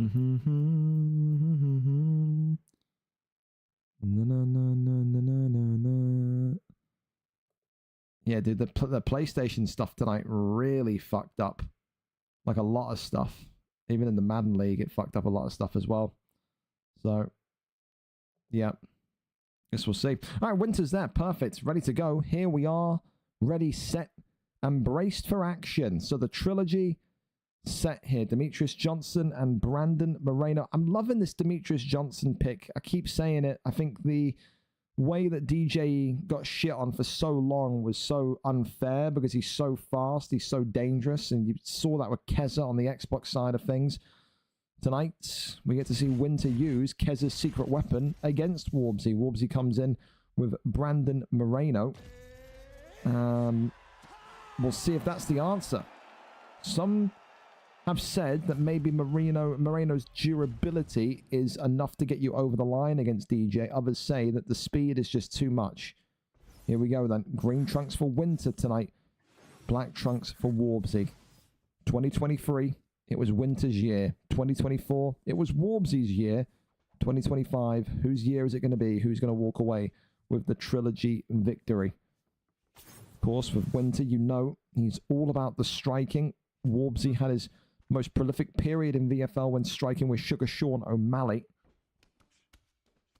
The big thing tonight is trying to understand, trying to identify where those gaps appear and who effectively can come out the other side and say, all right, the damage, it's on my side. The momentum, it's on my side.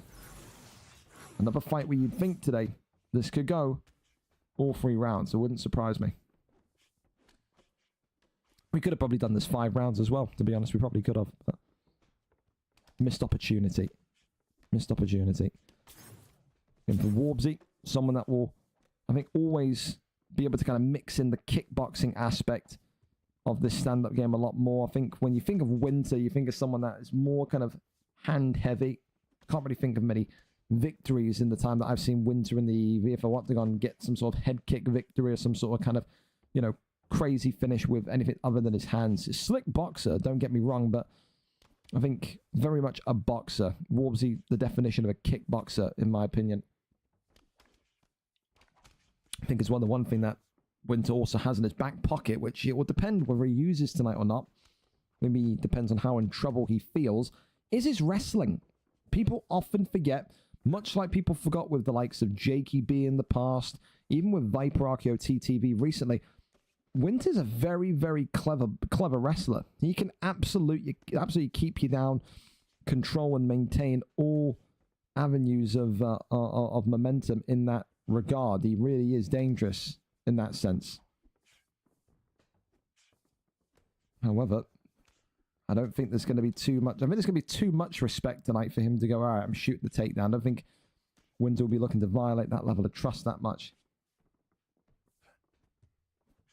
He needs to try and find a way to get close to Moreno. Moreno, though, happy enough to kind of sit on the outside, but eats a huge hook. And again, you wouldn't think this little bastard that is DJ Demetrius Johnson be able to kind of get one kind of hook in that would split Moreno open like that. It's an underrated power and speed.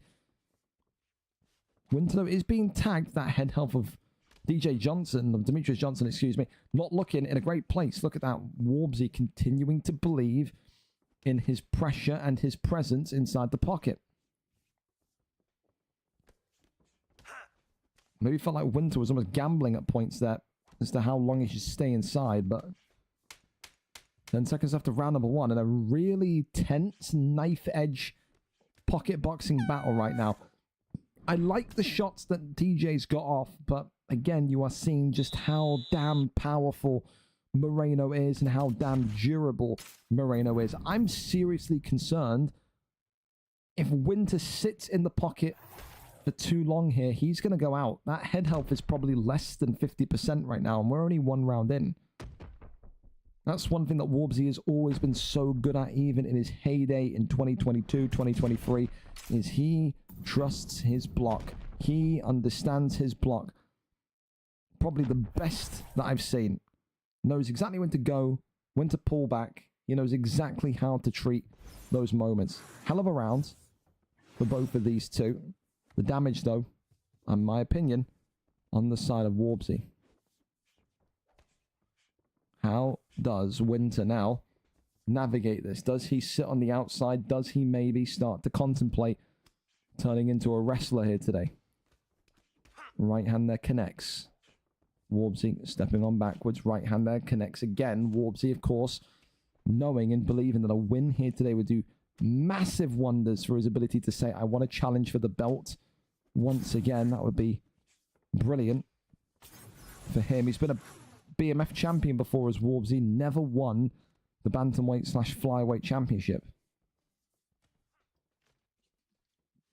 Takes the back hit, and I think Winter is looking for the wrestling.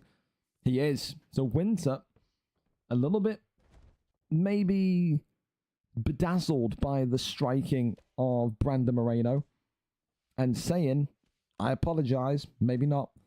I'm taking this one to the ground. Now you're going to start to see that well put together style that Winter has. He is so tricky to shake off. Rains down the strikes here. Demetrius Johnson looking for the finisher. This could be it. Moreno's out of there. Wow. One trip into top mount. Winter, I didn't think he was going to maybe kind of, again, this is me saying it, betray the trust of going to the ground. I think that speaks to Warbsy a lot. Warbsy will know that he had Winter in trouble there tonight. That's the only reason why Winter went down there. But listen, take nothing away from Winter. It's an MMA fight. You've got to box. You've got to use your wrestling. And I said tonight, I did feel at some point, if he did feel in trouble, the wrestling would come out and you would see that brilliance that Winter has. Only took one trip into top mount with Demetrius Johnson. And Winter gets another win over a very incredible rival and, again, a very incredible kickboxer in Warbsy. It's a shame because you would love to see that Warbsy versus Keza matchup for the flyweight belt, but Winter keeps knocking at the door and says, we'll fight 6, 7, 8, 9 times. I'm the only person that gets close to Keza. Gets it done today. Warbsy will feel disappointed, maybe a little bit let down that it ended up going to the ground, but again, it was a really clean round one, and again, with the way that the head health and the block was looking on Winter, I can't blame him too much. A round 2 victory over the line this evening. Commiserations to Warbsy. You're still my boy, Warbsy, but for Winter, he continues to be a menace, both on the feet and on the ground. There you have it. So, congratulations there. Right, title fights. I'm being told, of course, from Graham on Tick, of course, the PlayStation issues are still there, but also that Crod is nowhere to be seen. So, we'll see if he's here. If he isn't here, then of course he'll be kicked. Crod 51 effectively got allowed back into the league because I think someone asked for him to come back into the league. Someone was like, he's my friend, let him back in. And I said, I'll let him back in, but I'm not going to chase the guy, you know? So if he's not here and he's missed this fight, then again, whoever's friend he is, there's no more chances for this guy. If this guy can't, make it work, as my screen goes black, if this guy can't make it work, then, I can't help you. I've said this so many times, boys, especially for title fights as well. If you're going to miss title fights, even though you get reminders, it's stupid. You know what I mean? It's just stupid. So the reality is the PlayStation belt is going to be on the line tonight. Whether it's Crod or not is something to be looked into. Realistically, I can't lie. It'll be right place, right time. I think there's a very, very big possibility that Graham on Tick tonight will probably take on maybe Lewis. I can't lie. It may well be Lewis. I don't think Lewis has had a fight this week. He hasn't. There's a very big potential that happens. So I'm going to quickly ping Lewis and make sure that he's ready to go. And if he is, then we'll rotate one title fight, and we'll go to the Alfie and Razor Riley fight, and then we'll get that kind of on. Unblock me, please. Please don't make me do that. I don't want to do that. Lewis should be here as well, because Lewis sent me the link to one of the fights earlier on. So I got Viper asking me if he can fight Winter next week. Look at that. Main card vibes. Potentially. Wouldn't be opposed to it. Wouldn't be opposed to it. Maxy, hello. Again, I know what you're going to say. If it's about the PlayStation stuff, you're going to need to match up. You need to stream snipe each other and get into quick fights with one another. That's the way it'll probably be. But if you're not listening, hearing me, then, yeah. Load up your PS. More than likely, you're fighting for the belt. DDD. Oh, I just wanted to say hi. Okay, well, hello, Maxy. I can herd you. You've taken one too many shots to the head in sparring, son. That's all right. I thought you were going to be panicking about the PlayStation servers. That's okay. Hey, your friend Pink Benz. Impressed. Did well earlier on. Against someone like Keza. Impressed. I'm dyslexic. Well, I'm very sorry to hear. No problem. Take 15. Here's the guy's Discord. You may need to stream snipe each other and load into a quick fight with one another since invites are broken on PS tonight. So Graham, if you can hear me, we have got a replacement there potentially sorted for you. Do not panic. Do not worry. Graham,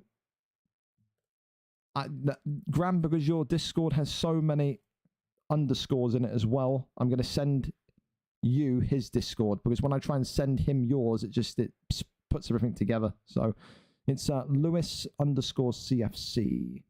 So there you go. You got too many underscores in your... Oh, Crod's messaging now. Okay. Crod is here. Hang on. Hang the fuck on, Lewis. Crod's apparently typing to me. Crod may well be here. Crod may be here. Coop, good evening to you as well, brother. Sorry, man. Can't make it. Had an emergency and injured my lower back. Been in the ER all day. Can I have a picture of the ER? Can I have a picture of the ER? What are we doing? I've injured my back and we've been in the emergency room all day. Should I believe that? I probably should, but I'm not going to. You know why? Because I'm a pessimist. I see no truth in anything anyone says to me. So, yeah. Graham, I know you can hear me. Talk to Lewis. That fight is now absolutely 100% going to be the case. It's going to be UV Lewis for the PlayStation belt. And if Crod don't send me a picture of at least a fucking waiting room chair in the emergency room, then I'm cutting him. So, yeah. That's what I'm doing. So, yeah. All right. We're going over then to this next fight. Alfie and Razor Riley. Talking of people that are a little bit stupid, but I like. Alfie X told me in DMs, I can't fight next week, but I can fight this week, so I need a fight this week. And then DM'd me the day after and said, I fucked it all up. I actually can't fight this week. So this fight is pre-recorded. I have no idea who's won this fight between Alfie and Razor Riley, so we get to see who becomes the new light heavyweight champion here tonight. Alfie, 10 wins, 12 losses, 4 wins in his last 5 on a 2-fight win streak. Razor Riley, 9 wins, 10 losses on a 2-fight win streak. Also, Razor Riley looking to become champion again, but also get 10 wins in this 205 division. Both incredible, dangerous, explosive boxers. Only one of them tonight makes it out the ringer and into the limelight as the new light heavyweight champion of the world. We are over to it. Let's go over and have a look and see what the picks were and how this fight went. We are there and we are set to go. Let's see. We're about here. There we go. So, here we go then. Jesus Christ, my ears. Thank you so much for the sub. Appreciate you. Here we go. Pereira and Ankalaev ready and set to go. Pereira, of course, tonight in the floral trunks for Alfie. Razor Riley coming out here with Ankalaev. So the American tonight in white looking to wrestle. Razor Riley, not usually a traditional wrestler, going to be switching up his style tonight based on maybe the the data that he's downloaded from Alfie X. Alfie, of course, one of the best combination boxers in the 205 division, known for his pull elbow knockouts. And already Alfie is taking a big bit of damage here. The one thing that you see with Pereira is his stand-up. Often, rather than not, people in this division are not crazy enough to go toe-to-toe and stand with him. It's the same as boxing with McGregor. You'd be off your rocker, as we say here in the UK, to try and box with this guy. For Riley, it may be a case that he wants to work the head health of Alfie here and then shoot a takedown and then try and work that top mount position. If you can get the Russian with the bowl cut into top mount, into a wrestling sequence, Pereira doesn't really stand too much of a chance. So maybe that's the way it's going to be teased here tonight. Right now, Alfie's struggling. Oh, I say that struggling. He's just got a big hit there. Welcome to the Pereira show, Ankalaev. That's a huge hit. That's going to let Riley know, listen, I can't sit in the pocket there for too long. Clinches up here, tries to take the ankle and get the takedown. That's not going to happen, though. These two have never fought before, which I found very interesting when I made the bout as well. You would think these two have been in the division, light heavyweight division, for so long they would have eventually matched up with one another. Not the case. Front kick there comes forward. Again, a little bit of lagginess as well. UK versus US matchup here tonight for the light heavyweight championship of the world. Right now, though, it's intriguing that the damage is more on Alfie. I don't know what Ankalaev actually hit Pereira with to give him such deep orange damage, but I mean, fair enough. Oh, and another one there. I think that was the right hand that time. Teep kick. As the right hand continues to work here. Ankalaev teeing away now. Should Riley maybe be getting the stun and immediately shooting the takedown, though? I think that's got to be something he's got to look into. Got to do what George did earlier on. Get the stun, shoot the takedown, bing, bang, boom. Punches there again. Big knees to the midsection. Shrugs him backwards. Deep kicks him back again. Oh, big hits. Alfie on the retreat again. 3 stuns this round, by the way, from Ankalaev. They given Ankalaev like a power buff or something. Or have they downgraded Pereira's chin? I don't remember ever seeing Pereira be this, again, bodied. Jesus Christ. Razor Riley going off of his boxing here tonight.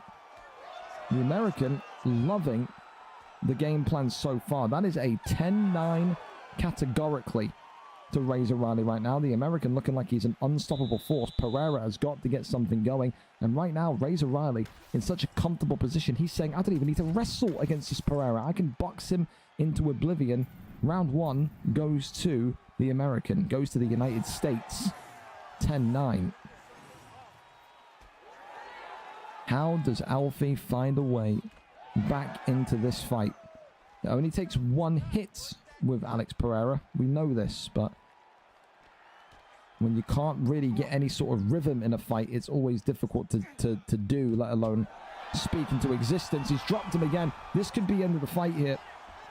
Alfie is completely out of sorts. This is Alfie X hungover. This is what this strike's like here. He does not look remotely comfortable in their boxing tonight. He doesn't. It's a very, very confusing performance. Hang on, though.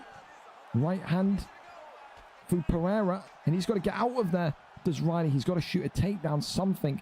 Head health of Razor Riley continuing to drop, and there's the straight right back. Oh, and the elbow right back. Oh, we got gunfight now. We got gunfire in the octagon. And still, again, Ankalaev decides no takedowns. He wants to prove to Alfie he can outbox him here. Whoa, right hand clips him. Big straight down the center. Good head movement there, though, from Alfie. Shoots the takedown, gets the land where he needed to. He absolutely needed to. That was getting too spicy for my liking. Too spicy. It's a 5-round fight here for the title tonight. It doesn't need to be done ASAP. Back round it goes. On the left-hand side. Thank you so much for the raid. Appreciate it. Welcome in. It's the title fights that we're currently... I forgot to ping the Discord about the title fights. Oh, I'm dense. I'll need to do that after this. Thank you so much there for the raid. Appreciate you. As the transition to continues over to the left-hand side. Gets now over into side control. Looking now into top mounts. Tell you this much. Alfie is in the difficult position of this fight now. Not only Alfie not a competent groundsman, but with Pereira doesn't have the stats to protect himself. Razor Riley can't get any sort of control here either, though. He's not getting any deny himself. He just needs one deny. Put him into top mount, it's over. Crosses over, rolled and rotated through. Well, look at that. Good defense from Alfie. And then Riley, who's just going to have naturally faster transitions, gets right back into a great position here of back sitting. This fight taking a little bit of a detour in terms of the damage. Rightfully so. Both of these two have been knocking 7 shades of shite out of each other. And we'll head into round number 3 with that vacant light heavyweight title. Another raid. Wow. 2 raids in a row. Thank you so much.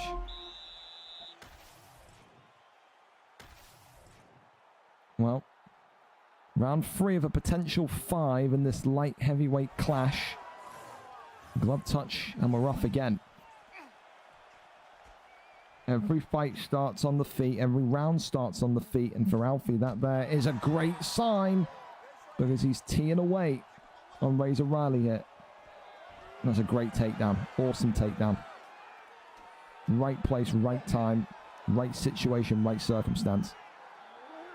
Crawls over now into top mount. Posture up is there, and this could be the end of the fight right here. Alfie's in big trouble. Rains down the strikes, and Razor Riley 1 strike away from bringing the light heavyweight belt right back to the United States. That was so close.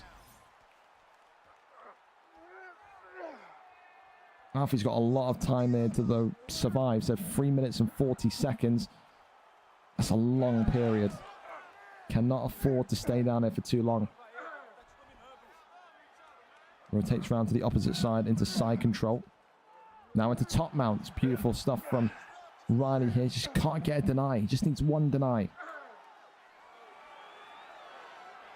Pulls over into top mount again. Posture up is there. And now here we go. Reins in the strikes it. Alfie's in big trouble. Reins it in, but still the defense saves him. There's a big deny though. One time for the Gringos. Goes for the arm triangle now, and Razor Riley is about to bring the light heavyweight strap back to the United States. Alfie is in big trouble. Half the submission bar gone.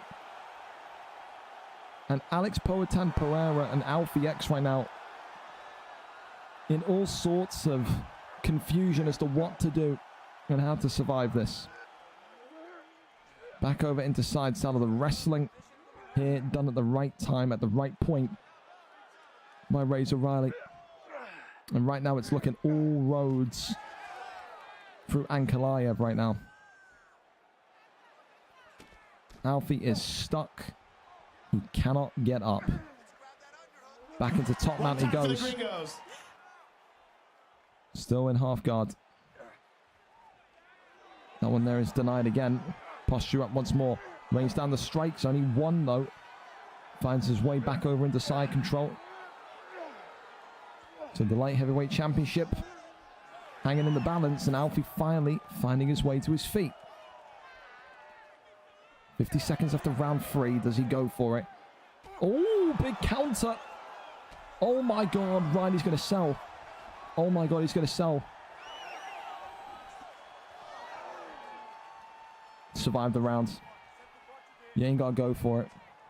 Oh, sweet heavens, he nearly went into an uppercut. Shoots a takedown. Denied. No, gets it through. He's lucky. Oh, I tell you. We're headed to the championship rounds for the first time tonight. Riley nearly, after a round of dominant wrestling, sending that down the river. That could have been one of the most upsetting moments of Riley's career there if he lost that one with that strike in at the end.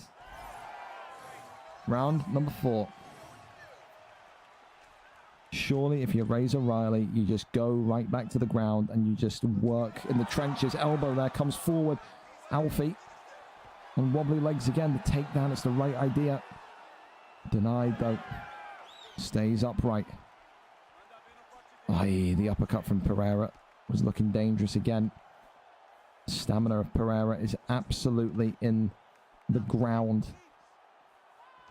Front kick comes off as the left hand peeks on through. Raul Kalayev again. Shoots the takedown again. Smart. He does not want to risk this whatsoever. And he's going to look to get some more control and damage on Alfie. In this compromised position. Goes to the right side. Nothing there. Alfie got to just stay patient and not panic here. If Ankalaev, there you go, makes a mistake, it would allow Pereira back up to the feet. Left and right here from Alfie. And a reversed elbow there from Ankalaev. Another takedown. And a land. Posture up. Gets the flip and rotation. And into top mount. That's not good. Oh, that's really not good. Razor Riley could be done here. I tell you what, if he got a couple more hits off, maybe the stamina being compromised didn't help him. Riley could be in big trouble. Gets up, though. Alfie not interested in top mount position. He wants that standing knockout victory. Big elbow there from Ankalaev. Right hand, left hand. It's all over. And Razor Riley brings the light heavyweight strap back to the United States 3 minutes in to round number 4, and Ankalaev, by way of Russia, delivers the belt right back to the United States here tonight for Riley.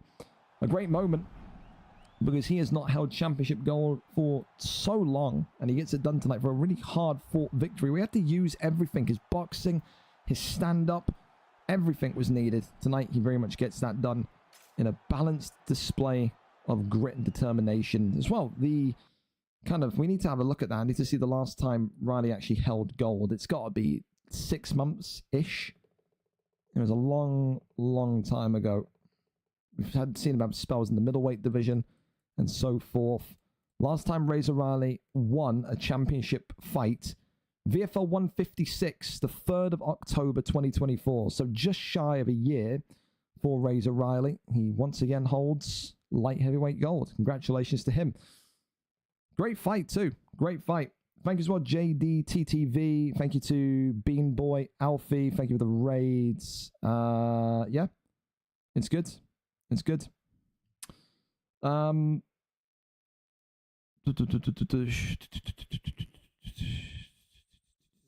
we're looking at here. Gonna get that one back for Alfie. I'll be in light heavyweight soon, you liar. Absolutely not. All right, we go over to our next fight then, and it looks likely to be... oh, okay.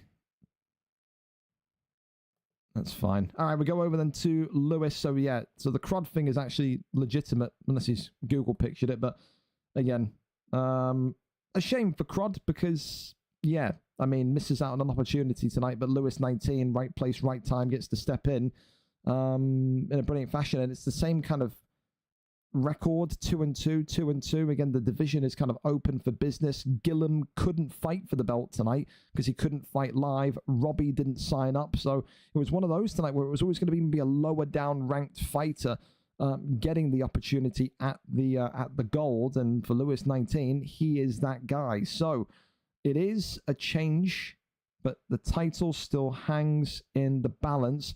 The weight tonight going to be spun in regards to this, because again, it's a vacant belt. We don't know. There is no champion advantage because there is no champion. So we're going to find out together what weight it's going to be. Heavyweight, light heavyweight, middleweight, welterweight, I believe. There we go. We'll just copy and paste this as well. I'll do that. Makes the wheel a bit more full. Here we go then. The weight tonight between Lewis, 19, and Co is going to be the heavyweight division. All right, then that's where we're going. So for Gramontic and Lewis, it is the heavyweight division tonight. I think we've seen a heavyweight division for this belt in a long time. Maybe ever. But tonight, that's where it's going to be decided. Heavyweight is where we're at. So, here we go. Jones, they're going random. If it's a match, if it's a dupe versus a dupe, I'm not going to complain. I don't think it's going to work because it still says they're on featherweight. So, you're probably going to need to re-lobby up, boys. You fucked it. It's the truth. It ain't going to load. So, yeah. PlayStation has been iffy tonight. We will say that.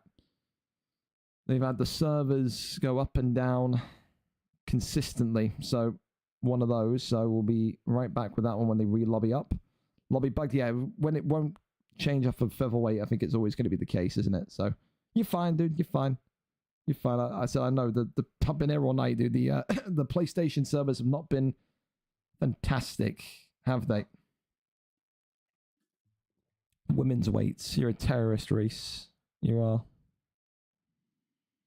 You are a Neanderthal of all Neanderthals. You certainly are.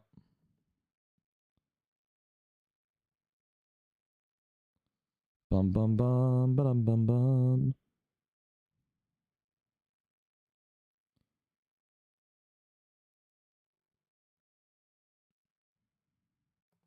Trying to figure out what's wrong with fucking Picking's internet as well in the Madden League. In a Madden game today, Reese, that they've told you about in the party, in a Madden game, Picking's internet disconnected 5 times. At that point, like, what kind of Poundland internet are you on? You know? Crazy. Couldn't get denied to save my life in that fight. No offense, I could see that, yeah. I could tell. Alright, here we go then. Take 2. Between Lewis and Grammon Tick. John Jones for Grammon Tick. For Lewis. Is he going Tom Aspinall? The answer is yes, he is. So, Lewis, right place, right time. Thrusted into a PlayStation title opportunity. He's not had to use these heavier weights since his early days in the league, but he is back here tonight. Looking to put gold around his waist. So, black and gold tonight for the fill-in, the late substitute in Lewis CFC. Grammon Tick, of course, knows that a late change does not change the mission here tonight. He wants to win the gold. He showed some great wrestling practice, of course, in his last couple of fights. Someone in Grammon Tick that is, again, in the right place at the right time. Would he be fighting for the belt today if someone like a Gillum was here? No, but again, it's not his fault. It's all about seizing the opportunity, seizing the moment when you're at that kind of peak, when you're on that kind of positive pathway of winning fights in a row. Takes the back here though, as Lewis 19 looking to get some strikes off nice and quickly. Working the GA hit. Gets that rotation through into top man. Not where you want to be, though, with Tom Aspinall, I'll tell you that much. So when Tom Aspinall sat on top of you, towering over you with all those fucking horrendous tattoos, you're going to be saying to yourself, what am I going to do here? However, look at this. Kimura coming in from Grammon Tick, who then goes into an armbar. Look at this. Look at Grammon Tick go. He's really embraced this development in his wrestling, and he is looking so improved for it. And Lewis here is struggling right now. He can't get out of this, and Aspinall's going to have his arm taken. He is. Wow. Huge from Grammon Tick here. Never competed for a belt before in VFL until tonight. Never won a championship opportunity in VFL. Maybe not even on the FIFA pitch. Maybe I'm taking the piss out of him there a little bit too much. No offense, Graham. I don't know if you won anything in VFL before, but this would be one of the very first few things. If he does, posture up there is good. Rains down the strikes. Why is he going for ground and pound? You think he'd go for another submission. He may well be going for one here. No. Yes, he does. It's smart from Grammon Tick. And Lewis is in such severe trouble now. the incredible IQ and game planning here from a man that about 2 months ago had no submission game whatsoever, and tonight he is the new PlayStation champion of this division. New opponent, no problem. Gramontic and his coaches have got to take so much credit, because this kid has gone from having absolutely no idea about the ground game to now being one of the most dangerous jiu-jitsu wrestlers, jiu-jitsu fighters in this division. Round 1, 424 tonight. Gramontic has his first ever PlayStation strap. And again, a great story from someone that didn't have a single clue what he was doing down there back about 2 months ago. And just really, again, a statement victory to show you that if you are serious and you want to win and you want to compete for gold, regardless of what level you're at, high level, low level, whatever, you put a little bit of practice in, you talk to the right people, you train with the right people, you can become very, very good. And we've always said in these kind of divisions, all you need is a base of wrestling. Tonight, Gramontic did that. Fair play to Lewis. 19 steps in at short notice and gives it a go. Maybe the heavier divisions maybe didn't feel all too well because he's not used to it. But the reality is tonight you have a champion, and that champion goes by the name of Gramontic. Congratulations, the new PlayStation champion of the league. When I have the opportunity to decide where the belt is defended, what weight class he gets first pick, the world is his oyster for the rest of September. Congratulations to him. A brilliant and underdog journey, I would say, from him. Congratulations once again. Up next, then we go over to Papi Gaucho and gives us a sniff. Papi Gaucho, of course, a Xbox veteran.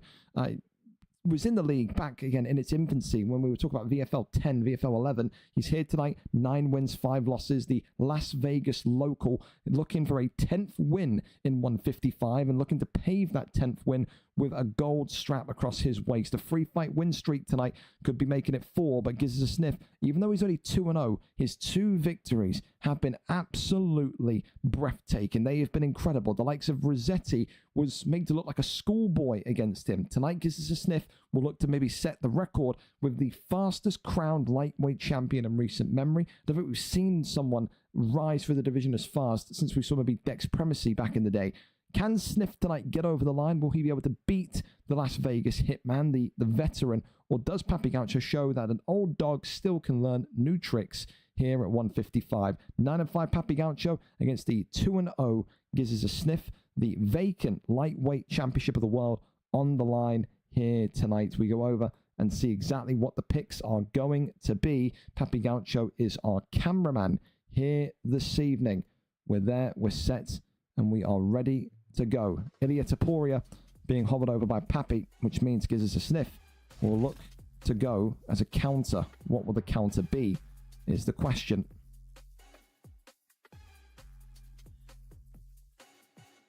I will quickly check my DMs. Oh, no, will I? It's hovering over Islam Makhachev. Whenever you're ready to go, fellas, you can go. Gramontic sent me. Lewis cooked me in spars a week or 2 ago. Thought I was done for. Hey, Gram, fair play to you, man. Great fight. Great wrestling.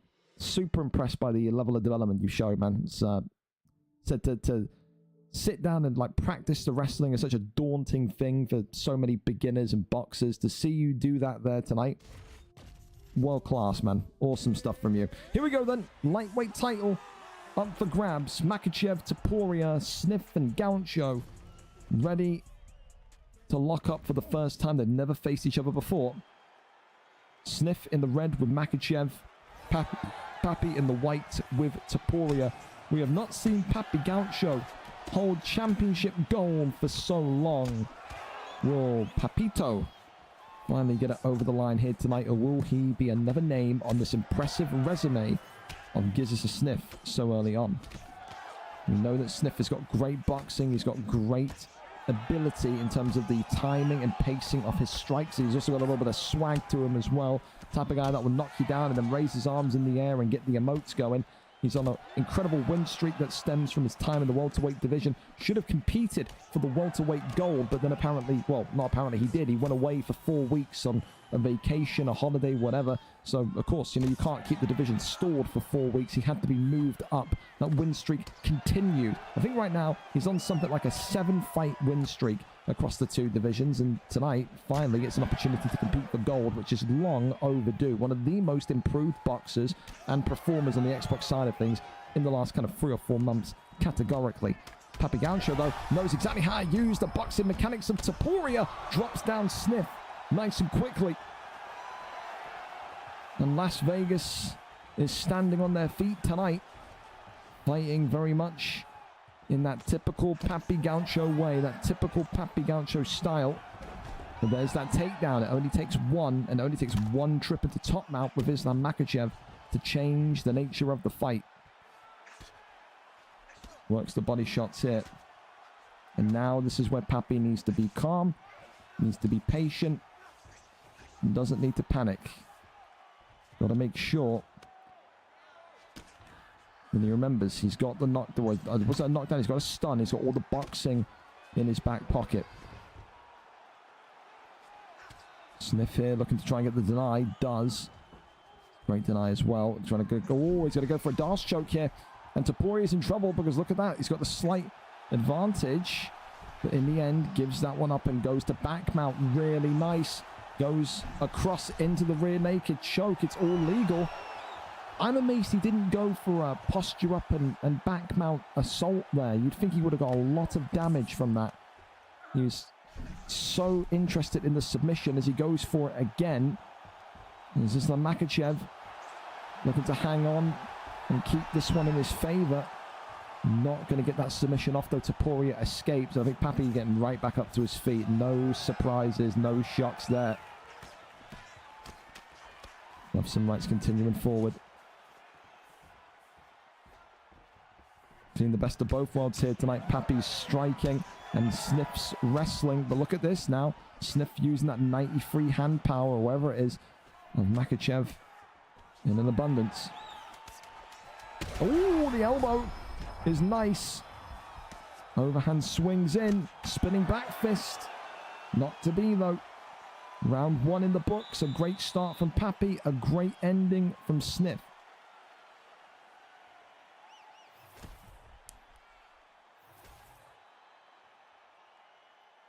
I wonder how quickly we see Sniff go for a takedown here.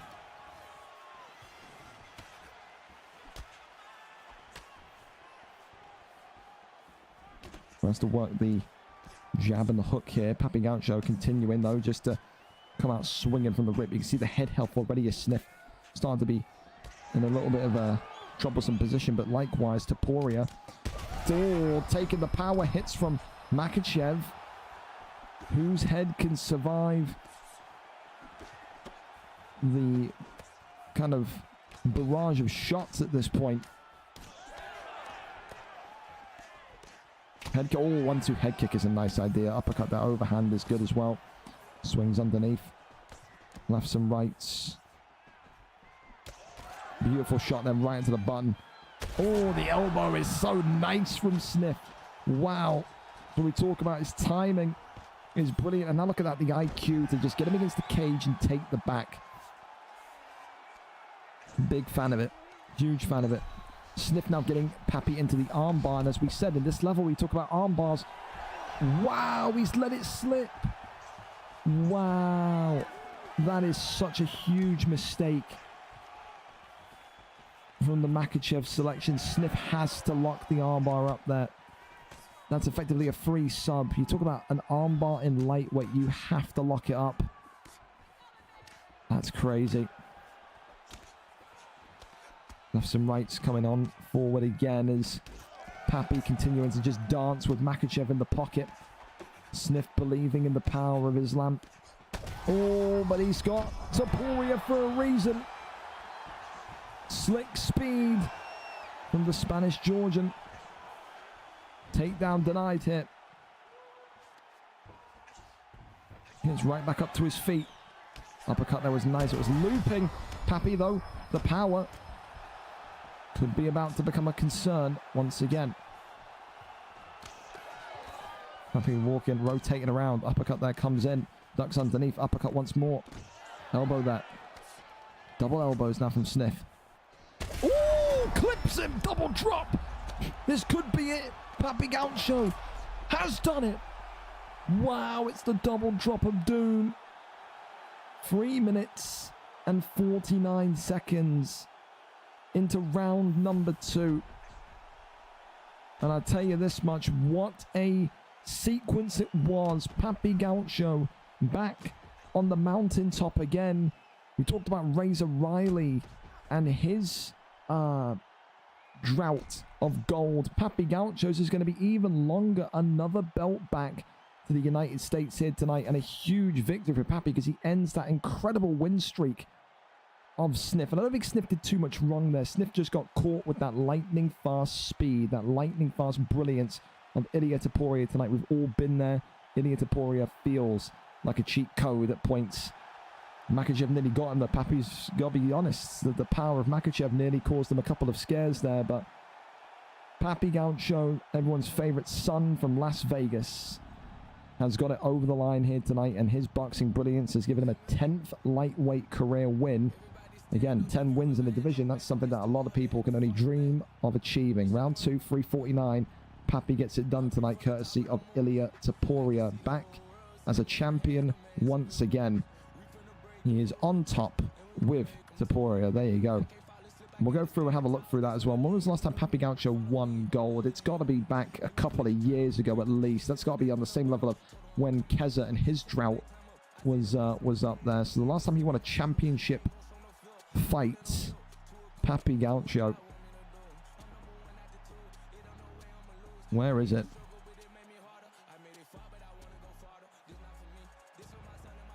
Jesus, we go. There you go. VFL 94, the 15th of August, 2023, when he beat Sultan Pepe for the 1 featherweight title. So you are talking 2 years, two and a half years since Papi last won a belt. VFL 94, that is nearly what, 110 cards nearly. Wild. Well, there you go. All good things come to those that wait. He gets it done tonight. Congratulations. Up next on our co-main event of the evening, TP Feng and Chaz 2601. Feng, 17 wins, 1 draw, 19 losses. We call him RoboCop. We call him Terminator. This kid gets fucking 15 knockdowns against him and somehow finds a 7th spirit inside of him to get up and win the fight. He has got a chin made out of iron. No doubt his fucking CTE levels in his brain is probably a pink fucking mashed potato at this point. He's taken so many hits to the head. Tonight, though, he goes up against a former champion in Chaz 2601, one of the most elite precision strikers in 170 history. Chaz, of course, yo-yoing back and forth. 1 week, it's 1 month, it's the welterweight division. Next month, it's lightweight. Welterweight, lightweight, welterweight, lightweight. One of those guys that you talk about and you say this kid is too good for welterweight, but just not good enough for lightweight. Tonight, Feng is going to look to maybe say to him, you're a very good fighter, but you're also not good enough for the championship opportunity anymore. Charlie will probably be looking at this one and saying, it could have been me. Again, Charlie had a very close fight against Chaz, I think a couple weeks ago or a month ago when we last saw Charlie. We kind of saw him lose to Chaz. It was either Chaz or Feng, and we saw him drop off the face of the earth. This could have been Charlie. It could have been, but hopefully we get to see the Welshman back soon. Feng, though, coming in 3 wins in his last 5. Chaz coming in 4 wins in his last 5, including a championship reign. Which one of these two take home the belt tonight? Does Chaz get back on top, or does Feng get the belt over the line? We go over and we take a look here. TP Feng, our streamer here this evening. We're there, we're set, and we're ready to go for this welterweight bonanza. Here we go. Conor McGregor and Jack Della Maddalena in this co-main event tonight. 5-star picks are legal. Feng would be putting himself maybe at a disadvantage by going with Conor, but maybe he feels like he has to because of that power that JDM brings. Here we go then. Feng and Chaz for the strap. 5 rounds, and these two are not wrestlers. This is all about boxing brilliance. Don't blink, you may miss it. Green trunks tonight for the underdog TP Feng. Black and gold trunks for the former champion and the favourite Chaz 2601. Both of these two with highlight reel resumes in terms of their knockouts. I think TP Feng as well on the knockout leaderboard. Chaz on the knockout leaderboard, both closing in on 50 career knockouts since their time in the league. The big thing tonight, though, is how sharp is TP Feng? How accurate is Chaz? The first kind of mismovement, the misjudgment of movement or the wrong sway to the side could cause absolute chaos. We've got JDM and McGregor. Both of them have one-hit power, one-hit knockout power. These are the heavy hitters in the 170 division for a reason. Chaz here continuing just to get these slip hooks going. Works the lefts and rights. The uppercut there lands again. The 1-2s continue down the center. But I think here, if you are Conor McGregor as well, just got to be sure that the timing is on your side, because if you slip the wrong way, especially this buffed JDM, no amount of Conor McGregor cocaine will be able to save you, you know. May not. Oh my God, I thought that overhand was going to flush him out there. I really did. I thought, honest to God, that overhand was going to knock him down. So such a dangerous fighter is JDM because of that power buff. Especially when you throw in those kind of long, heavy body kicks. If you get hit with something in between the combination or in between the animation, should I say, you can get stuffed and stopped really quickly. And we could be talking about a quick stop here. This one looking like it could be over. TP Feng in big trouble. One strike away. I'll tell you what, Chaz nearly getting it done in round one. He gets back up to his feet here. And TP Feng now having a fight was back against the wall, only one round in, and he has very much met the power of JDM here tonight. Minute and 10 left of round number one. Feng just got to try and find a way to survive this one. Again, is this the kind of fight tonight where maybe Feng's got to go against himself and go for a ground and pound? JDM though, and Chaz gets it done. 4 minutes and 9 seconds into round one. The only man that beat him in the last couple of months in this division was LSJP, who's now in lightweight. When LSJP wasn't in this division, we called this guy the best striker in the division. He holds gold once again tonight. He says when it's just pure stand-up, nobody in 170 can beat me. He says the only way that I can be beat, wrestling, submissions. When you try and fight me, actual fighting, I always win. 4 minutes and 9 seconds in to round number one tonight for TP Feng. Was the McGregor pick maybe the cause of that? Is JDM just so powerful in that welterweight division? I think both statements can be correct. Gutted for Feng because, again, he's such a good lad, he is, but not his night tonight. And for Chaz 2601, we said it before the fight, didn't we? Too good for welterweight, not good enough for lightweight. When is that kind of jump gonna happen for him? Again, we said, earlier on in the card, there's so much more wrestling now in lightweight that maybe the welterweight division is Chaz's limit. Maybe there's no way that he ever can exceed 170, and this is just his permanent residence. Maybe he's happy with that. Maybe he's content with that. Only he knows. But yeah, sucks for Feng. It does. But there you go. Give me just a minute because I've got a DM as well. Do me a solid and get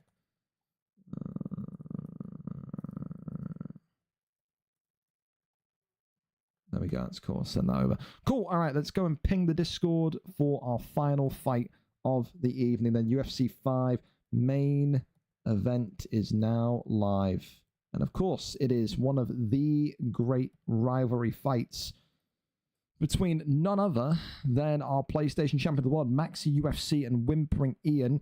The second time these two fight. Maxy, 8 wins, 1 draw, 1 loss in the PlayStation division. WhimperingIann, 12 wins, 1 draw, 3 losses. For Maxy, no losses in his last 5 fights. For WhimperingIann, only 1 loss in his last 5, and also a former champion. These two fought pretty much 2 weeks ago. It was a wonderful, wonderful fight between them. We wanted to run it back immediately at VFL 202. Maxy couldn't make it. We get the opportunity to do it tonight. It was a very weird fight because both fighters thought that they did enough on the score sheets to win by decision. in the end, they both learnt the hard way. Don't leave it in the judges' hands. You will be disappointed for both of them getting their first career draw on their record. So neither of these two bettered the other on that fateful night at VFL 201. Tonight, we get to see finally which one of these two is rightful to call themselves the champion. This is the big belt, the elite belt in the elite PlayStation division. And of course, the likes of Joe Goldberg, the likes of the likes of Keza, the likes of all of these kind of hungry up-and-comers keeping a very firm eye tonight on maybe who comes out on top here. Final fight of the night, 20 minutes early, which is always a benefit to us as well. And we are there for it. MaxyUFC, WhimperingIann 2. Let's see who walks away with the belt tonight. It is the 5-star Conor McGregor, which again has a very, very high win percentage. Only twice in my life when on-stream fights have I seen this McGregor lose. And he's flipping it. He's going to featherweight. Wow, so Maxy flipping the script here tonight at WhimperingIann. He can do that as the champion. It's going to be Topuria and Volkanovski. Did WhimperingIann expect that? Did he not? Was it mind games from the champion? Was it not? Here we go then. It is Topuria and Volk. It is a featherweight matchup tonight rather than a lightweight matchup. Black and gold trunks, the guy with hair for the champion MaxyUFC. Volkanovski, the man with no hair, the challenger WhimperingIann. Both of these two have held gold before though. Tonight only one of them will leave with the gold. And if it's a draw again, then, well, you know, you've had 2 attempts, Mr. Ian. There would not be a third until you won a contendership fight again. Good shots already. You can see the thing with Volkanovski, as we always say, stay in the pocket, work the short, sharp boxing, get Topuria flustered, get him a little bit annoyed, angry. Big thing, though, with Maxy and Topuria. Maxy is such a dominant striker in the octagon, but he's also a really smooth and an illicit wrestler. He's got that same kind of vibe as Winter, in the sense that you think about his striking, you almost forget that his wrestling is so good. Topuria only needs 1 trip in top mount, and he can win this championship gold with a blink of the eye. Right hand, though, comes in, and you can see, oh, it's a knockdown right back. So we've got a little bit of damage on Ian, and we've got a knockdown on Maxy. 2 minutes into this fight, and we've already got some drama.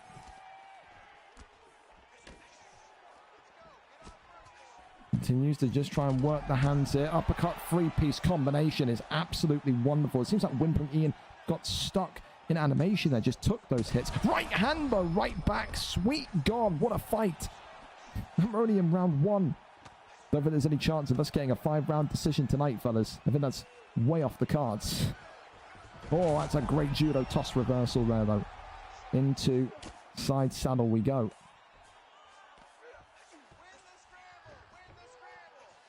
That one there goes over into the arm triangle, but that's not good. That's not what WhimperingIann wants to see, especially with that stamina advantage that Maxy has here. He'll be chasing that one. Can he get the submission off? Yes, he can. That's huge. Huge from Maxy.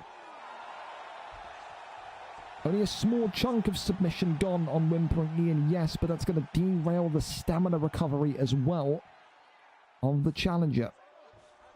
Back mount there is just ignored. Goes over for the Darce choke here. He's going right in for another one. And again, WhimperingIann, his deny's not there tonight. Very sloppy from the former champion. And he's going to win this race, you would think he is. Gets out of that one. The 2 very easy transitions into subs right now for Maxy, which he's going to be maybe sat back, arms, hands behind his head, saying this is the most easy round 1 I've had so far.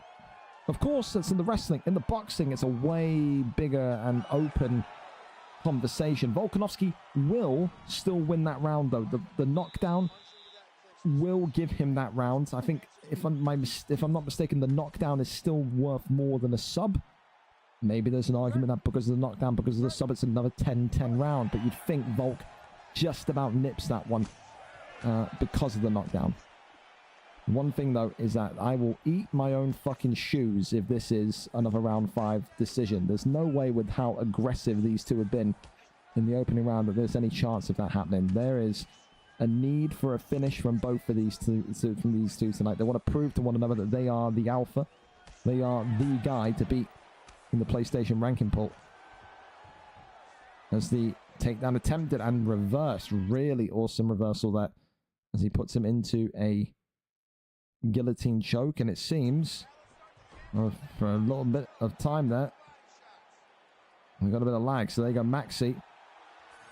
Struggling here, but as we redial in, he's in top mount. So a little bit of lag there. Hit Maxy's door. Thankfully, though, I don't think he's suffered a submission yet. Big strikes raining in. And here we go now. WhimperingIann dragging him. Throwing him back into place here. Big shots raining on down. Good blocking, though. Big shots again. And flips and slips underneath the elbow. Well, listen, if Maxy felt that lag spike, if it was a lag spike, he's going to need to do his best here to just calm himself down. And remember, he's still in a good position. This isn't a fight-ending scenario for him just yet. Goes over into side control.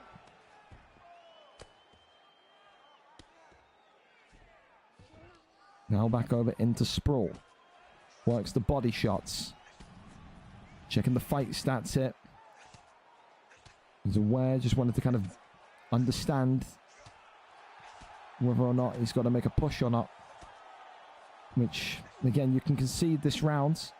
If you think Volkanovski won round 1, and you're going to give Volkanovski round 2, you know you've got to win the remaining 3 rounds to effectively come away as the champion tonight.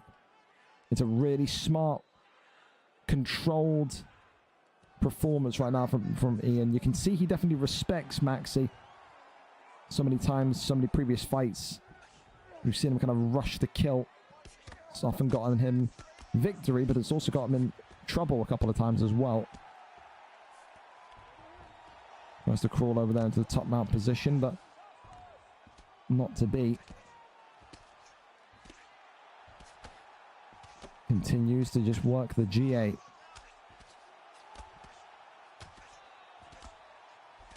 Little pitter-patter strikes, and they will both ride this into the stand-up. Herb Dean saying that's enough of that, fellas. Give me something more. 27 seconds left of round 2.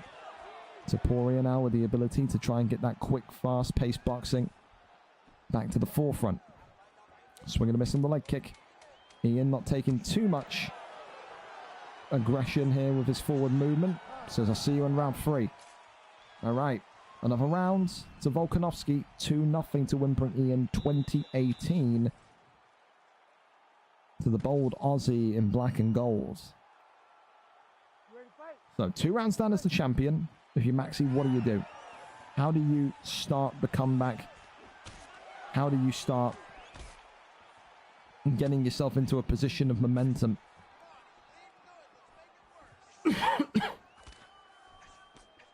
One thing if you're WhimperingIann as well, is don't forget about the strengths of Volkanovski. Is about to say, inside the pocket, you've got real bags of power. Shoots the takedown, gets the spear, and then again, that safe style.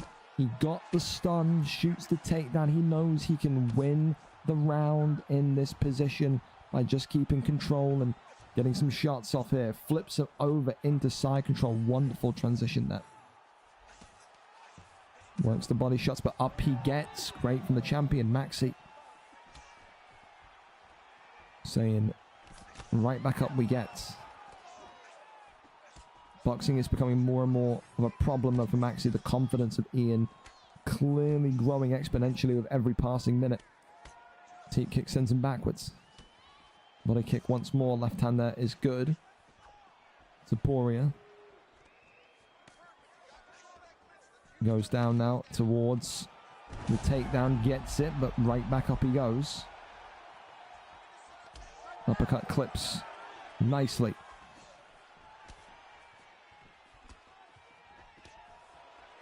No jab continues to work. The fake takedown into the hook. We're going to try and catch one another off with some kind of signature moves here. Moving back to the easy work GG takedown, the fake takedown into the uppercut. How many souls that claimed. These two continue to almost pivot and pirouette around one another. Big knees there to the dome again. Left hand, right hand is good. Goes back down low to the body. Body shot. Gotta think. Does Volkanovski win this round? So it's a lot more of a slower pace one. Maxy is starting to really find it difficult to kind of contain his stamina at the level that it is.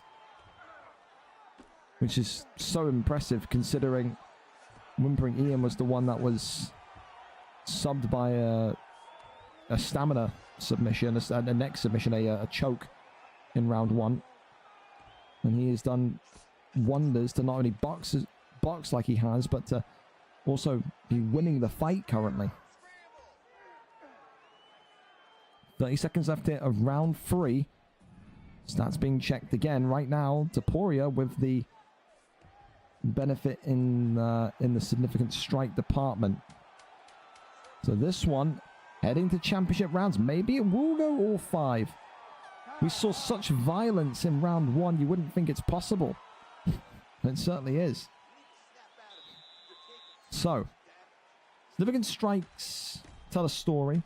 Maybe you can argue because of those significant strikes being in Topuria's favor. 2-1.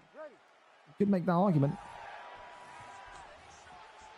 Could make that argument. Body shots now coming forward. Shoots the takedown again. Tries to grapple. Lifts him up. No. Deny the hand fighting and the kind of persistence for the grappling is brilliant from both of these two. Fending off one another. Right hand there could have been dangerous. Body shot comes in. Left hand, right hand.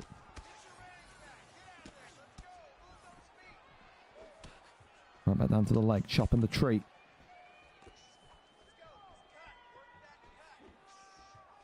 Very, very tense between these two, but also you can see that they're both aware of each other's strengths in the boxing department, that they don't, neither of them want to take the first step to being the progressor. No one wants to make that forward step incorrectly and then concede a counter shot.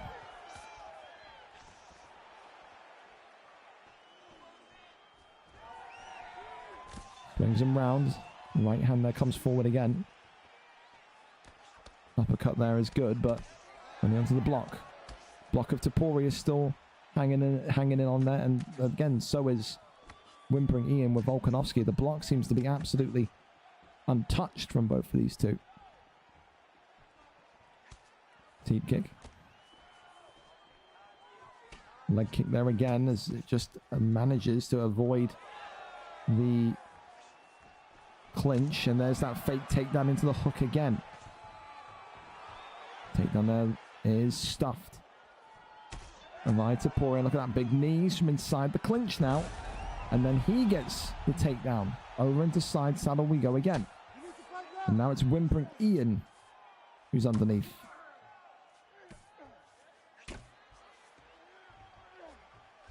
No deny there either. So I gotta be honest. And this is not me being critical, because again, both of these two are very, very good. But for the high level of expectation that I see, a little bit disappointed tonight with maybe the inconsistency on Whimpering Ian's denies. I will be honest. There's been fights where he's been a lot sharper on the ground. However, he's still okay though. It's not like he's just letting everything happen to him. Said 3 good denies in a row there. Now I feel like a dick because I've just said what I've said. Gets into back sitting. 30 seconds left here of round number 4. It would mean that these two would have potentially gone 10 rounds with one another. 9 rounds down. Only 1 round to go. And again, who do you give that one to? Topuria? I think so. I think it's 2-2. I deadass think it's 2-2 going into the 5th. What a brilliant contest between two of the very best in North America this has been tonight. It all comes down to this one. 5th and final round, 10th and final round over the last 2 weeks between these two warriors tonight. Who is going to take the big leap, the brave step to do something crazy to potentially win this fight? Right hand, though, he slips the uppercut. Shoots the, well, tries to get the takedown, tries to get the ankle pick there, but nothing more than an attempt, to say the least. Elbow there comes in nicely. Uppercut now responding from Ian. Elbow, was good. Dangerous elbows now coming forward from Volkanovski again. Big uppercuts here. Hang on a minute. Because look at that, the takedown lands hit. Does he want to go down there? Is he happy to sit there? Maybe trying to camp the transition, perhaps. Oh, the uppercut! Oh, that's big. WhimperingIann made a big mistake there. Huge stun. No knockdown. Now he's going to have to hunt for that stun back. Oh, and another one. Hang on a minute. Maxy is teeing away now. 3 stuns in quick succession. Body shot. Champion was 2 rounds down. WhimperingIann may have lost the last 3 in a row.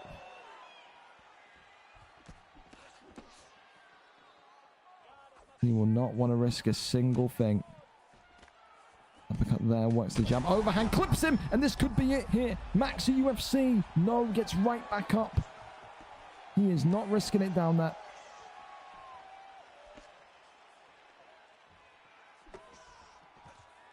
I'm going to have to eat my shoes. I said if this went 5 rounds, I'm going to eat my shoes.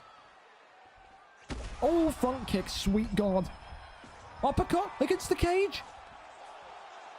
Stack guard, WhimperingIann looking for the finish. It's all over. WhimperingIann gets it done. Wow, 4 minutes and 46 seconds into round 5, and WhimperingIann on the verge of defeat, maybe 3 or 4 times in that 5th round, gets it done with a out there front kick. You got to be a little bit brave. You got to be a little bit boisterous. He was all of those things, and in the end, gets stack guard and seals the deal. What a fight between those two.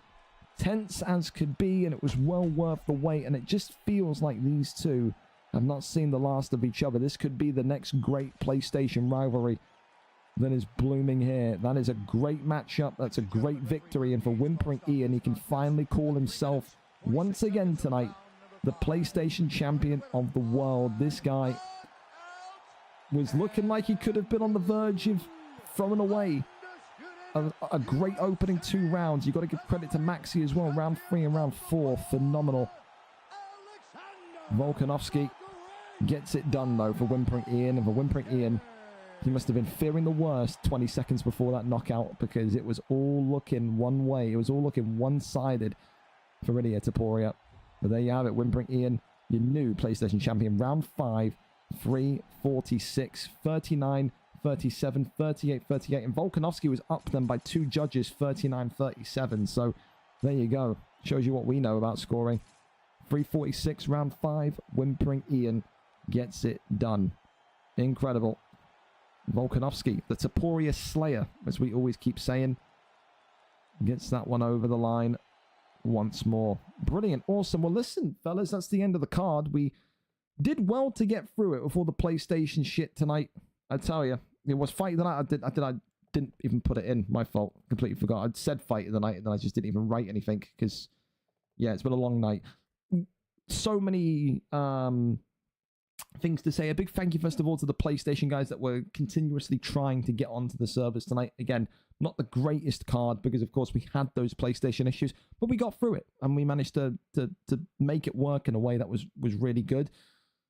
A big thank you to the Xbox guys, because again, if they weren't early and they weren't here ready to go, then we would have been massively delayed. So again, huge from them. And again, thank you to you in general. Like I said, the cards are going to be, you know, a little bit more kind of low energy. Well, not really low energy, but lower down in terms of maybe attendance and whatnot, because we are in the business end of UFC 5. Now, so many people are just waiting for, you know, for UFC 6 news. I get it, but still, you know, I like watching the fights once a week. I like putting something on where I can sit down and get away from FIFA or Madden or whatever and just kind of, you know, sit down and just watch you guys scrap it out. So again, thank you for giving me something to do and to watch as well.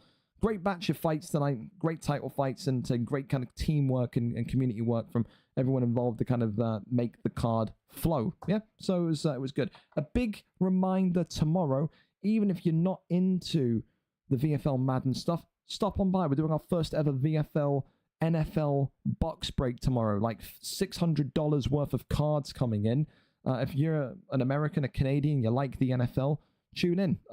We're doing a box break. We've sold some spots to people, so it should be good. So whatever, if someone bought the Chiefs, for example, whatever Chiefs card comes out, people are going to have delivered, mailed to them. You could end up with a whole bunch of nice looking cards. You could be a lucky boy and end up walking away with a $500, $600 card for all you know. It should be a fun one. So that's going to be from about 8:30 p.m. UK, 3:30 p.m. US Eastern. And yeah, like I said, VFL 204 sign-up's going to be live later on tonight. When you wake up, they should be there. A big thank you to all the subs tonight, the followers, the raids, and so forth and so forth. Like I said, a nice, real cozy one tonight, and really happy and proud of you lot that we managed to, like I said, get through a night with all those PlayStation issues with no real massive delays. That's a huge testament to the fact that we know what we're doing as a group of people. We know how to move and work when these issues happen. So props to you. Have a wonderful rest of your night. If you need me, I'll be on Discord. I'll be doing admin work and watching the Cowboys and the Eagles. If I don't see you whenever, then I'll see you next week, I suppose. Don't get shot. Don't get killed. We need you for sign-ups. And yeah, congrats to all the winners tonight. See you when we see you. Good night.